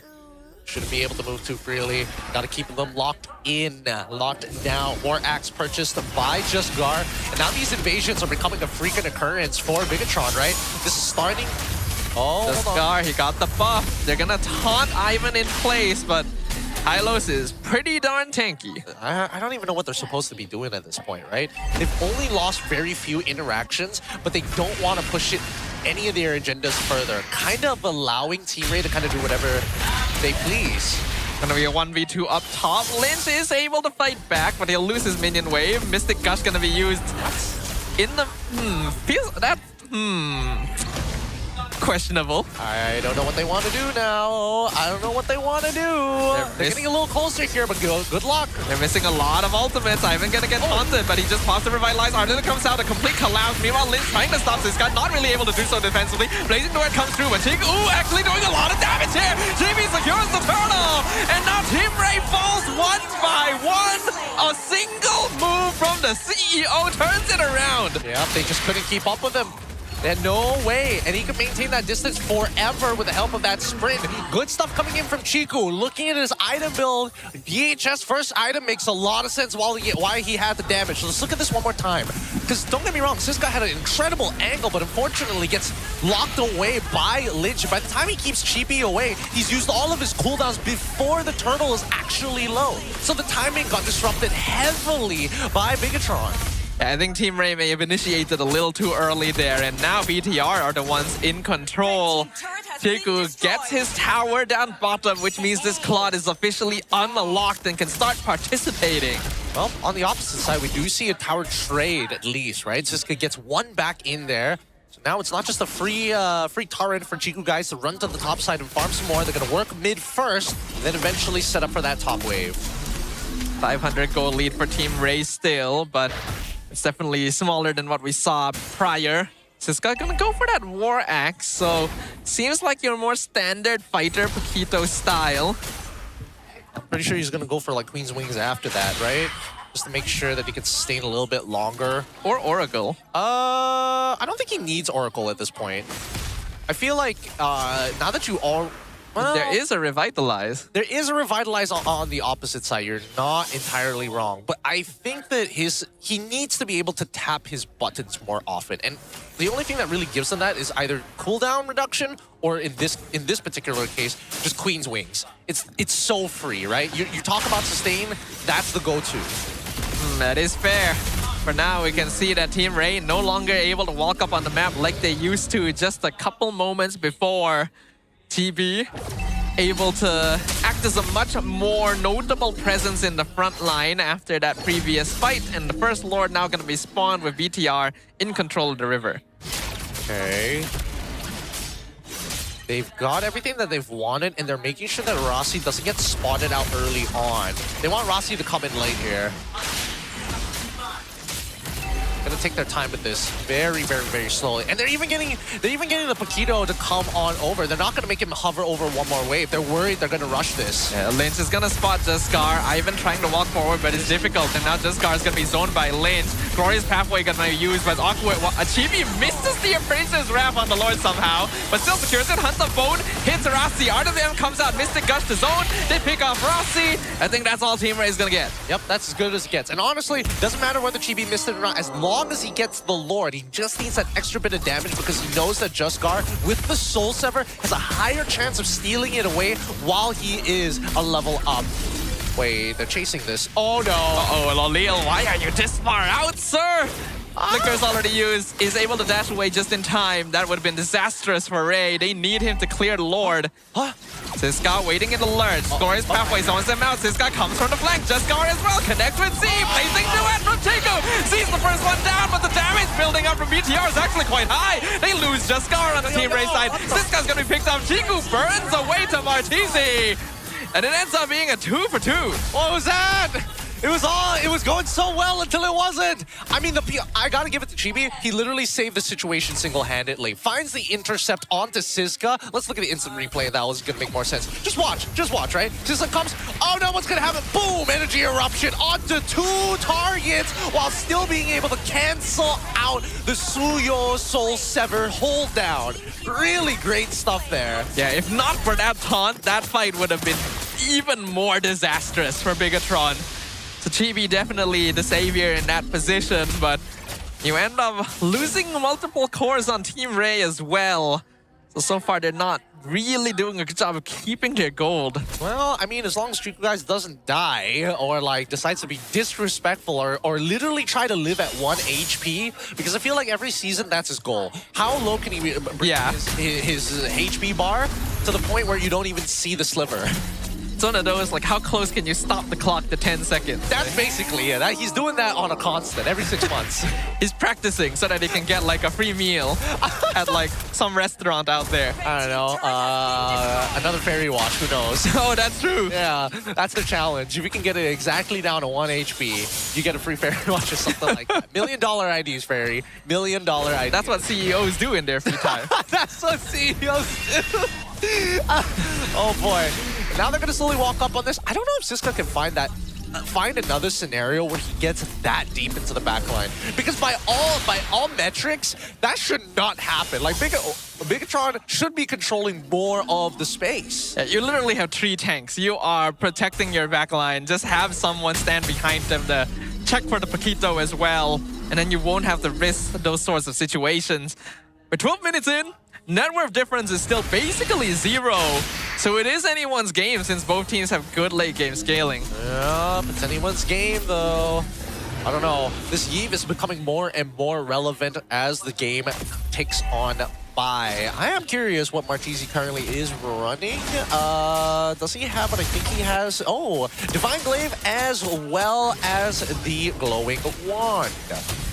The screen behind us is so much further than before, so it's... Oh, Chico goes in, blazing to it by himself, and somehow not punished! He takes out Martisi, he flicks back out, AOG comes through, they connect with everyone, Team Rey caught with their pants down! Siskar gonna be knocked up, able to iframe out just in time, Lolil still working on Lynch the entire time, Siska still alive, looking for an angle of entry, but this is a 3v5 situation, I think you gotta give this up. Lolil tries to re-engage, but I wonder if that's a good idea. He has to flicker back out to safety. Siskar just barely dodges the Appraiser's Wrath. Yep, they cannot fall into the triangle of influence. These 3 tanks are just pushing them around.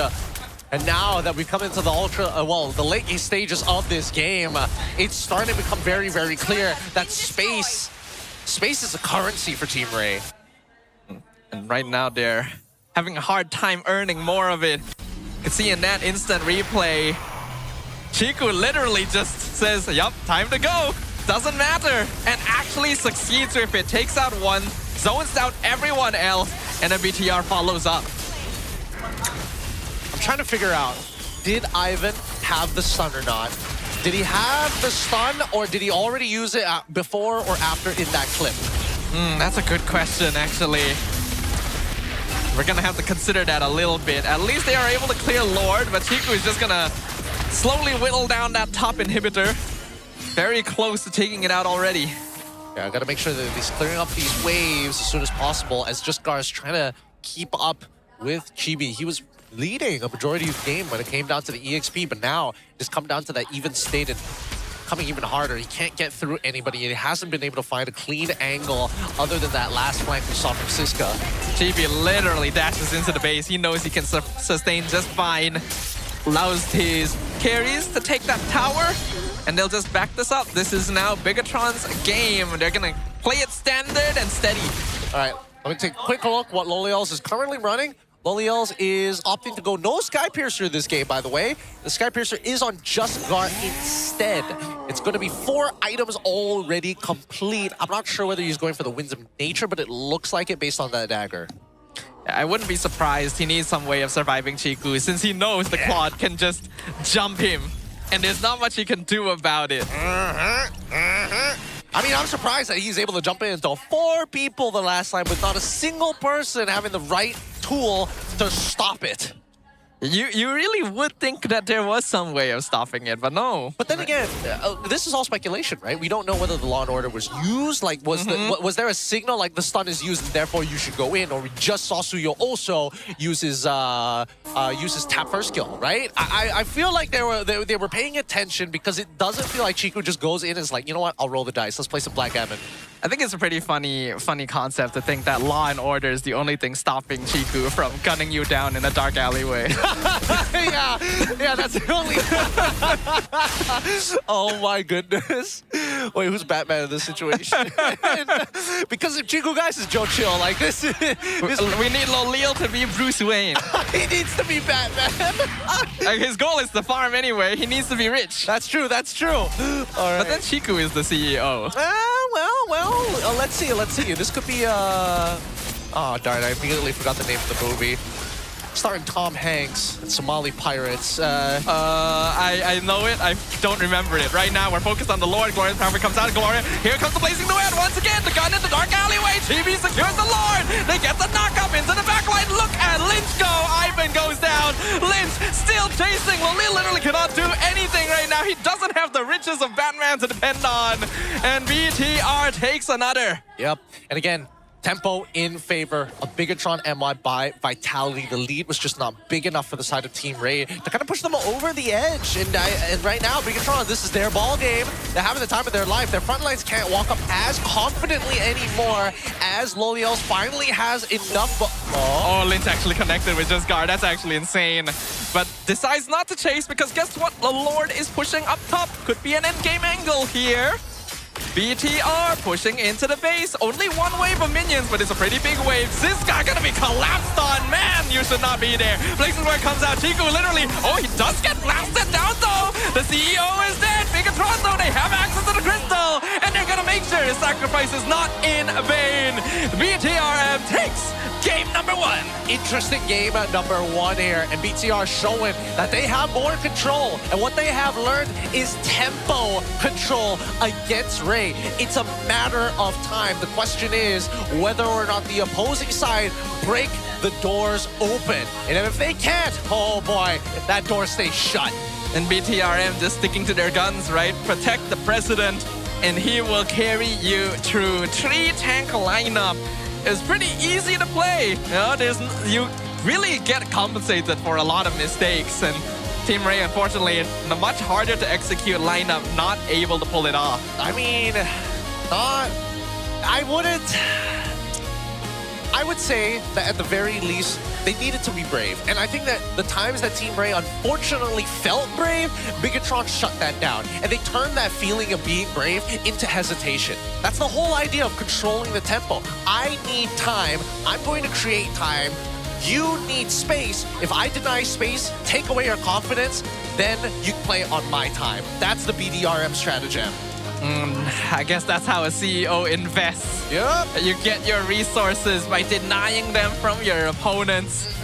And in this case, Team Rey were denied at every opportunity. The game started pretty solid, and they were being very active on the map, which we liked, but at a certain point, they just kind of lost that sauce once BTR hit those items. Yeah, I think that a lot of it just comes down to like who's gonna stop Chiku guys. And every single time he gets away with like so much.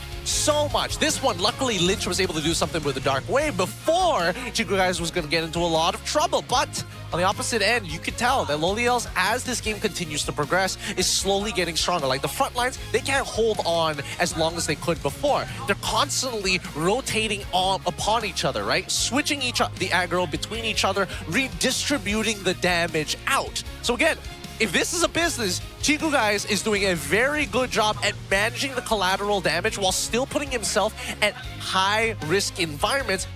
And because of that, he profits. And he wins big because of those. Not to mention understanding when it is time to pull those investments out. He knows that Lolil is starting to hit a power spike. His tanks are starting to melt quicker than they did. So you focus him down, you win a fight, you end the game. You don't give him that chance to outscale you. Can't give him the opportunities, man. Really can't. But a learned lesson from Team Rey. can't be drafting so boldly like that. You can't just be saying, it is good, therefore I will throw it in. There's always a counter pick. I promise you, nobody's beneath the counter pick. If not, just ban it out. Yeah, Vamos was picking Paquito first every game because the Phobius was banned every game. This is still a problematic hero. And while Siska had a good start, as long as Lynch is tanky enough, he just stops that right in the water. In fact, he catches everyone on top of that, and then you just have Chibi there getting those taunts as well within the team fight. Team Rey wants to play fast and control their skirmish timings, and Chibi's just like, no, you're standing there and fighting me right now. Yeah, that's honestly, it's pretty accurate. Yeah. Pretty accurate how this all kind of boiled down, but I do have a couple of criticisms. Number one is really when I looked at the items, like Siska, I get the War Axe. I don't think that the Sea Halberd was necessary. I think that unfortunately with the anti-heal and the amount of health that's being distributed, unfortunately, I think Ivan needed to be the one holding on to it, and he needed to be the one holding on to some tankier items. Either maybe a Chastised Pauldron, or I would argue just having a higher base health, because my god, what do you deal with the Mystic Gush? Yeah, it's a tricky place to be because I do kind of understand the Sea Halberd. It is meant to allow you to deal damage to tanks, but Paquito is still kind of bursty, so it's hard to say whether it can work. Like, yeah, if it's against 1 or 2 tanks, all right, sure. There's 3 of them. You are not really out-sustaining that. Yeah. I mean, you're already not winning the matchup into a full tank Phobius, so you might as well kind of double up upon your strategy. If I am going to poke out that front line, make it hurt, right? Go for the Malefic Roar. Arguably, if you want something a little bit more in between, a little bit of damage, gives you a little bit of utility, go for the Brute Force Breastplate, right? I don't see in any world why having War Axe alongside with the Halberd is going to be enough. There's no world where I see that, other than Suyo being the exception to that rule. Yeah, You are right. Probably a shift in itemization would be needed. If you wanted to go full damage anyway, then you could even argue, skip the War Axe, go into Sea Halberd, Malefic, just to really go through the tanks. I don't know. It's hard to really tell. I would say that his best options was to go truly traditional, like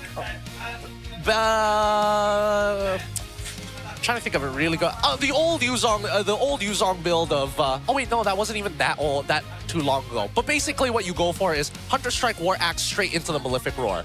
And if you don't have that kind of lead, then you go into the Queen's Wings. Yeah, makes sense. Yeah, those are the usual ways you kind of build it in. Here, I understand that his lane matchup is like difficult, but unfortunately, buying that one item doesn't make enough of a difference. It makes a difference against Esme, but not against Phobius. Team Rey also kind of depending only on Ivan to get that lockdown, and you only have a single law and order as well, which is why Chiku is able to go sprint. He doesn't need Purify. He's like, yeah, there's not much I need to Purify here. I just wait for the high-low stun, then I walk in, I blitz my way through the entire enemy team. You know, I start their superhero origin story. And he is our MVP of Game 1. Understandably so. He is coming in and making these like crazy epic moves that look like it's epic. Like, oh yeah, I see an angle, the 1v4, I'ma do the 1v4, and yet getting away with it at the highest level. Somehow he finds a way.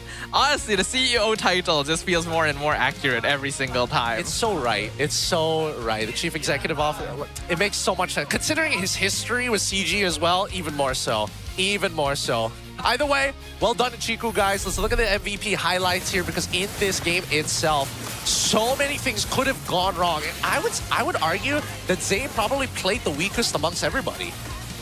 I guess so, yeah, but I can't really blame him too much either. Kind of difficult to position in this game as a Gord when you got to worry about Paquito or Suyo coming in from different angles. He did make some mistakes, especially with that Mystic Gush being placed down sometimes for not really guaranteed kills, but it could just be playoff stage jitters. Maybe. I think that definitely he is playing a little nervous, right? He's not as like clean and crisp with the abilities. And I think the most obvious one is that he is not catching people when Rasi already taunts them. Because that's the combo. You CC somebody, you hit the projectile instantly into the gush, right? But you should be able to nail the simple CC into projectile. If you can't hit that one combo, boy, does this not work. You really should, logically. Yet still, they made it work because Chiku guys somehow finds a way. This man cannot be permitted to have this sort of freedom. Turns out the sprint against the Obsidia is also not that bad of a solution. Because honestly, pretty surprising. Yeah. Other than the 2 times he nearly died in lane because of it. The 2 times he's like, if I don't sidestep, we don't talk about that. You know? We only look at the good statistics in our company report. You're right. We gotta spin doctor this. True PR terms here in this business. But yeah, I think that the CEO so far, he got away with murder this time round, but let's see whether the competition is going to get tighter, right? I can only imagine on the opposite side, Lolios is thinking about it. It's like, dude, I was supposed to be the replacement to this guy. He was cultivated by Tora, and now he's losing to him as well. And you guys could be also... I wanted to say collaboration, but honestly, it really is cultivated by Tora because that's the tagline. But Tora x MPL's collaboration merchandise come visit the Tora booth at MPL MY Arena for more merchandise and more detail. I thought there was going to be more on that, but no, you have to go to the booth. Check out the booth. You need the booth for the details. There is a code down there though, so you guys can use that. Make sure you guys do grab some merch for yourself. Always feels good. And then we want to tell you guys about Mobile Legends Adventure as well. The relaxing idle RPG. That's a great way to spend your time when you're a little bit tuckered out from your ranked games. You can collect over 100 heroes, level up with ease, and enjoy idle rewards anytime. Build your strategy in auto battles, explore endless game modes, and fight players worldwide in global PvP. Download Mobile Legends Adventure and start your idle adventure today. Yep. Gotta start your adventure somewhere. Better now and better while you're still idle. Still plenty of games to be going on. And honestly, this is only the very first taste of this best of 5, right? First taste to see what it's going to feel like between BTRM alongside with Team Rey. But we do have Poji on the opposite side. It looks like he was able to get a bit of an interview. Let's see what he's up to as we throw it over to our boy Poji, I think on the stage. Terima kasih banyak-banyak rakan-rakan custom dia kembali bersama saya Poji dan juga Women's Call bersama Geng Garino. Apa khabar Geng Garino? Hello, khabar baik. Hello Poji. Baik, sihat ya? Apa khabar? Macam mana game hari ni semua okey macam? Berat hati ke? Apakah ada tim yang kalah ke? Happy ke hari ni? Audio. Okay. Alright. Sekali lagi. Sorry. Dengar. Tak apa. Saya ulang semula. Macam mana hari ni dah tengok game daripada awal? Game match 1, match 2. Best ke? Mencapai expectation ke? Macam mana? Game match 1 tadi mencapai expectation tapi not in a good way lah. Tapi match 2 ni best. Okay, game 1 best. Sedap mata memandang lah. Sedap. Alright, untuk match 1 ni kan, pada pendapat awak lah kan, bagi awak sendiri kan, apa benda yang paling mengejutkan awak untuk game yang kedua ni? Dan juga pada pendapat awak, di antara kedua-dua pasukan ni, pemain mana yang buat paling banyak kejutan yang awak tak expect langsung?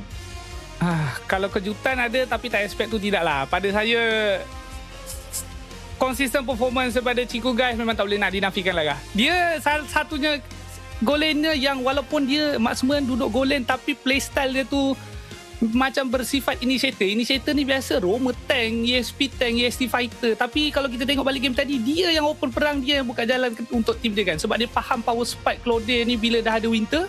Dan hero-hero matchup belah kanan tu pun dia tahu tak boleh buat apa dengan dia. Lepas tu mudah untuk tim dia cuci-cuci.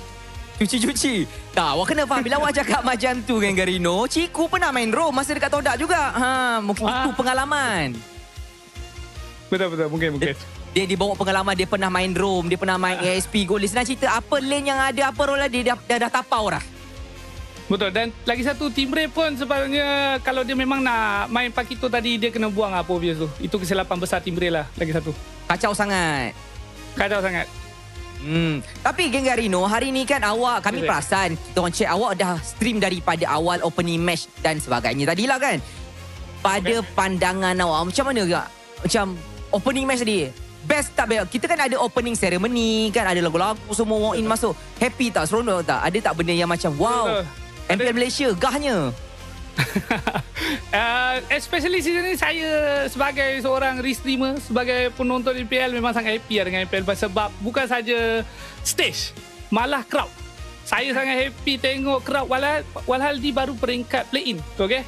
Belum semi-final, belum upper bracket final whatever, tapi crowd penuh. So kita orang, saya dan viewer saya mention di rumah tengok, online pun rasa vibe playoff tu kuat-kuat, strong. Okay, terasa adalah macam sandu je kan. Nampak hidup lah eventnya gitu kan. Betul, ya betul.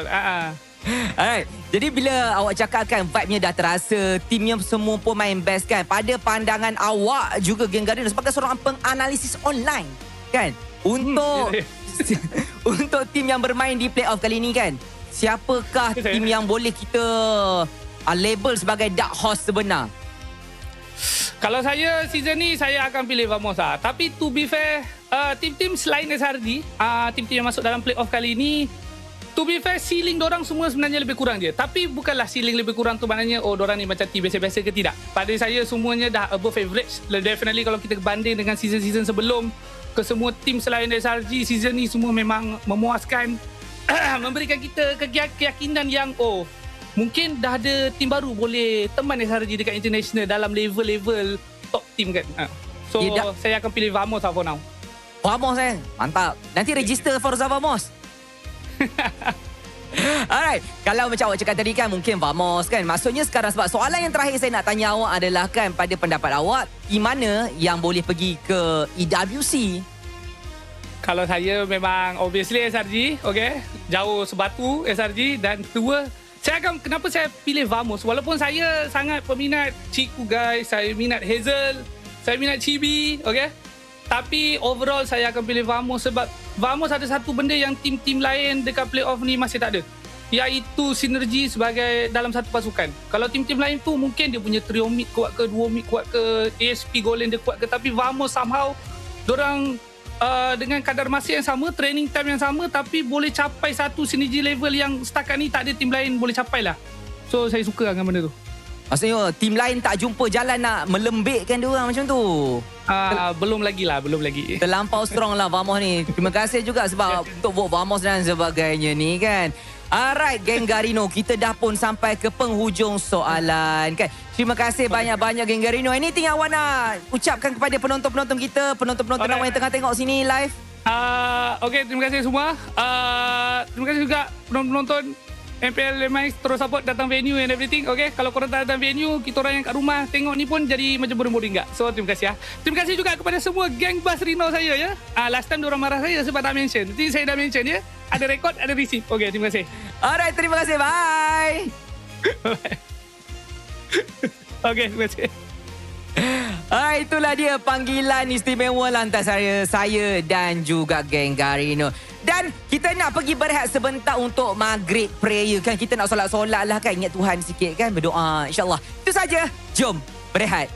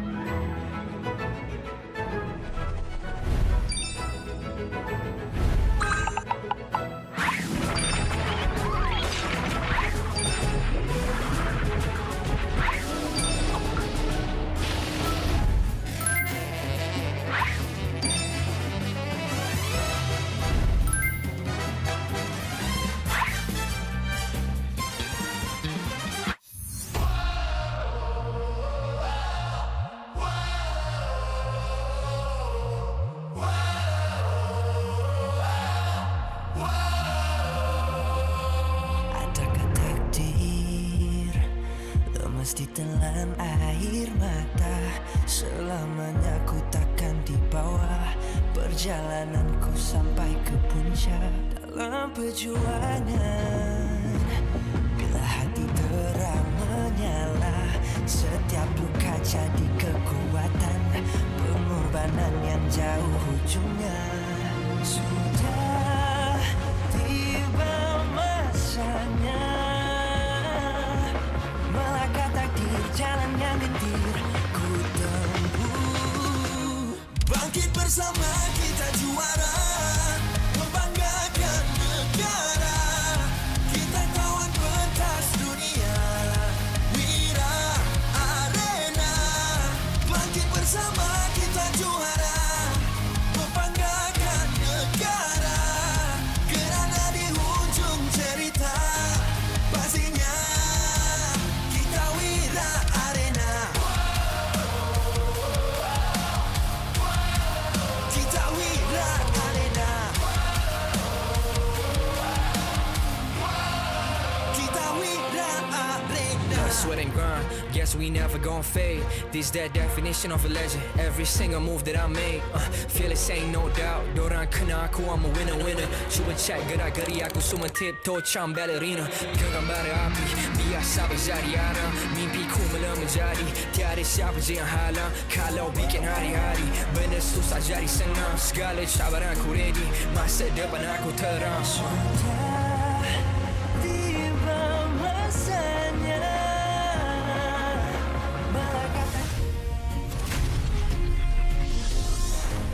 Welcome back, everybody. The MPL MY Season 17 continues here at the play-ins. One of these teams are going to make it through, and so far, BTRM have shown and have drawn first blood. 1-0 in this best-of-5 against Team Rey.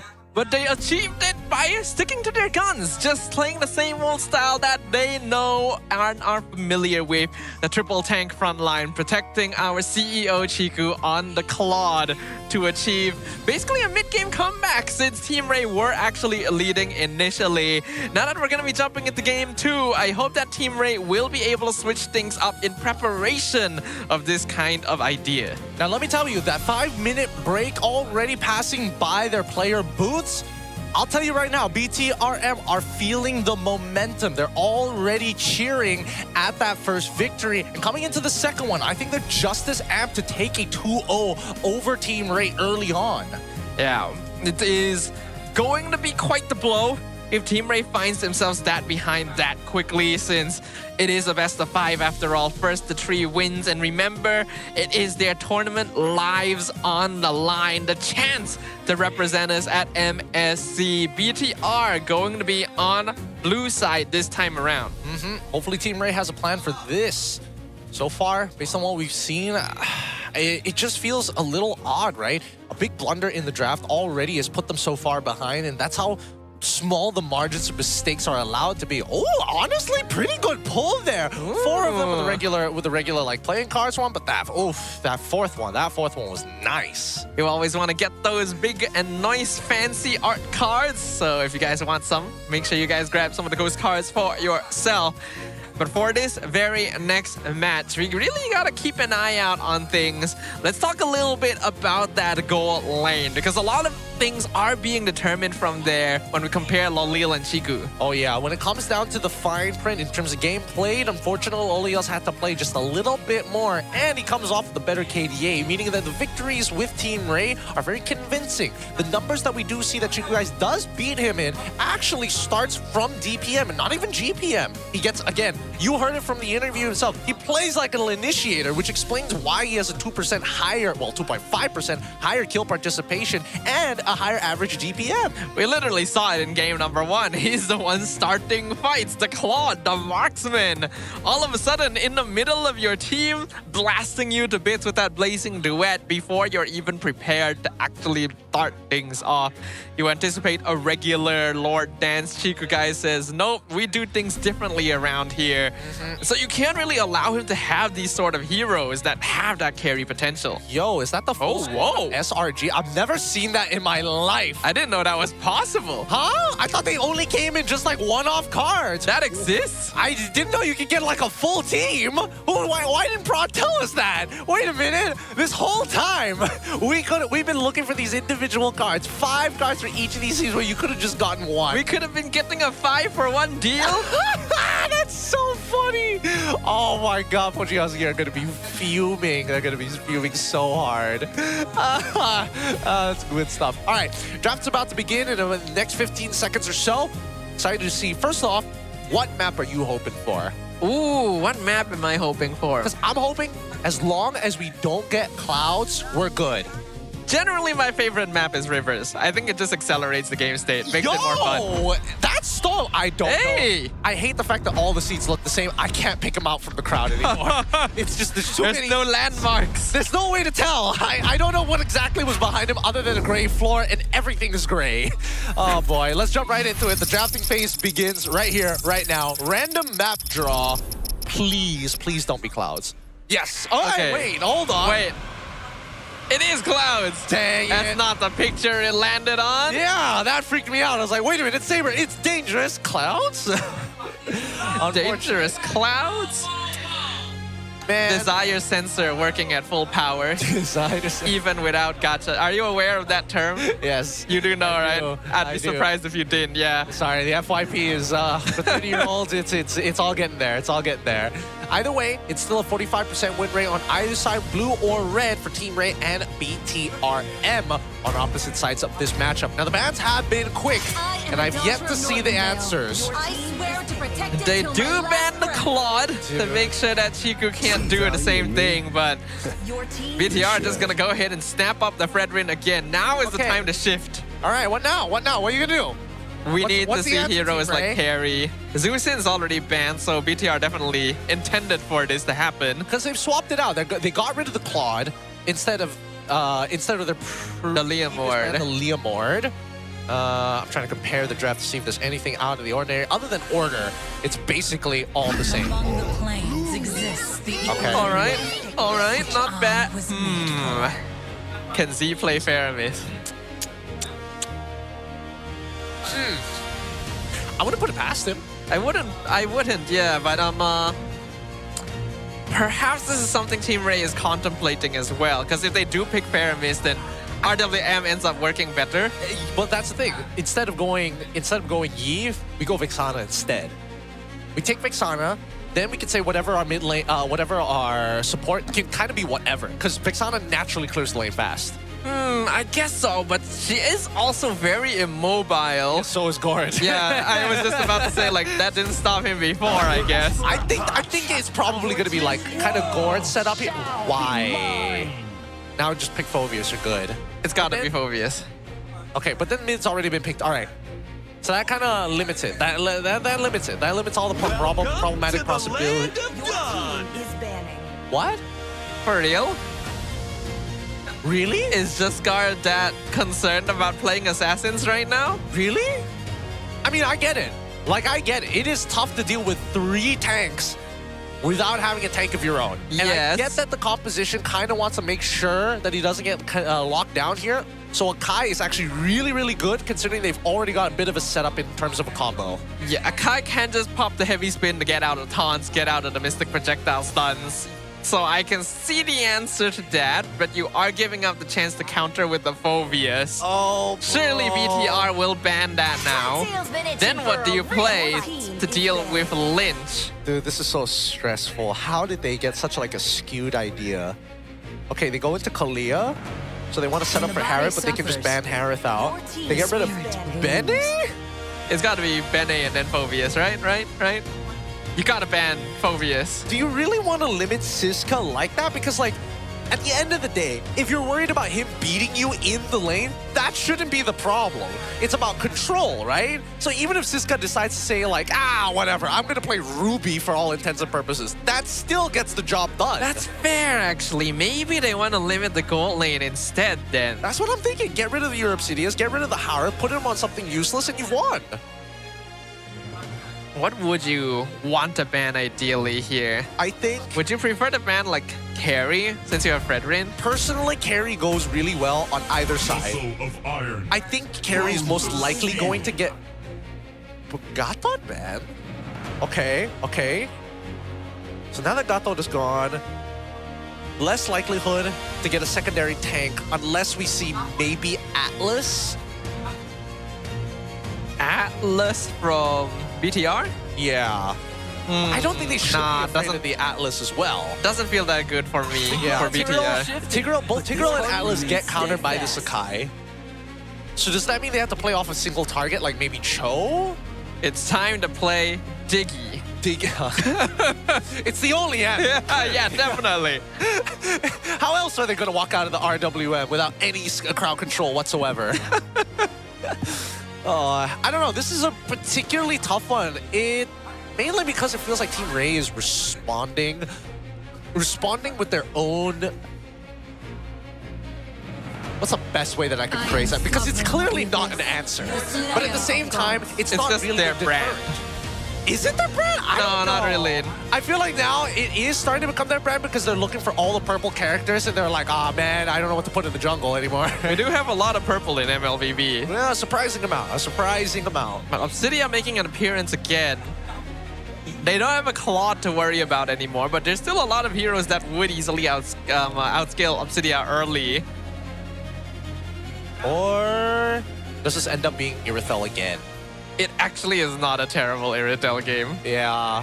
You go sprint. Oh, no, wait, hold on. If you get caught by glue, Akai I'm less worried about because at least with heavy spin, flickers always are important. But now that you have access to Purifies, what do? Yeah, there we go. The Atlas, and then here's the carry. Okay. Carry pick should have been within the first 3, at least for the side of Team Rey. I don't know. I don't know what Team Rey is trying to do here, especially since like this Fredrin first pick this is like a reenactment of the goddamn grand finals with a bit of mixing and matching TLPH and a little bit. And I was about to say Brent, but Falcons, yeah. Well, at least this time around, BTR is not just turtling their way through with a Chiku victory. They have more heroes that can set up, more heroes that can output DPS, which means that they don't need to be grouped together as much, which gives Team Rey angles to attack. But when it comes to their composition, things are still a little bit concerning. I feel like you ideally want some good burst for the early mid game, because right now you only really have Eve to play with. The sky, all of it. What? No, I don't think this is the right. Excuse me? Dude, this is so bad. This is the second time we've seen Edith this season. Yeah. I can't remember if the first time was used. No, it wasn't used against Paquito. Yeah. It was just SRG messing around. I know, yeah. That's why I was like, don't worry about it. It's one of those... Is Edith a Paquito answer? It is... Let me really... I wouldn't really say so, right? No.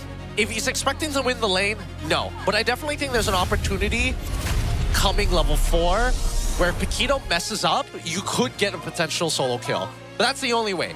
And I think that Concussive Blast is most likely the case for Siska. So good luck. I mean, there's got to be some logic behind it. I'll try and figure it out.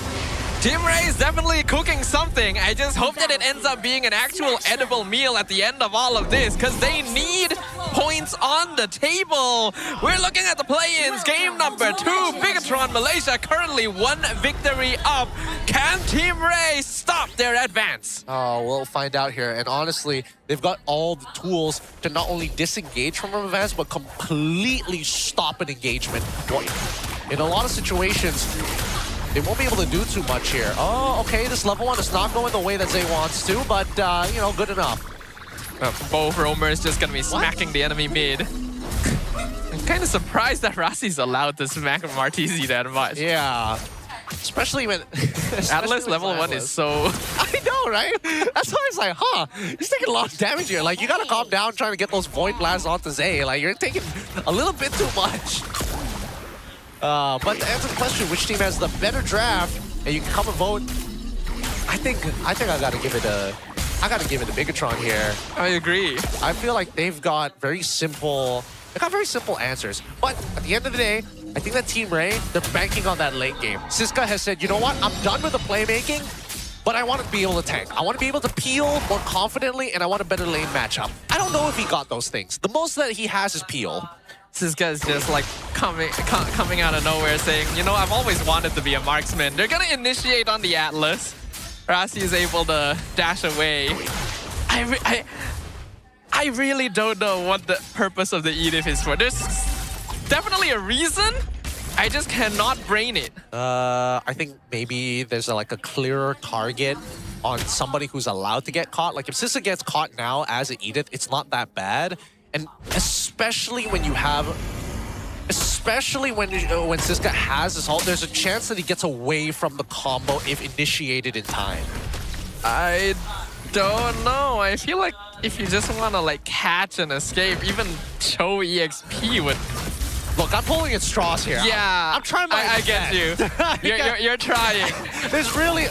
Oh wait, hold on. For now, Rasi will go ahead, stun Ivan, freeze him in place into the Mystic Gush. Ivan has to flicker out of the way. Meanwhile, Jaskar able to get that heavy spin pin onto the Vaquito. First blood to Ziska in the RWM, and they get the onward on Rasi. Force the flicker from him. Hunterbolt connects. TV still secures the turtle, but loses his life. That's why I was worried. Siska was turning the wrong direction. You should be looking towards the jungle side because you want to get the turtle at the end of the day. The zoning was a very good idea, and engaging upon Lynch specifically, even better when you know that Rasi is at level 4 and Chiku guys ain't here to save the day. So turning that 4v4, very win. Oh. The Scar a bit out of position here. About to show us why pandas were endangered. Not anymore, actually, so that's a good thing. Unfortunately, Jaskar still is. Are they really not endangered anymore? I think so, if I'm not wrong. Have they confirmed that? Someone's gonna need to confirm that for me, but I think I'm right. PETA? Not again! We're back at it. I'm committing crimes against animal kind today. You know, it's kind of strange, right? We always make that. We always make the joke of like, oh, animal cruelty, PETA, but this whole. There's the fatal links. They're gonna grab Arteezy forward, Mystic Gush, everything on the even. He's dead. Very nice combination here, especially since Arteezy was still a couple of seconds away from his flicker. But facts are facts, right? In terms of better grab, BTR by Vitality doing a very, very good job at showing that they've kind of won the game from the get-go. Okay, actually, there is one thing that Team Rey's draft specializes in, and that's just like very long-term single-target pickoffs across the board.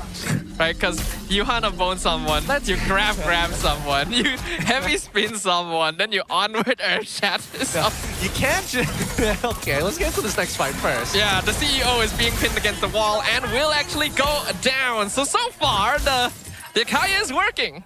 So in terms of that pick, unlucky for Chiku guys, but also because he's running Purify and not Flicker, he's unable to kind of get out of these tiny situations. Or in many cases, situations where most marksmen would live if they had the right battle spell. But the important thing here is that right now, BTRM, sure, he goes down, but it's not the end of the world. It's about this turtle, and Team Rey, they can push him up, but Chibi has been so good at securing it, even when it's not in his control. Rasi is doing a good job of stopping this Scar. Meanwhile, Lynch comes from flank, Flicker out from Arteezy, fatal link from the Akai, locks him down. Chibi secures the turtle, Rasi falls, Mystic Gush zones. Team Rey tries to fight back, but Big Run's already out of there. Siska's playing kind of hot. He's playing really yeah, good. Actually.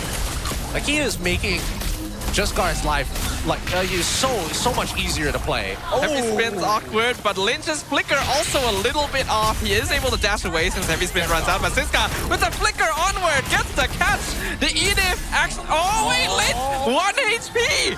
That's so sad. That's insane. That's so sad. Lynch showing Chiku guys how it's done. Living with just 1 HP. God. And it costed Siska's flicker as well. Man. If only he had his ult. If only he had his ult. Everyone knows fighting game characters become stronger when they're low on HP. Well, I mean, did you know that most skins in Mobile Legends actually give you a stat buff when you... They do, actually. So, Lynch wanted if you the extra 5 armor from the... If he wasn't Terry Bogard, he would have died. If he was regular Paquito, yeah. God. The thought alone. Or it's the fact that Siska was using the default skin that he didn't have enough damage. One or the other. Is Siska on the... Oh, yeah, he is on the default skin. Yeah. He's not... Or is he on the... No. It's a different color. It's a different color. It's that extra 8 damage would have killed him. Imagine that! Imagine that's the reason It actually why might have. That's one of the few situations where MLBB is pay to win. Oh, it's so funny. So funny. But with that being said, the trades are coming through. It's so odd seeing how this game has so many similarities to game number 1 with completely different heroes. Well, it's the same teams in the end, so I guess the pilots really are just the thing in the air. I couldn't find the word, but you get me. The pilot, not the plane.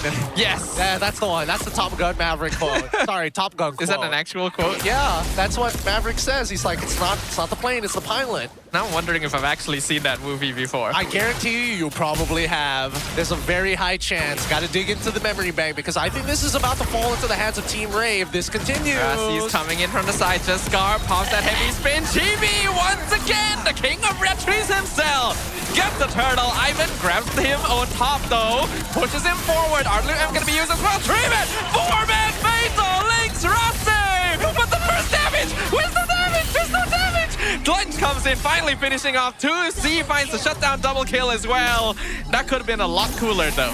Oh my god, how do you get a 4-man? Oh, dude, I hate it, I hate it. It just goes to show that it was a reactionary motion from Rossi. Let's see. I'm making an assumption here because when that Fatal Links ends up going through, look at where Chiku guys is, right? He is dealing a boatload of damage, but he doesn't want to stay within the RWM. And as he shifts his angle to get on top of this heave, the spinning light wheel was still on cooldown that entire time. If he had the spinning light wheel, everybody dies there. Yeah, and not to mention that Lynch actually went to chase Lolil, which is the right choice, don't get me wrong. But if his damage was in there, he would have killed everyone too. He just made the choice that, like, yeah, Lolil's more important. Yeah. I mean, Lynch's overall playstyle is just the zone, right? He is your tried and true traditional EXP laner. I don't necessarily have to kill you, but the possibility of it is enough to keep you away. Team Rey in a bit of an awkward spot. They definitely still have the damage. They can definitely still fight with all their catch. But Zuskar is not hitting these retries, and that is adding up over time to give Bigatron the slight goal lead. Yeah, and he really needs to win these retributions.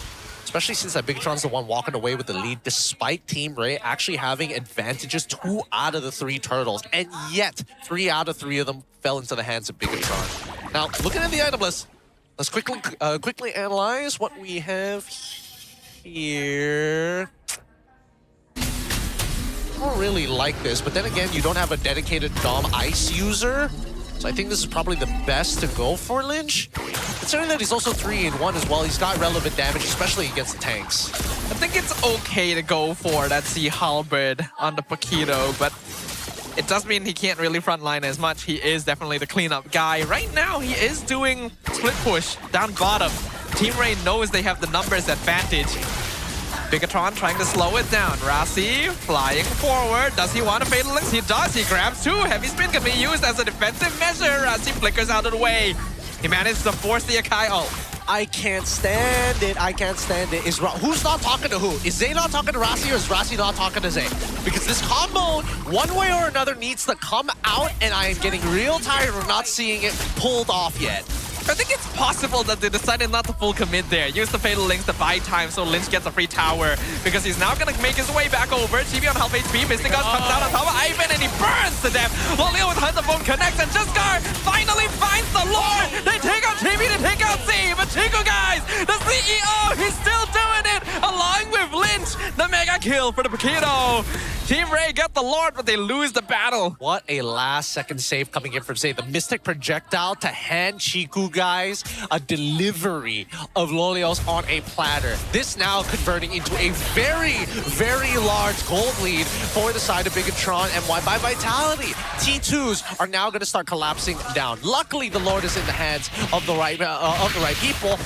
But at the same time, it's not like BTRM are going to be losing this lead or losing a lot of money in the first place. Yeah, they're still in a perfectly comfortable position since Chiku guys is still out farming the Obsidian currently. Both gold laners have been aimed quite a few times by now, so it's not the cleanest for either side, but Chiku still finds a way regardless. Though, heavy spin gonna be used. They pin Chibi, try to surround him, but here comes the Atlas from behind.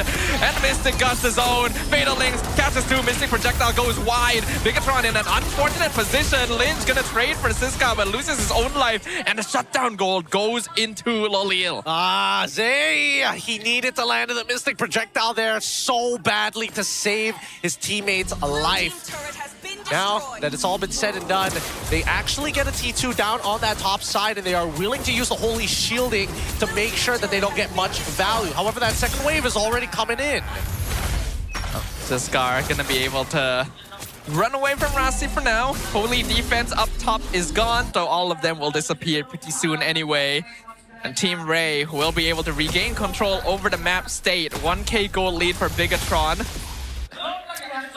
Slow lead, but now it's a matter of what the late game looks like for both gold laners, for the Subsidia and as well as Chiku guys. And keep in mind, both have some incredible single target damage when they unleash absolutely everything. So the real advantage comes down that Chiku guys has true damage on top of the fact that he has one extra slot. It looks like Lolios has opted to go for the Sky Piercer to try and guarantee that 1v1 victory. I don't think it's too bad an idea. Team Rey definitely funneling all their resources into him right now. We got 3 chastised pauldrons being constructed as well, just to try and slow down Chiku's advent. But he is slightly ahead on gold currently. It's not a bad idea. Very good idea, in a matter of fact. Just to make sure that you can start rotating these item passives around for each person so that at least you buy yourself 2 seconds per. So that means if there's 3, a total of 6 seconds can be bought if Chiku guys is in position to attack back. Now, how are they going to create that 6 seconds worth of space? Especially if you're in Team Rey's corner, right? Opening up the map is scary enough, and the possibility of getting blown up by true damage from Chiku guys or Zay is still very, very high. They need to look at where Rasi and Chibi are going. Lynch is less important because he's looking to peel. Now, 13 minutes in, both teams on top of the river. It's gonna be a bit of a tense Lord dance. The marksmen are reaching the endgame power spike. Chiku already full on his level. We can see that Ivan is just gonna eat everything to the face at once. And a flicker, Fatal Link touches 2, but one of them just got, and he misses. But Lynch comes in from the side, forces the flicker from Arteezy. He's gonna need to back up for now. Lolil's still in the safe spot, and Siska jumps forward, finds the onward, lands the Earth Shatter. Siska goes down to the Appraiser's Wrap, but RWM locks down Rasi. Still, BTR come out on top. 1 for 2 trade. Yep, the front lines on both sides have already taken significant damage from each other. Now it really just boils down to who gets their ults first, and Loliel's, he's looking for a target. The Lord is dropping low. Do they know that Jiskar is still waiting? Lynch gonna try and engage on Martisi. He fights Jiskar instead. Why would you walk out like that? Jiskar throws his life away. Chibi gets the Lord. Oh my goodness, thank God for Martisi's body block. A surprise! No Hunt of Bone was used from Loliel's that whole time. He was getting some good damage down. He could have guaranteed a singular kill on Lynch or Chiku guys. He had to pick one, but he was guaranteed to die after that. He's got 31 stacks so far, and he's already maxed out to 25 on his bone shards. So things could not be going better for Loliel's, and yet he decided not to. I think he just wanted to make sure the stacks were preserved here. Risking his life for a kill didn't feel worth it. Trade-wise, especially since they need him for the Lord defense anyway. So a choice was made. I actually think it may have been the correct one, but Team Rey is still gonna have them out of defense. Now they have to just slowly take their time. Looking time after time for an opportunity. Winds of Nature finally purchased by Chiku guys. Now he has a legitimate chance against Loliel's in that 1v1 if it does boil down to it. Question is, who's going to make that first attempt? Is it going to be the RWM? Jiskar with the heavy spin. Oh, RWM does catch quite a few people. Draws Rasi low. Mystic Gush catches Jiskar. He survives on literally 5% HP. And the Lord will be taken out. A solid defense from Team Rey, but they still got more minion waves to deal with. 15.5 minutes in. Bigatron not looking to force the end yet. Yep, looking at the items.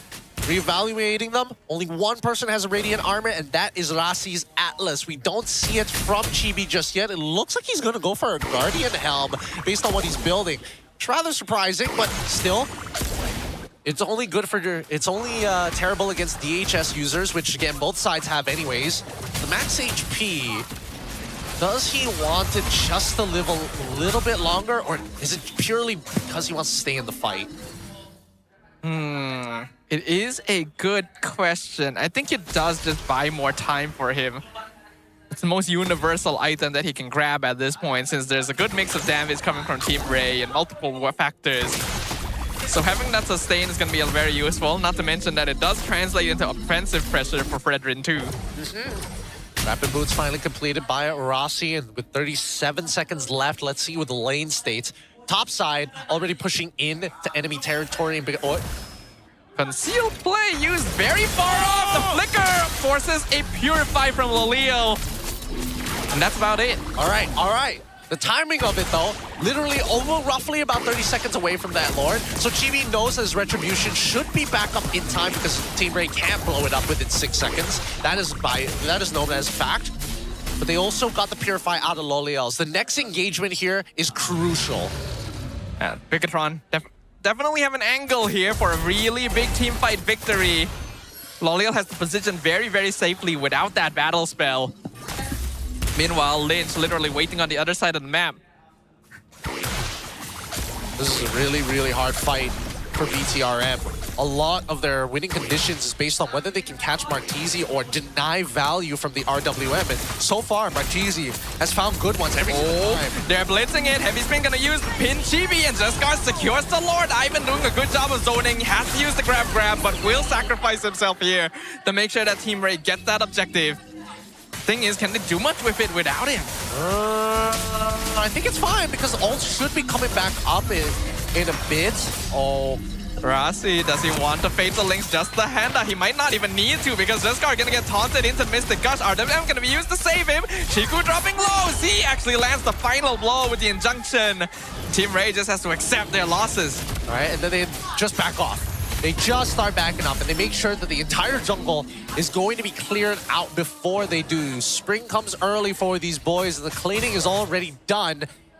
4.6k lead, but the goal of the lead doesn't really matter except for item swaps. Bot side is already stacking back up, but yeah, at this point, Guardian Helm already finished here by Chibi, and everything is falling into plan, right? Team Rey, as well as Bigatron MY by Vitality, are just attacking each other's front lines. Ivan as well as Rossi have been so proactive that they're dying the most. They kind of have to here. When you've reached this stage of the game, the tanks are just sacrificial pawns. The idea is whether or not you can get something done before you die. Both gold laners were compared before this game started, and this is about to become their playground. 19-minute mark. Gold lead starting to become less and less valid. It could still go either way. We'll see. Because again, the fights are looking even. The range advantage from the Subsidia definitely helps a lot, but now the Chico guys also has a Malefic gun on top of it all. Not the worst in getting that free space, free auto attacks. It's just about the initiation. Both sides, whenever the initiation feels a little botched, it goes terribly each and every time. Ivan has made that mistake, Rossi has made that mistake as well, and at this point, the next person who makes that mistake is pretty much going to lose the game. Both teams have to be very, very cautious. We're still a whole minute away from the next Lord spawning, so kind of doubtful that either side would really try to force anything at this point. We should be looking at max item builds for most of the cores as well. Yup, and the items are already through. Martese is doing something interesting. He's not thinking about poking out the tanks. He's opted to go for Lightning Truncheon as his last after the Blood Wings. Now, the only explanation I have for this is, yes, Wishing Lantern gets countered by specifically Radiant Armor really, really well. The Lightning Truncheon, even with Athena's shield, you still deal a decent amount of damage. It looks like he might be trying to melt the squishier targets instead of focusing on slowing down the big ones. And it does make sense. We know how CEO-centric Bigatron can be. And if they can take him out, Team Rey have a pretty solid advantage. Yeah, nothing's going to happen until the Lord actually spawns, which it does. And now both sides on the move, but also very wary of who shows up at the long lane. Now we can see Loleel actually being sent up there with Siska, but Team Rey means that they're going to have quite the number disadvantage. They're gonna try and not show this for as long as possible. Lolil is showing on the way, but Siska's whereabouts are still currently unknown for the side of BTR. Jesgar holding on to the Lord, but for how long? They're going to be dancing around here for just a while. And now they see that top wave finally start collapsing in.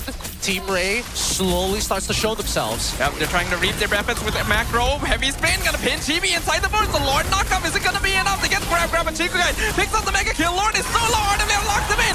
Jesgar secures the Lord, but Chiku guys is online. He's got the double kill already. Siska goes down, Jesgar exposed. They collapse on Lolil. Purify use, hunt the boat, launch the killing spree, but he's surrounded. 1v4, immortality will only delay the inevitable. Lolil falls to the shutdown from the CEO. Monster kill! But Chiku guys, Lynch somehow survives, doesn't even need to use his immortality. Martizi is the final man standing. This Lord will not hold a candle to the carry. BTR looking to end it right here. I'm surprised that Loliel's decided to swing right into it. He got impatient with the hunt of bone and got punished for his A try. Martizi trying to dodge everything. He'll pop that winter crown, but the crystal is right there. They'll just slow him down. BTRM, one step away from sending Team Rey home. Woo! 2-0 so far, match point for Bigatron Malaysia by Vitality, and Team Rey really need to look at the drawing board. They've got plans and comforts that sort of work, but they are more optimal solutions here. Really, they gotta work on that first half of the draft. Yeah, I agree. I think that right now Team Rey may need to revisit some of their fundamentals, because we know they can play. We've seen what they're capable of, but there is just missing a link. Those gaps are what BTR is taking advantage of. They're not necessarily doing anything overly fancy. They're just keeping it standard and close to the chest. But by making less mistakes, they are eking these victories out. Yep, significantly. Even the casters or our panelists on the outside were watching the games on the big screen. Can't believe what they just saw. I mean, let's keep it simple here and start showing you guys the highlights of this game and recap everything that just happened. Because again, we first started in the draft and we were already like, okay, maybe something's gonna happen here at level 4. And then, oh, this Edith is actually kind of cool. Every single time Siska has his flicker available, he's making plays. If somebody's slightly out of position, he punishes them. Reminds me a lot of how Kirk plays his version of Edith, not only in the laning phase, but also in team fights. But what they cannot forget every single time, dude, Chiku guys, he doesn't care if he's hitting front or back. As long as you trickle in one by one, it's a free fight. It feels like sometimes Team Rey were a little bit desperate to try and make something happen, and as a result, feed themselves into the BTR machine. Chiku knows how to position. You cannot hope to just randomly execute him, especially when you don't have heroes like the Paquito on your side. I can see the idea of the Edith, certainly. It worked early on, but I feel like having a Phoveus would have been a little bit more of a universal stopgap. Yeah, probably. You know, Phoveus and even the carry, both of which, again, they decided not to go with. It's strange. I don't know what the idea is exactly, but you can definitely see that they want to play around two things. One, control. Two, lane priority. And the important thing is, hey, we've seen both sides now. We've seen Team Rey decide, you know what, we're going to be playing for our lane prio. We're going to be looking to win lanes. That's what we want to do. Now we've seen, hey, let's play a little bit more mid-centric, mid-trio-centric to help out the side lanes. Both sides didn't seem to work. Now we need to see something else. Ooh, what else is going to be in the pockets of Team Rey here? If they're hiding any strategies still, they gotta pull them out, because another loss will end their journey, and it would be a very disappointing end for a team that looked so promising before. It really does come down to having a more solid draft. I'm a little worried that they're overcooking somewhat. Maybe they could be overcooking, or maybe they didn't exactly get what they wanted in the earlier stages. Because again, level 1, we're already seeing that Martizi getting chunked out into lane. That reduces the speed of their rotation. Loliel's even finding a couple of moments where he almost lost the Chiku guys in that lane as well. So more and more, I'm feeling like Team Rey just not on their best just yet. Oh, but when will they be? Do they have enough time? I mean, hopefully by game 3, they start showing where the ceiling is. Like, you gotta at that point. Backs against the wall, it's time to really put it all on the line. But yeah, I think this game there was a chance. We got some good pins, some good catches. They were clearly trying to funnel into Lolil, but I feel like Team Rey attempted to do a similar thing to what BTRM is known for, but are just not as used to perfectly executing it. Yeah, I think overall, best executors had to be Siska. I would make an argument for Martizio or even Lolios, but both of them made mistakes in that game. Overall, just a tough one. It's a tough pill to swallow after 22 minutes of gruesome combat that BTRM once again comes out the victors.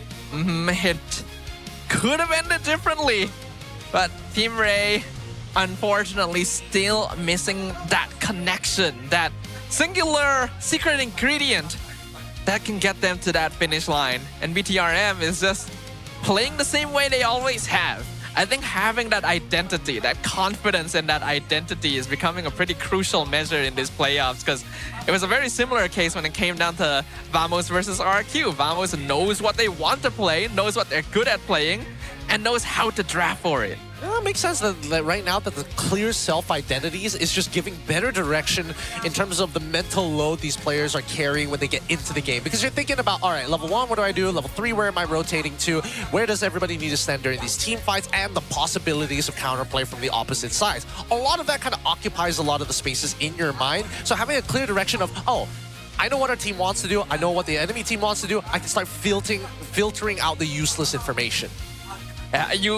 It's a lot less of an what's the word I'm looking for? There's a much lower chance of overcooking if you already have a fixed boundary to work with. It's not what is the best solution for this problem, it's what is my best solution for this problem. And that already solves issues of maybe not being as comfortable with things. But of course, once again, Chiku, guys, our MVP for game number 2. Yep, and he's already VOD reviewing. He's already looking, hey, where are the holes? Where are other exploitations that we can enact upon this team to get our 3-0 victory and make this Wednesday real fast? 6, 2, and 8. Purify was a spell that cost him a couple times in the early game, but once he figured out what Team Rey is attempting to do, just play it safe, trust the team to hold the front, bait out resources, and then he can just walk on in and blitz everyone down with those light wheels. Yep, and as expected, that's what he did. Man, I don't know. Let's see whether they give up blue side for Team Rey. Or is there anything better that they can do? I don't know. The fact that they gave out blue side twice, 2 times, I don't think it's enough. I definitely don't think it's enough. Camera's a lot closer up than I remember it being. Hey, man, gotta make sure to put the spotlight to all of our talents here. Of course, Dodo as well, up on the stage here with us. Well, yeah, what we're talking about, I got very distracted by it just being me on the camera. Hey, no worries. We're just talking about the problems that Paquito is facing. Well, not just Paquito, but this particular matchup. I don't know. Some part of me is starting to feel like unless we see something different, like not just something as simple as like blue side, red side, I'm sure as hell hoping that we do see a completely different side of Team Rey. Like they're gonna go back to comforts here. That's what I think is gonna happen. It just feels really weird to see, because like I feel like Team Rey was one of those teams that understood like, okay, this is what our players are good at playing. You know, their drafting was pretty solid in the middle of the regular season, and now it's just, you know, what happens next, right? Why are the first halls of the draft so weird in some way? But I guess we will find that out a little bit later. For now, I realized why we actually needed the camera on me. It's because we need to swap out someone on the desk. You know? Yeah, you know, it would have been nice if we could have just cut to the camera, cut to this camera later once the call was given. But you know, this works out. This works out just fine. I can't believe I'm doing this again. Yeah, I heard that someone's coming up to replace you in a moment. In fact, they already have. Hey, you know who it is? It's Hot Takes with Ab and Grab. All the way back from New York. I got into 3 divorces and married 2 extra wives in the meantime since the last time we met. But this time, we've got some hot takes. Fulvius, what a problem, am I right? This Paquito guy keeps on punching me through my ranked games and through the screen, especially when I'm in the middle of dealing with my 2 ex-wives, which I mentioned earlier. Maybe 3, I could have lied about that. I forgot. I mean, the lore expands. The lore expands even further. But other than that, I think the most important thing right now is that EXP laners understand the relationship with all the heroes compared to everybody else. Because before this, we weren't even talking about Paquito. We were talking about Fulvius the entire time. And nobody had a real answer to him. Even the Uranus was struggling against him. Now that Paquito has kind of come into the meta, it has opened up a whole new plethora of possibilities. Especially when we start thinking about mid laners. Because let me tell you, mid lane really... Man, there's a lot of things that kill the mid lane right now. It's not a fun time to be a mid laner. But the most important role, besides your jungler, overall, I think right now the MPL needs to move in a direction which gives more options to the EXP lane, and hopefully, I'm guessing, brings out more options in the jungle, because there's just not enough. Now, don't worry again. Keep in mind that Alban Grab is going to keep you guys nice and covered, right? Full stomachs, full focus. Use the Grab Food code from 9 p.m. till 4 a.m. and keep that late night grind going strong, because let me tell you, my bank account is completely axed out. There is nothing inside of it anymore. And they call me Alban Grab for a reason. It's not because I'm rich. That is true. That is true. But you know what you are rich in? You are rich in experiences of delivering great food to deserving people. Thank you very much to our Alban Grab. Wow, where did he go? Yeah, I don't know. Probably that was fast. Probably giving street justice to his ex-wives or something like that. Or finding a new one. One way or another. The lore expands further. I don't know what else I don't know what else I can come up with that's still like borderline okay. Either way, we still have a potential one more game here for BTRM to close out in a 3-0 fashion. And that'll be one of the few times, well, I don't want to say one of the few times because play-ins hasn't been around for that long, but one of the few times that we're having a complete sweep day on the play-ins. That's true. We used to get that a lot, not so much these days, but who knows what could happen. For now, we got a section with Rose prepared for you guys, so let's throw it on over to her. Hey guys, selamat datang ke Game Break interview bersama dengan Rose. And of course, kita ada tetamu yang sangat-sangat special daripada Philippines. It is Storm. Hello MPL Malaysia.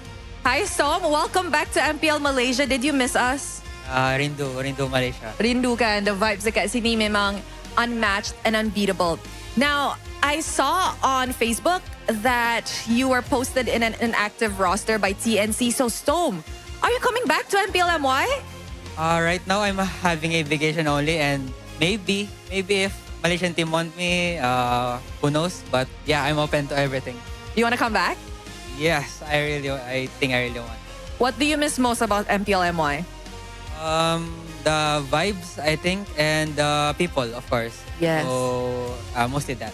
Yes, guys, we have one of the best fans in the world. Now, Storm, let's talk a little bit about this match. After watching 2 games, and it's currently 2-0 to the side of BTRM, how do you feel? What are your thoughts about it?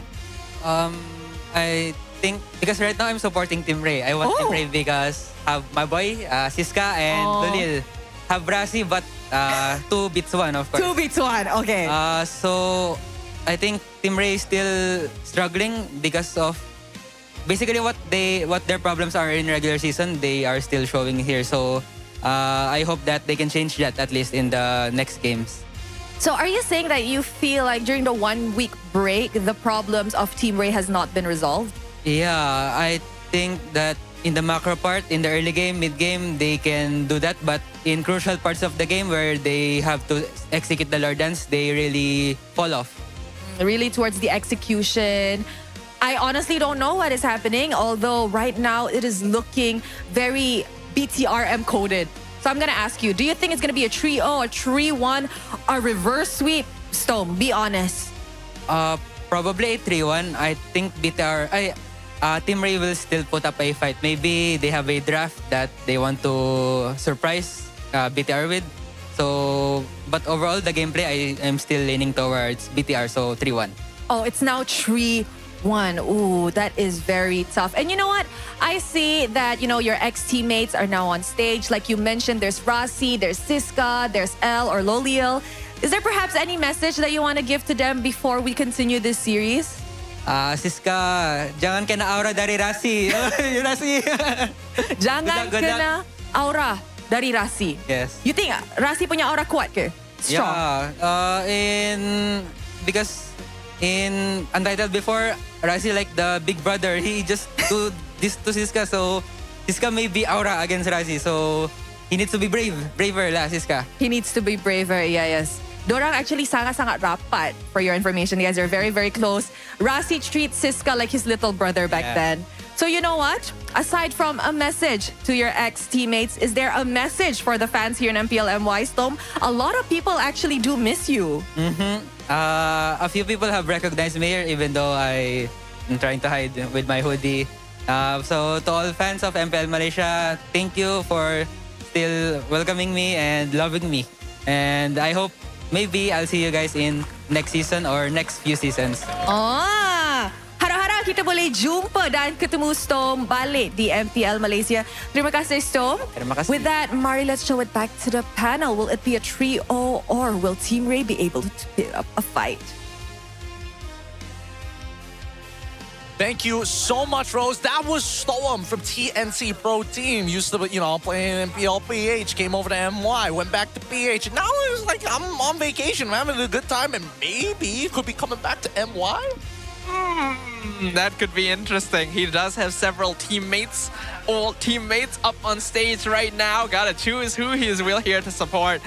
But BTRM in a pretty good spot. Who was first pick? I think I missed that. It was supposed to be Team Rey. Okay, so they did decide to go blue. Yeah, they did decide to go blue, which again, I'm just hoping, fingers crossed that they've got the draft down. Because again, a lot of it just comes down to whether or not they have the winning draft or not, or at least a draft that goes even. Especially when you're seeing that a clash of styles now. Most people, it's either I can play the early game really, really well.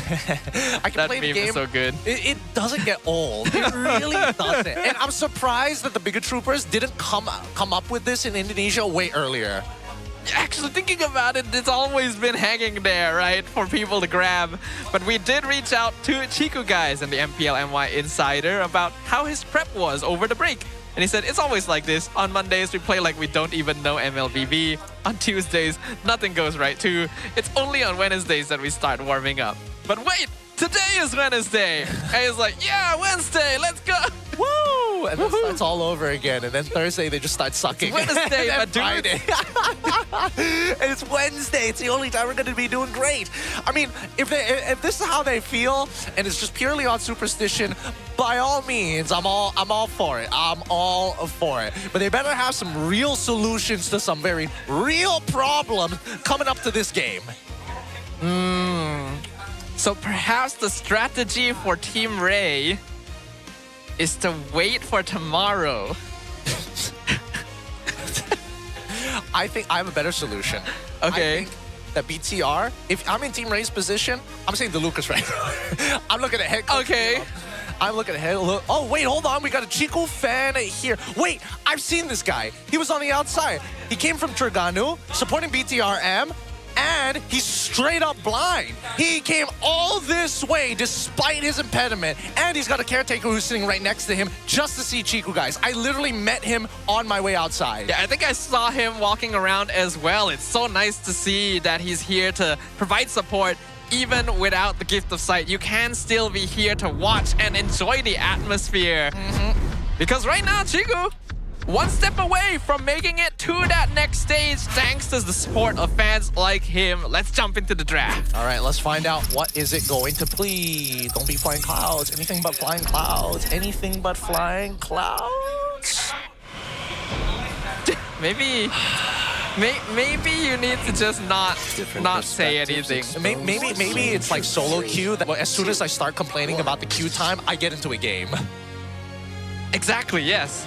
Honestly, that happens a lot. It happens too much, actually. And not even just in MLBB, in other games. I'm like, once you complain, then things happen. Yeah. It's like a natural body timer. It's like they're spying on us or something. Oh! Look at what Team Rey's doing! They take blue side and they ban out the Claude alongside the Frederick! Ah! This is literally what you talked about during the break. I literally told you. You know what they're gonna do? They're gonna go on red side and ban out Claude and Frederick. Claude or Frederick. Cut to them going to the worst possible scenario. We're on blue side and we're banning both of them. There's so many things that slip through because of this. The Freya is open. So good. The Zeusin is open. I mean, I gotta give it to Kenji. He doesn't fall for it. He gets rid of the chip, gets rid of the Guinevere because there's not a lot of things that deal with the Guinevere, leaves everything intact. It says, you know what, Team Rey? You did us a favor. You get to choose Pretty what much. the power picks are going to be. Go ahead, pick your one power pick. If Team Rey goes Freya, instantly you will see the Phobius. They can't start with Paquito for the same reason. If they pick Phobius first, then you will see heroes like Carry show up since there's no longer Claude to counter them. Oh, yeah, baby! There's a lot of different ways to do this. A lot of different relationships. And they're keeping it messy, which I like. I like it. It makes the coaches and assistant coaches have to work double time here, and they start off with the Freya. No surprises. Great pick. So it's got to be Phobius. 100%. Like, you can see how quickly they lock him in. But what else is the question? Yep, because keep in mind that despite Phobius being on the opposite side, is Freya really going to be the EXP laner, or is it the gold laner? We'll never know until the very end. You will need to be prepared to potentially pick a gold laner that can still go toe-to-toe with that Freya. But the Leomord is going to be the choice of BTR for now. Interesting. Wanted to go Leomord rather than your traditional Suyo. Doesn't show gold laner, doesn't want to reveal anything about the mid lane either. What are they waiting to see from Team Rey? Are they thinking about whether they can set up glue once again for Rossi? It's not impossible. It is a pretty solid solution to the Freya. You just need someone that can lock her down, basically. Glue doesn't even need to be the answer. You can see like the Cho and things like that. Looks like Team Rey will be the ones to grab Glue instead. So now the question goes to BTR. Do you counter this with the Faramis? Oh, that's so tough. That's so tough because the temp HP is just way too small. All the burst damage coming out from both Freya and as well as Gord basically chunks out that temp HP for free. I don't think it's worth it, but neither is it good to just go Vexana and just pray that Freya doesn't get on top of him somehow. I think that if you're not going Faramis, then you just go for your typical tank burning mage like Lilia or something. Maybe. So they do go Cho. Okay. Cho gives you the opportunity to kind of set the combo up. They need damage dealers. How are they going to... yes, Leomord can sort of scale into the later stages of the game, but it's still not beating like a Gord combo. A Gord combo, you're still going to get 100 to 0. What else could they possibly go for? They could still go for the carry again if they wanted to. Yeah. Never mind, the Obsidian is going to get banned out. I'm assuming they also want to get rid of the tank killers too. What other tank killers? Well, carry would be one, but I feel like BTR were the ones that were thinking of getting it, so Team Rey will remove it from the pool. I think mage-wise, Lilia is actually not bad in this game for BTR. Not the worst. Definitely has to take Purify. Huh. Can you even... No, not with glue around. Definitely not with glue around. Yeah, even with Sprint, it's just not worth the effort. Either ways, 2 marksmen have already been axed and still 24 seconds left on the clock. And now we see Yisha Chin. Honestly, pretty smart of them. Pretty smart.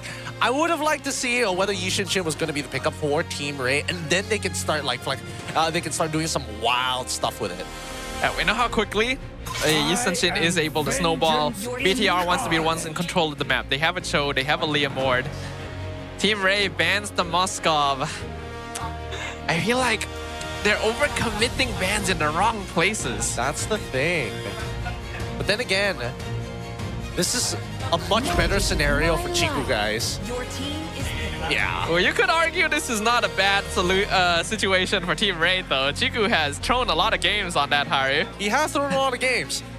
But is it going to be enough? What can Loliel take that actually beats Harith in this lane? Well, normally it'd be Claude, but they banned him themselves. They banned out like 5 marksmen at this point. Yeah, no. What do you play? Granger? It might be Granger. I think it might just have to be. But then, or you put Freya gold, I guess. Freya goes gold. You take glue. And then what? No. What else can you go for? Maybe a Kalia? No. Dang, this doesn't feel as good. Doesn't feel great. Yeah, Akai into highlight. Yeah, this just does not feel great for the side of Team Rey. There's no answers to any of the major problems. Oh, this BTRM. What is this? Oh, what? Angela? That I think that was unnecessary. Where? Angela mid? Angela mid. Yep.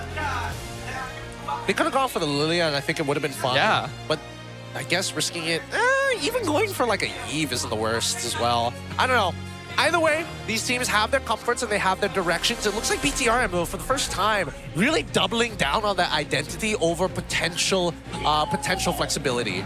I think they're just kind of cooking with it a little bit. Just kind of... Really? I don't know. As in, like, they're already 2 games up. May as well take the chance to try something out that maybe they've been preparing. Because I'm going to be honest, I think Team Rey also has a big problem on their hands. They're trying to play the CEO Chiku-kan with no marksman. And a Freya. Yes. I don't know, but good luck, Barbarian War Chief. Hats off to you. This is going to be an interesting one. Ladies and gentlemen, we are hopping into the land of Dawn because right now is the potential final nail in the coffin for Team Rey. 2 games down, 1 loss away from ending their journey in Season 17. Is this the answer they've been looking for? Maybe this could be the answer. Loliels, please don't die here. Dear God, please don't die. Oh man, he's playing a dangerous game. Okay, and he's out. Good thing, good thing. He didn't try to go for the steal. He got the information that he was looking for and forced the movement out of Rasi, which is great because now the rest of TR are going to start moving in onto the small campus. They give up Little Wanderer for this. Stun. Oh, good. Oh. They will still steal it. I don't think there's much Rasi can do alone to stop them. Chiku also gonna have to deal with his lane being cut most of the time. But this is what Team Rey needs to be doing. With 3 tanks and a fighter goal, they are trying to dominate early to mid-game. If they're not able to close things out before Chiku or GB come online, they got a big problem. I mean, I feel like they already got some big problems if they don't even get there. Secondly, it's like, the Freya is so risky. They have a lineup that can actually create the space for the Freya, which is the amazing part. But whether Freya can actually stick, it really depends on the performance of Loliels. He misses an ability, he's going to be out of position, jumps too far, jumps too short. So many ways to mess it up. And we have to remember, back in the day, Loliel was an EXP laner, so fighters are not out of his ball game. Used to be a pretty good one as well. Got that Warcry, typical emblem setups, I think, across the board. Bigatron going to have a bit of trouble keeping up early as well, since Angela mid wave cleared is eh. It is but at least he's got Rasi to help him out, right? True. That Concussive Blast just kind of helps smooth over the early game until you actually hit 4, which he does right now. Now, I'm guessing that the target's going to be Chibi, but for all intents and purposes, he really should not contest this. Yeah, there's no real reason to. BTR plays this game. They're gonna commit the Phantom Steed and the Hard Guard. Grab gonna be used. Lynch in trouble. Surrounded. First blood over to Loliel. Juskar secures the turtle. They'll get the stun on Chibi as well. Pick him up. And Z is just a bonus on top of that. Double kill for the Freya. Man. So unnecessary. I don't know. I mean, I got no words for it, right? I got no words for it. It's one of those things where it's like, they made an attempt, they thought this was a good call, even though they clearly saw that Loliel's left the lane. So like, I mean, if they thought they could beat, technically they tried fighting it 3v4. But you're not beating this team regardless. Even if Loliel is not there, the best you can do is try to steal. Yeah, well... And even that's difficult. I think the main problem is that if they team fight, the unfortunate situation is that they're technically always down a man. The Angela Yes. is like, I can only double down on one guy, but they got a Kai on the other side. So basically, you get a free 2 for 1 for whoever you hard guard. And they actually picked Angela into a Kai. Again, wild, right? So wild. So wild. They could have gotten Lilia here. He could have gotten Lilia here. Lilia would have been so good. He could have gone... Oh, no, he can't go for Farsa, actually. Lilia would have won that last fight alone. It would. Valentina would have absolutely demolished this. Even Valir would not have been terrible. Okay, I don't know about Valir. Valir is like kind of a... Oh, wait, no, you can get out of the projectile with your ult. Yeah. Yeah, that's a good point. That's a good point. Well, for now, Team Rey can enjoy their control over the river because they are just 3 big bulky boys that don't need no man to tell them what to do. Taxman's here. Just Gar. You can take your taxes. Ooh. Sweet income. Or Rossi just has to just stick around, right? Because kind of don't have a choice. Chiku Guys is already... And honestly, first time we're seeing that Chiku Guys actively losing the lane. Oh yeah, it's a Freya. Freya basically beats anyone in that lane. Bigatron does have the solution in the Phobius, and that is specifically why Team Rey decided to put her on the opposite side of the map. 1k goal lead for now. Again, don't think BTR should contest. Well, they might be able to. Now they might be able to, but we'll see, we'll see. Feels a little messy. Phantom Steed comes out. They're going to engage on Ivan in the front line. Just Gar secures the turtle. Heavy spin going to be used. Gets the pin, but it's a little bit of a mess right now. BTR actually regains control. Rossi finds Martizi in the backline. They get the 2-man push. It's a Phantom stop. They pick off 1. And that's actually Lolil, the most important target. But the grab lands on top of Chibi. He's got 2 people riding him right now. And that's a little bit too much for him to stand. Chibi goes down. Just going to be traded. Siska falls. BTR turns the fight. Wow. Dang. Wasn't expecting that much damage overall coming out from GB in those last few moments there, but Chico Guy's still getting a good chunk of damage. I'm going to quickly look at his items because I'm pretty sure he doesn't have what I think he has. Okay, just the Starlium Scythe. And to be fair, the Starlium Scythe wasn't a recent purchase. Well, I mean, once you take Lolil out of the equation and Martizi's used his cooldowns, it really is just 3 tanks, so you can take your time a little bit with it. And that is exactly what happened with BTR. Kind of messy at the beginning, but I think that's what Bigatron was attempting to achieve. Split apart their forces, force them to use resources in weird ways. I feel like Bigatron is just trying to stat check them. That's possible. Really? They're like, okay, you're going to take out 1 person away from this game? Well, guess what? If we give him enough stats, you can't kill him. Oh, well, speaking of, let's see if they can save him this time. This is literally everything thrown at Chibi. He's not surviving that one. Say that to my face, Bigatron! It's like, eat your stats. Take that! True damage, don't care about no stats. But Just Gar might be able to set up another one. He doesn't have a heavy spin for this. So I don't see him... So again, I don't see the purpose of this movement, but it has been following a simple rule of thumb. Oh no. They're gonna engage on Chiku. He's kind of oh, he actually dodges the projectile! No, the projectile just missed! It went into the wall!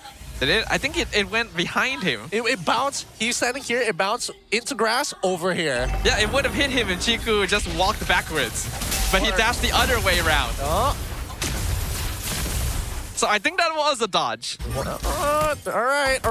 That's true. Oh, Chiku's actually trying to force this fight. He's got hard guard now. Meanwhile, they get away with the dragon. They land the kick. 1 hit away. Martizi falls. And Angela actually kind of doing work. Doing a decent amount of work here, especially into the Freya. Also knowing that Freya doesn't have ult gives you so much confidence. That's true. Because God, is she so strong with that ult on. Oh, what? Oh, Lynn's trying to fight in the pit. Heavy spin actually kind of messes up, but Just Gar is still able to get that turtle away.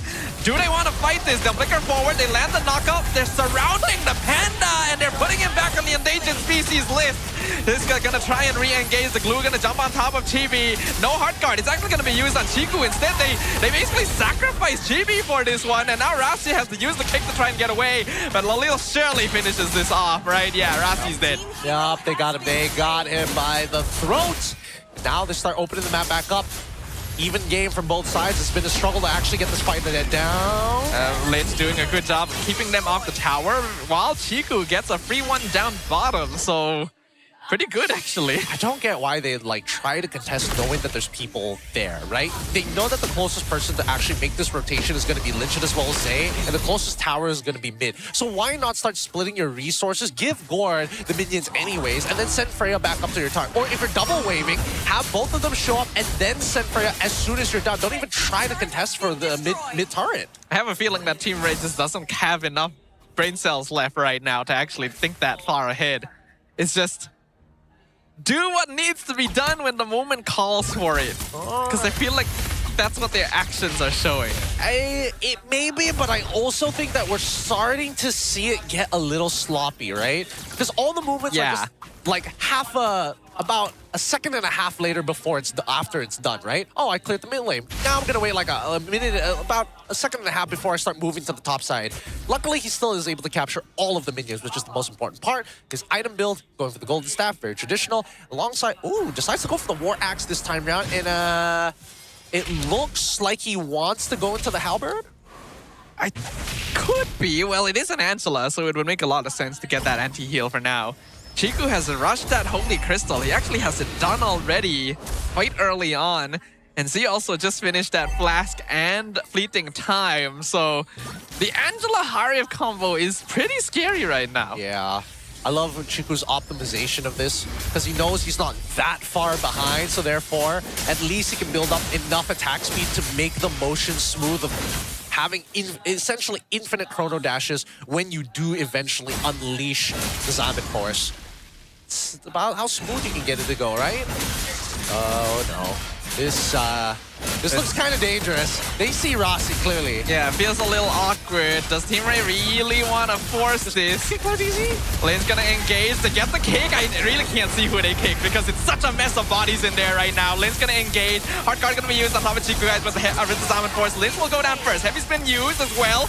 Wasted a little early, I would feel, because GB is still around, but the Phantom Steel will run out. Rossi buying time, but he's dropping low on HP, and they land the stun. Grab onto GB, but Chiku, guys, is still alive. The CEO is still here. Team Rey, you gotta worry about him. Diamond Force comes over. GB! He steals the Lord! And Chiku, guys, gets the triple kill. The hard guard comes out again. GB trying to run away from Siska. He's sidestepping. He's sidestepping there for so low. Siska will get the kill eventually. Meanwhile, in the bot lane, though, Martizi just gonna be abandoned in this situation. Yep, and the extra help coming in for the hard guard. Now Chiku is at full fighting force. He is very, very strong. Look at him go. Look at him go. Pew, pew. Fears nothing. Can't take any damage because of the shields. So strong. Such a fun, balanced marksman. It's great. But, I mean, look at this fight, right? The initial kick ended up on the correct targets. And yet somehow Martizi gets to walk away for free through it all. It was a perfect kick into Dark Wave. And yet they couldn't find it. They couldn't. But even so, Megatron's just playing for the CEO. They're setting up for Chiku, guys. That's why they're popping the hard guard on him instead of GB. They don't care about the leaderboard anymore. It's just this guy. Turns out the way you stop the CEO from throwing on Harif is to give him a secretary. It's the only answer. I mean, they're doing really phenomenally well with it, right? We wanted something new, we wanted something else, but it looks like Bigatron are the ones who are showing that. And I think this is a very interesting way to really emphasize that they are playing for the CEO. Because very few compositions and very few teams actually find success in the mid-Angela. And we saw it like, what, a year and a half ago? Yeah. Where it was very meta to put Angela in that mid-zone. So many, 80% of our mid laners here at MY all hated it, or they're just awful at it. And that was a time when mid lane was basically support number 2. Yeah. Dark times. I think a lot of mages will agree. But now, Angela is not supposed to really work. You want to have that secondary damage core. But in a team that wants to play off of one guy anyway, why not? Makes a lot of sense. It really, really does. And I would have imagined that early game, just work with your mid-trio, dude. Work with your mid-trio. Get Martizi to the right level.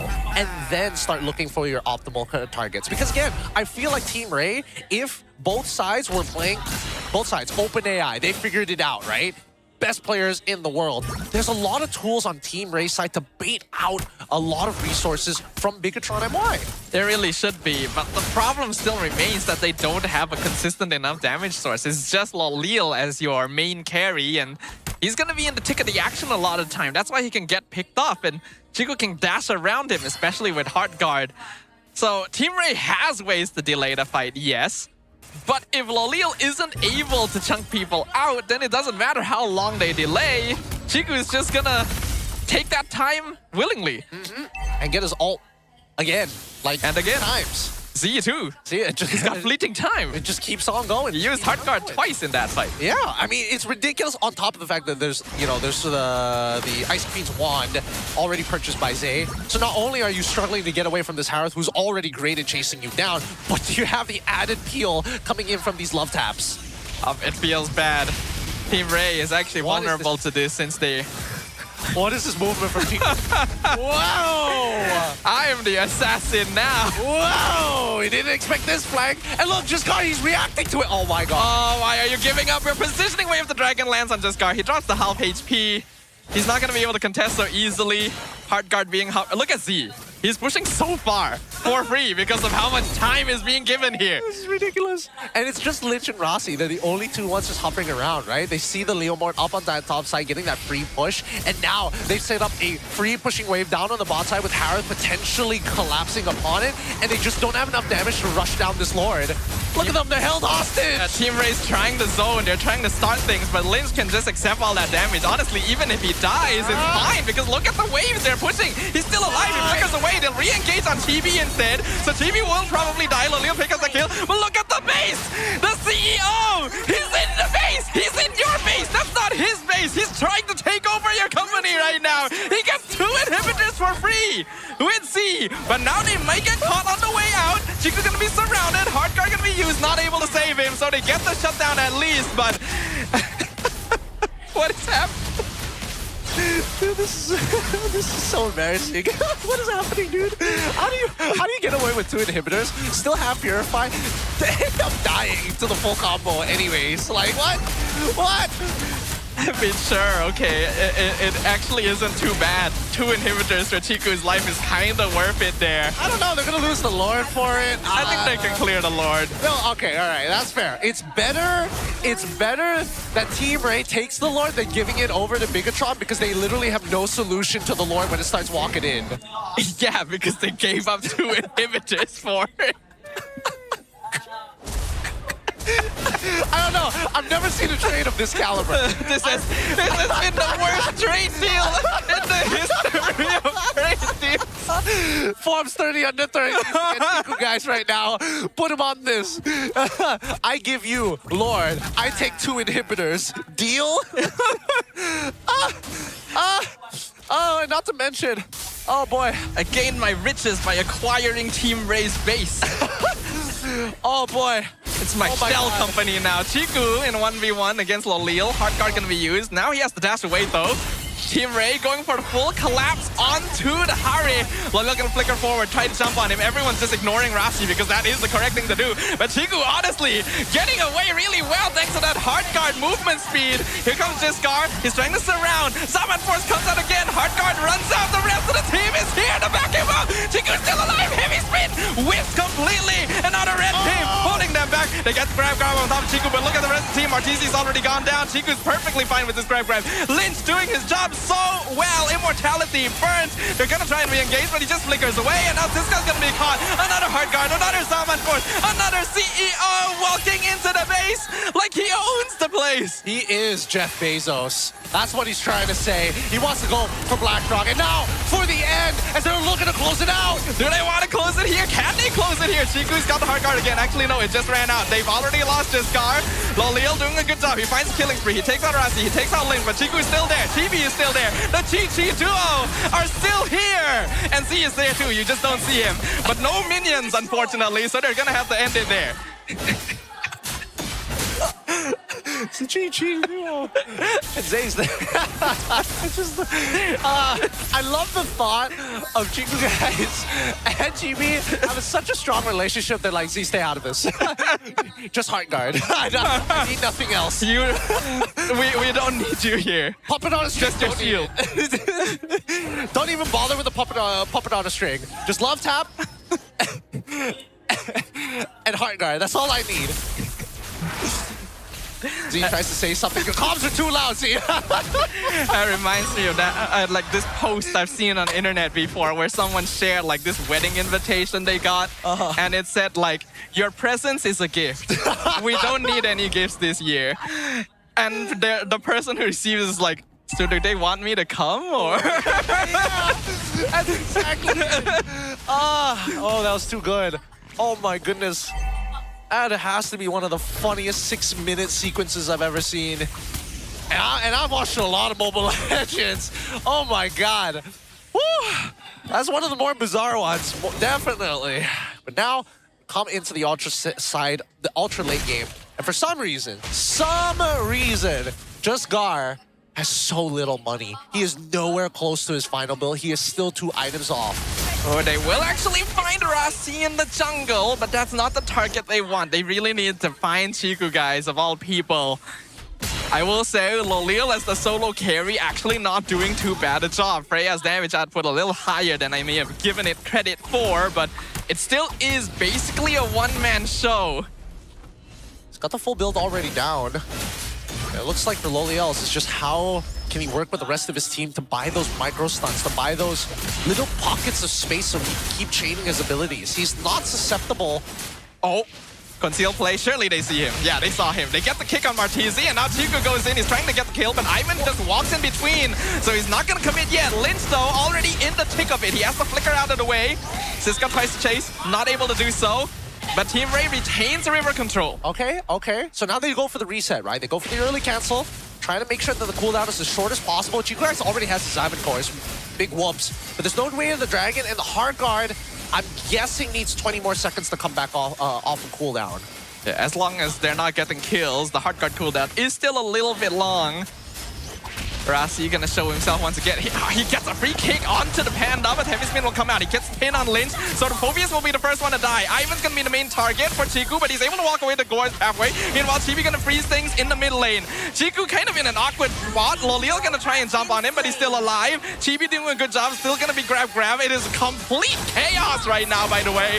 There is no team formation at all. Monster kill for Lolil, but again, the CEO is still here, and he's being escorted by his knight in shining armor, walking forward, paving the path for him. Too bad there's no glorious pathway. Just Gar can be a target. Chiku doesn't have the hard guard. No more Salmon Force. He might be in trouble. May get punished for this one. Lolil has the Valkyrie's descent. Does he have the Salmon Force? He gets the Salmon Force! See! My God! Chiku! Why? How is he allowed to do this? What the face! The minions! What did I tell you? He's about to get his Salmon Force, and he pulled it off! What is that? What is that victory? With the Angela, the CEO, he really is too much. He's too much. He is too much. The stocks oh my God, through the roof. He has evaluated this company to be just another extra million. Add 6 more zeros to that number. You know what? Make it 7 because he is just that good. And he got so rich with his investments that he could outsource ending the game to the minions. Oh my. He could hire extra resources. Team Rey. Oh. Did they overthink? Did they overheat? That is such a devastating blow. What a devastating loss. 3-0 fashion as well to a team at the bottom, just barely making it into the playoffs. And now they are in the upper brackets. I think the bigger hit is losing to an Angela in such a manner. You lose 2 inhibitors to a Harry split push. And then the minions end the game because you just can't kill the CEO. There is a method to the madness, and Chiku remains that guy. Truly crazy. We're going to throw it over to Poji to have a conversation with our competitors. Poji, take it away. Sepanjang regular season, Team Rey merupakan pasukan dark horse untuk MPL Malaysia musim yang ke-17 ini. Mereka menjangkaui jangkaan semua orang. Namun, pada malam ini cabaran di pentas Dream Stage, mereka terhenti. Siska, kali terakhir awak berada di pentas Stadium Juara ni, awak dapat tempat yang ketiga. Pencapaian baik. Namun, untuk malam ini, bukan sesuatu yang baik. Apakah perasaan awak untuk kali ini awak tak mencapai satu tempat yang lebih tinggi berbanding yang sebelum ini? Perasaan mesti sedih kan sebab kalah. Tak dapat. Sorry pada fans sebab tuan tak dapat. Lanjut ke next terus. Martizi, mungkin awak boleh kongsikan sedikit sebanyak kepada saya dan juga penyokong peminat apa yang berlaku dekat dalam game tadi. 3-0 bukan satu benda yang kita boleh terima dengan hati yang terbuka sebenarnya. Mungkin awak boleh kongsi dengan peminat supaya mereka lebih faham apa yang berlaku. Apa yang berlaku dalam game kita orang pun tak tahu lah. Saya pun tak tahu kan. Saya just dah cuba yang terbaik untuk menang tak. Tapi still.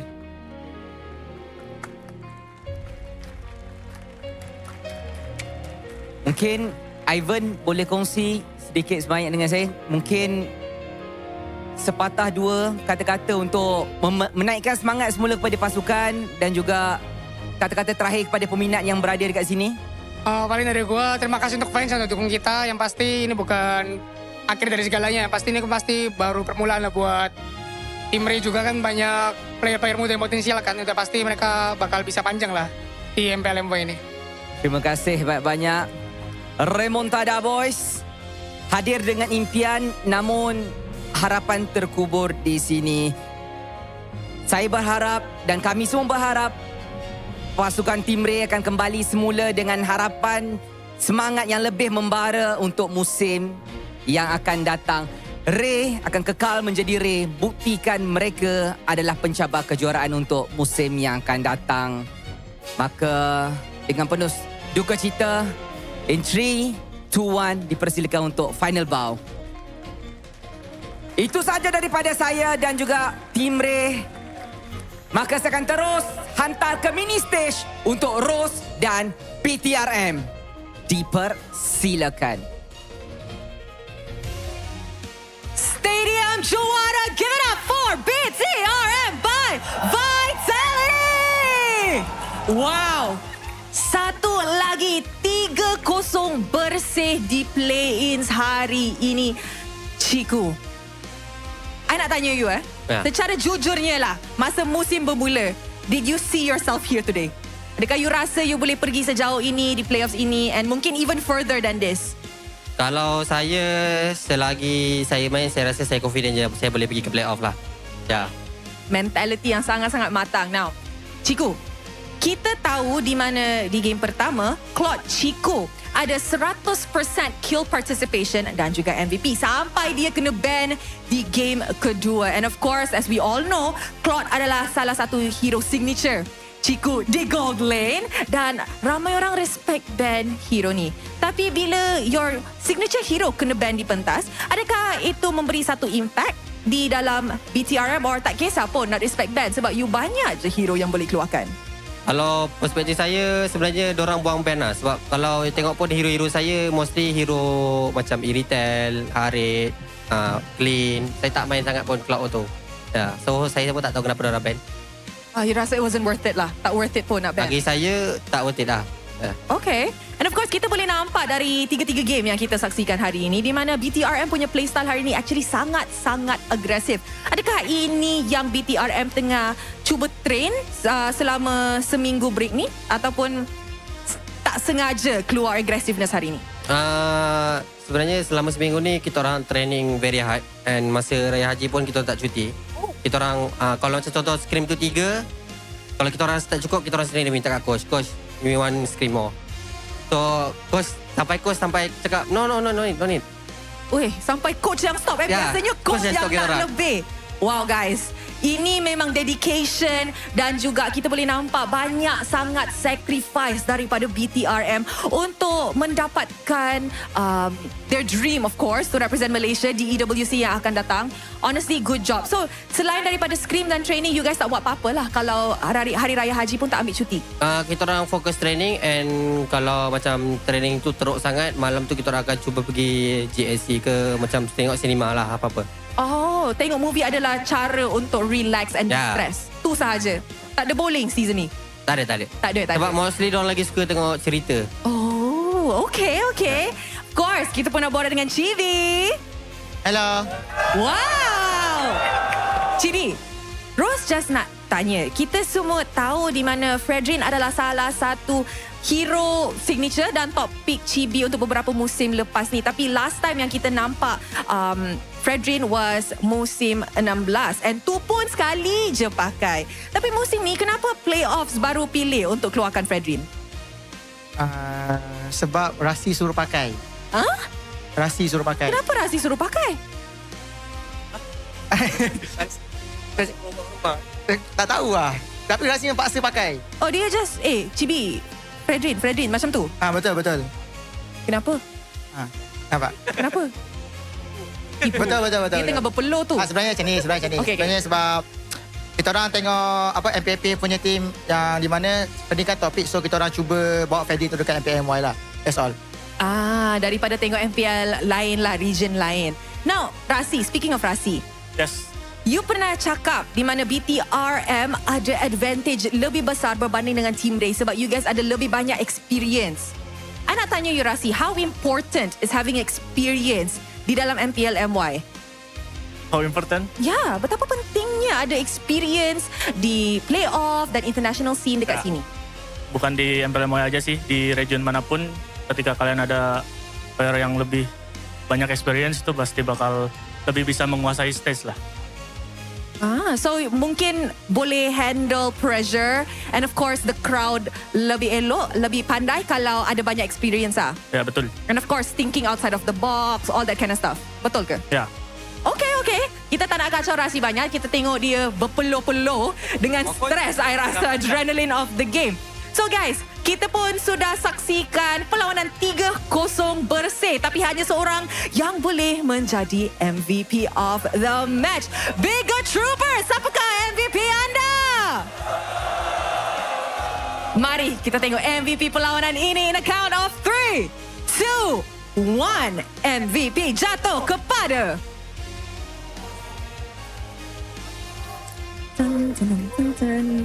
Chiku, guys!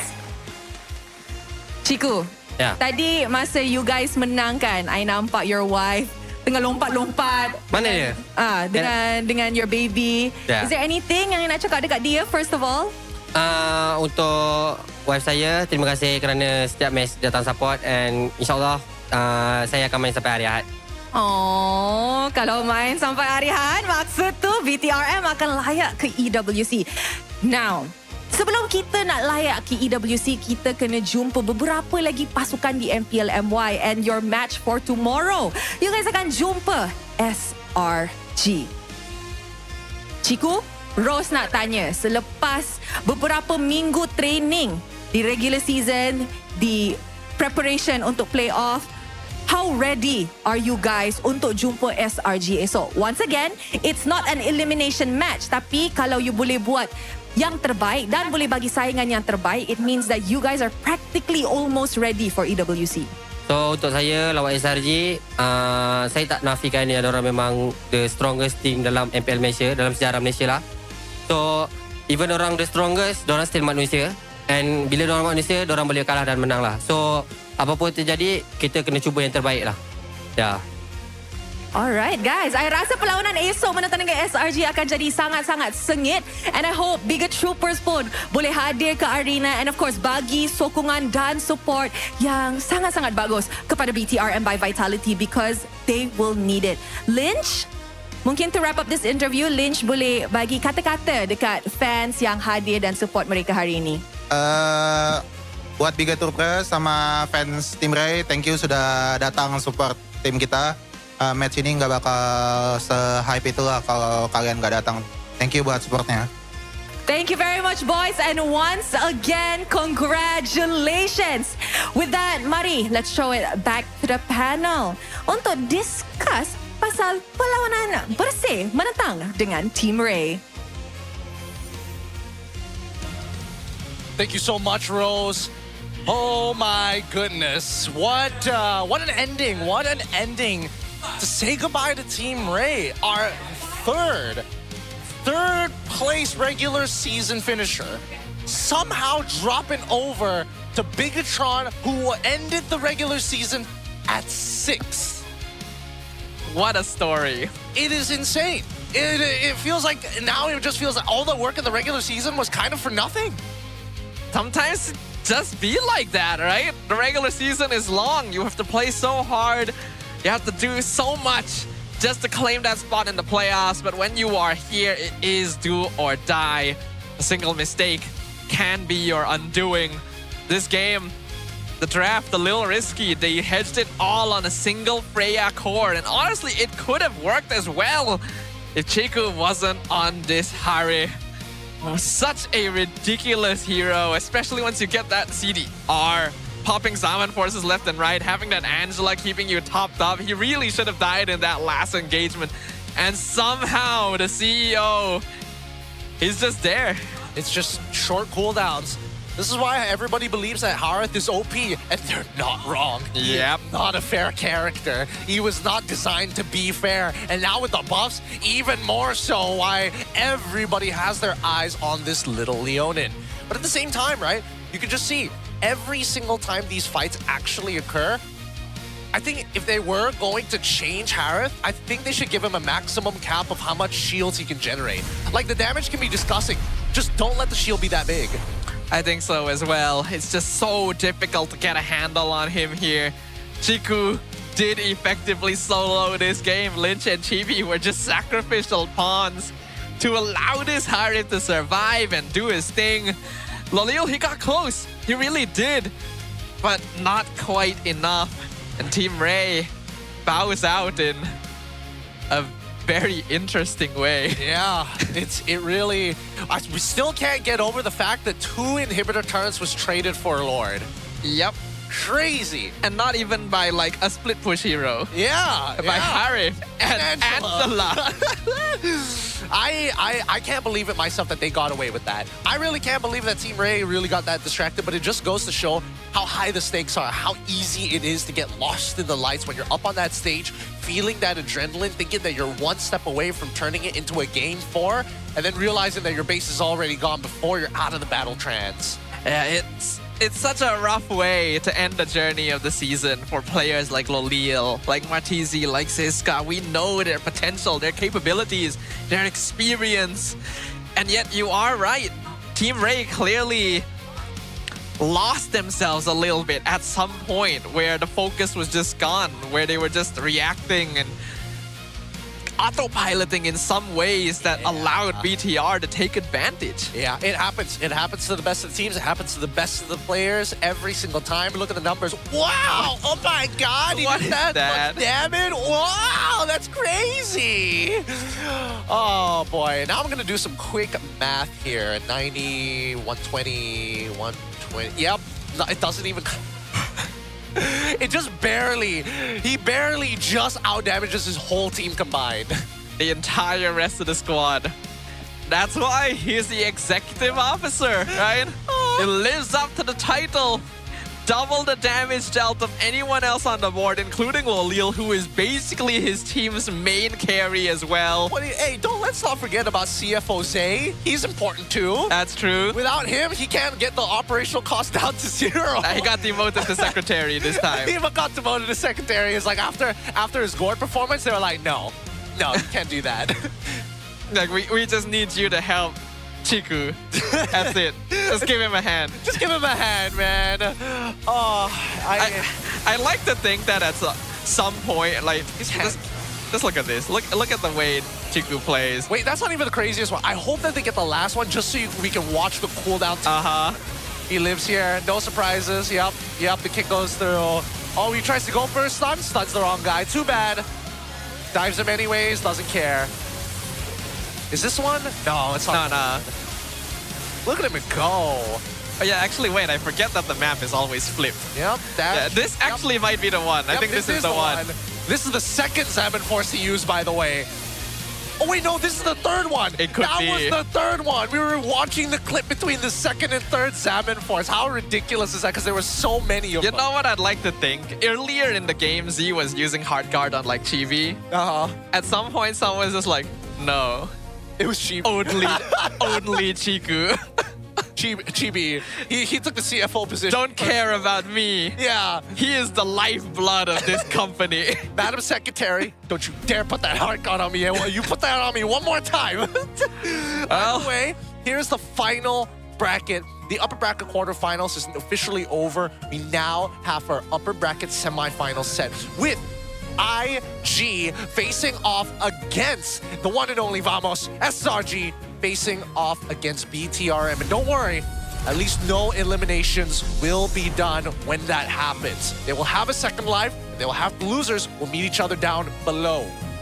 Pretty shockingly quick day though. Like, I think match 1, a lot of us were expecting Vamos to dominate, but match 2, to have it end like that is... It is wild. Very... I wonder how many life savings we've either casted for, well, how many life savings somebody has lost or has earned potentially off of this game. I don't know, but BTR is sitting real good right now. They're looking solid. We knew that they would come into this probably with the team with slightly more momentum, but man, they really show us what they are known for. And hopefully tomorrow we will get closer games because they will be up against the top seeds. Yes, of course, in between though, we will be having the award ceremony to really be thankful to everybody who is going to be around within our scene, outside of our scene, who contribute to us. So we want to make sure that they have their time in the limelight. But immediately 30 minutes after is when SRG faces off against BTRM. And that's what, oh dude, it's going to be so packed tomorrow. Yeah. It's going to be a very exciting one too, because BTRM just came off of an impressive victory, but this is going to be the return of Cram to the main lineup after so long. Right. Can SRG return to prime form? Have they improved even after learning what it's like to play without him? It's a good question. Well, luckily Lich plays the way that he does. Defensively, sandbagging.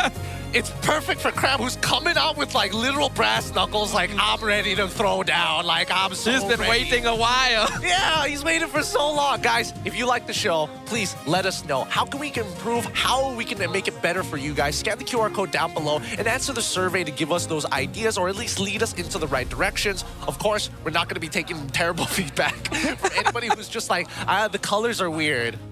What about the colors are weird? Be a little bit more specific with it, you know? We need explanations. Yes! If you really want to see some change, you gotta tell us what you want. If I remember correct, you know what? Never mind. I'm not going to get into it. But that being said, we're going to be closing out today. Thank you so much for watching the MPL MY season 17, 11, 12, whatever. We're closing it out here. We'll see you later. Aku boleh slow. Pakai tu shot. Maju. Aku elos guys. Bos, aku elos. Gas. Lo. Dah.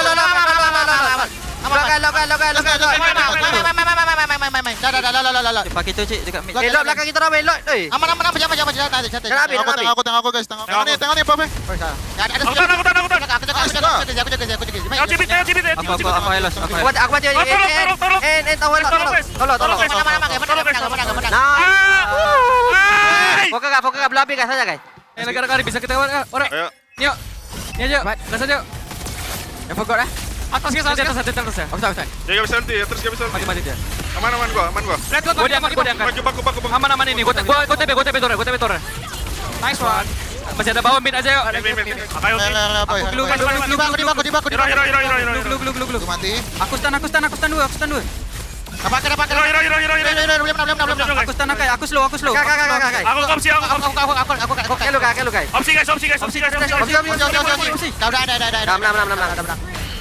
Dah berang end. Guys. 3 belum mati woi. Menang ambil. Bagi main. 8 second guys. Aku guys. Guys, kalian gaduh 3 guys. Aku nanti. Jom. Hati-hati. Jom. Coaching. Acik. Itu dia. Ayolah. Ulti tengah kembali, boy. Boleh. Boleh. Belasi. Tengok wave awal.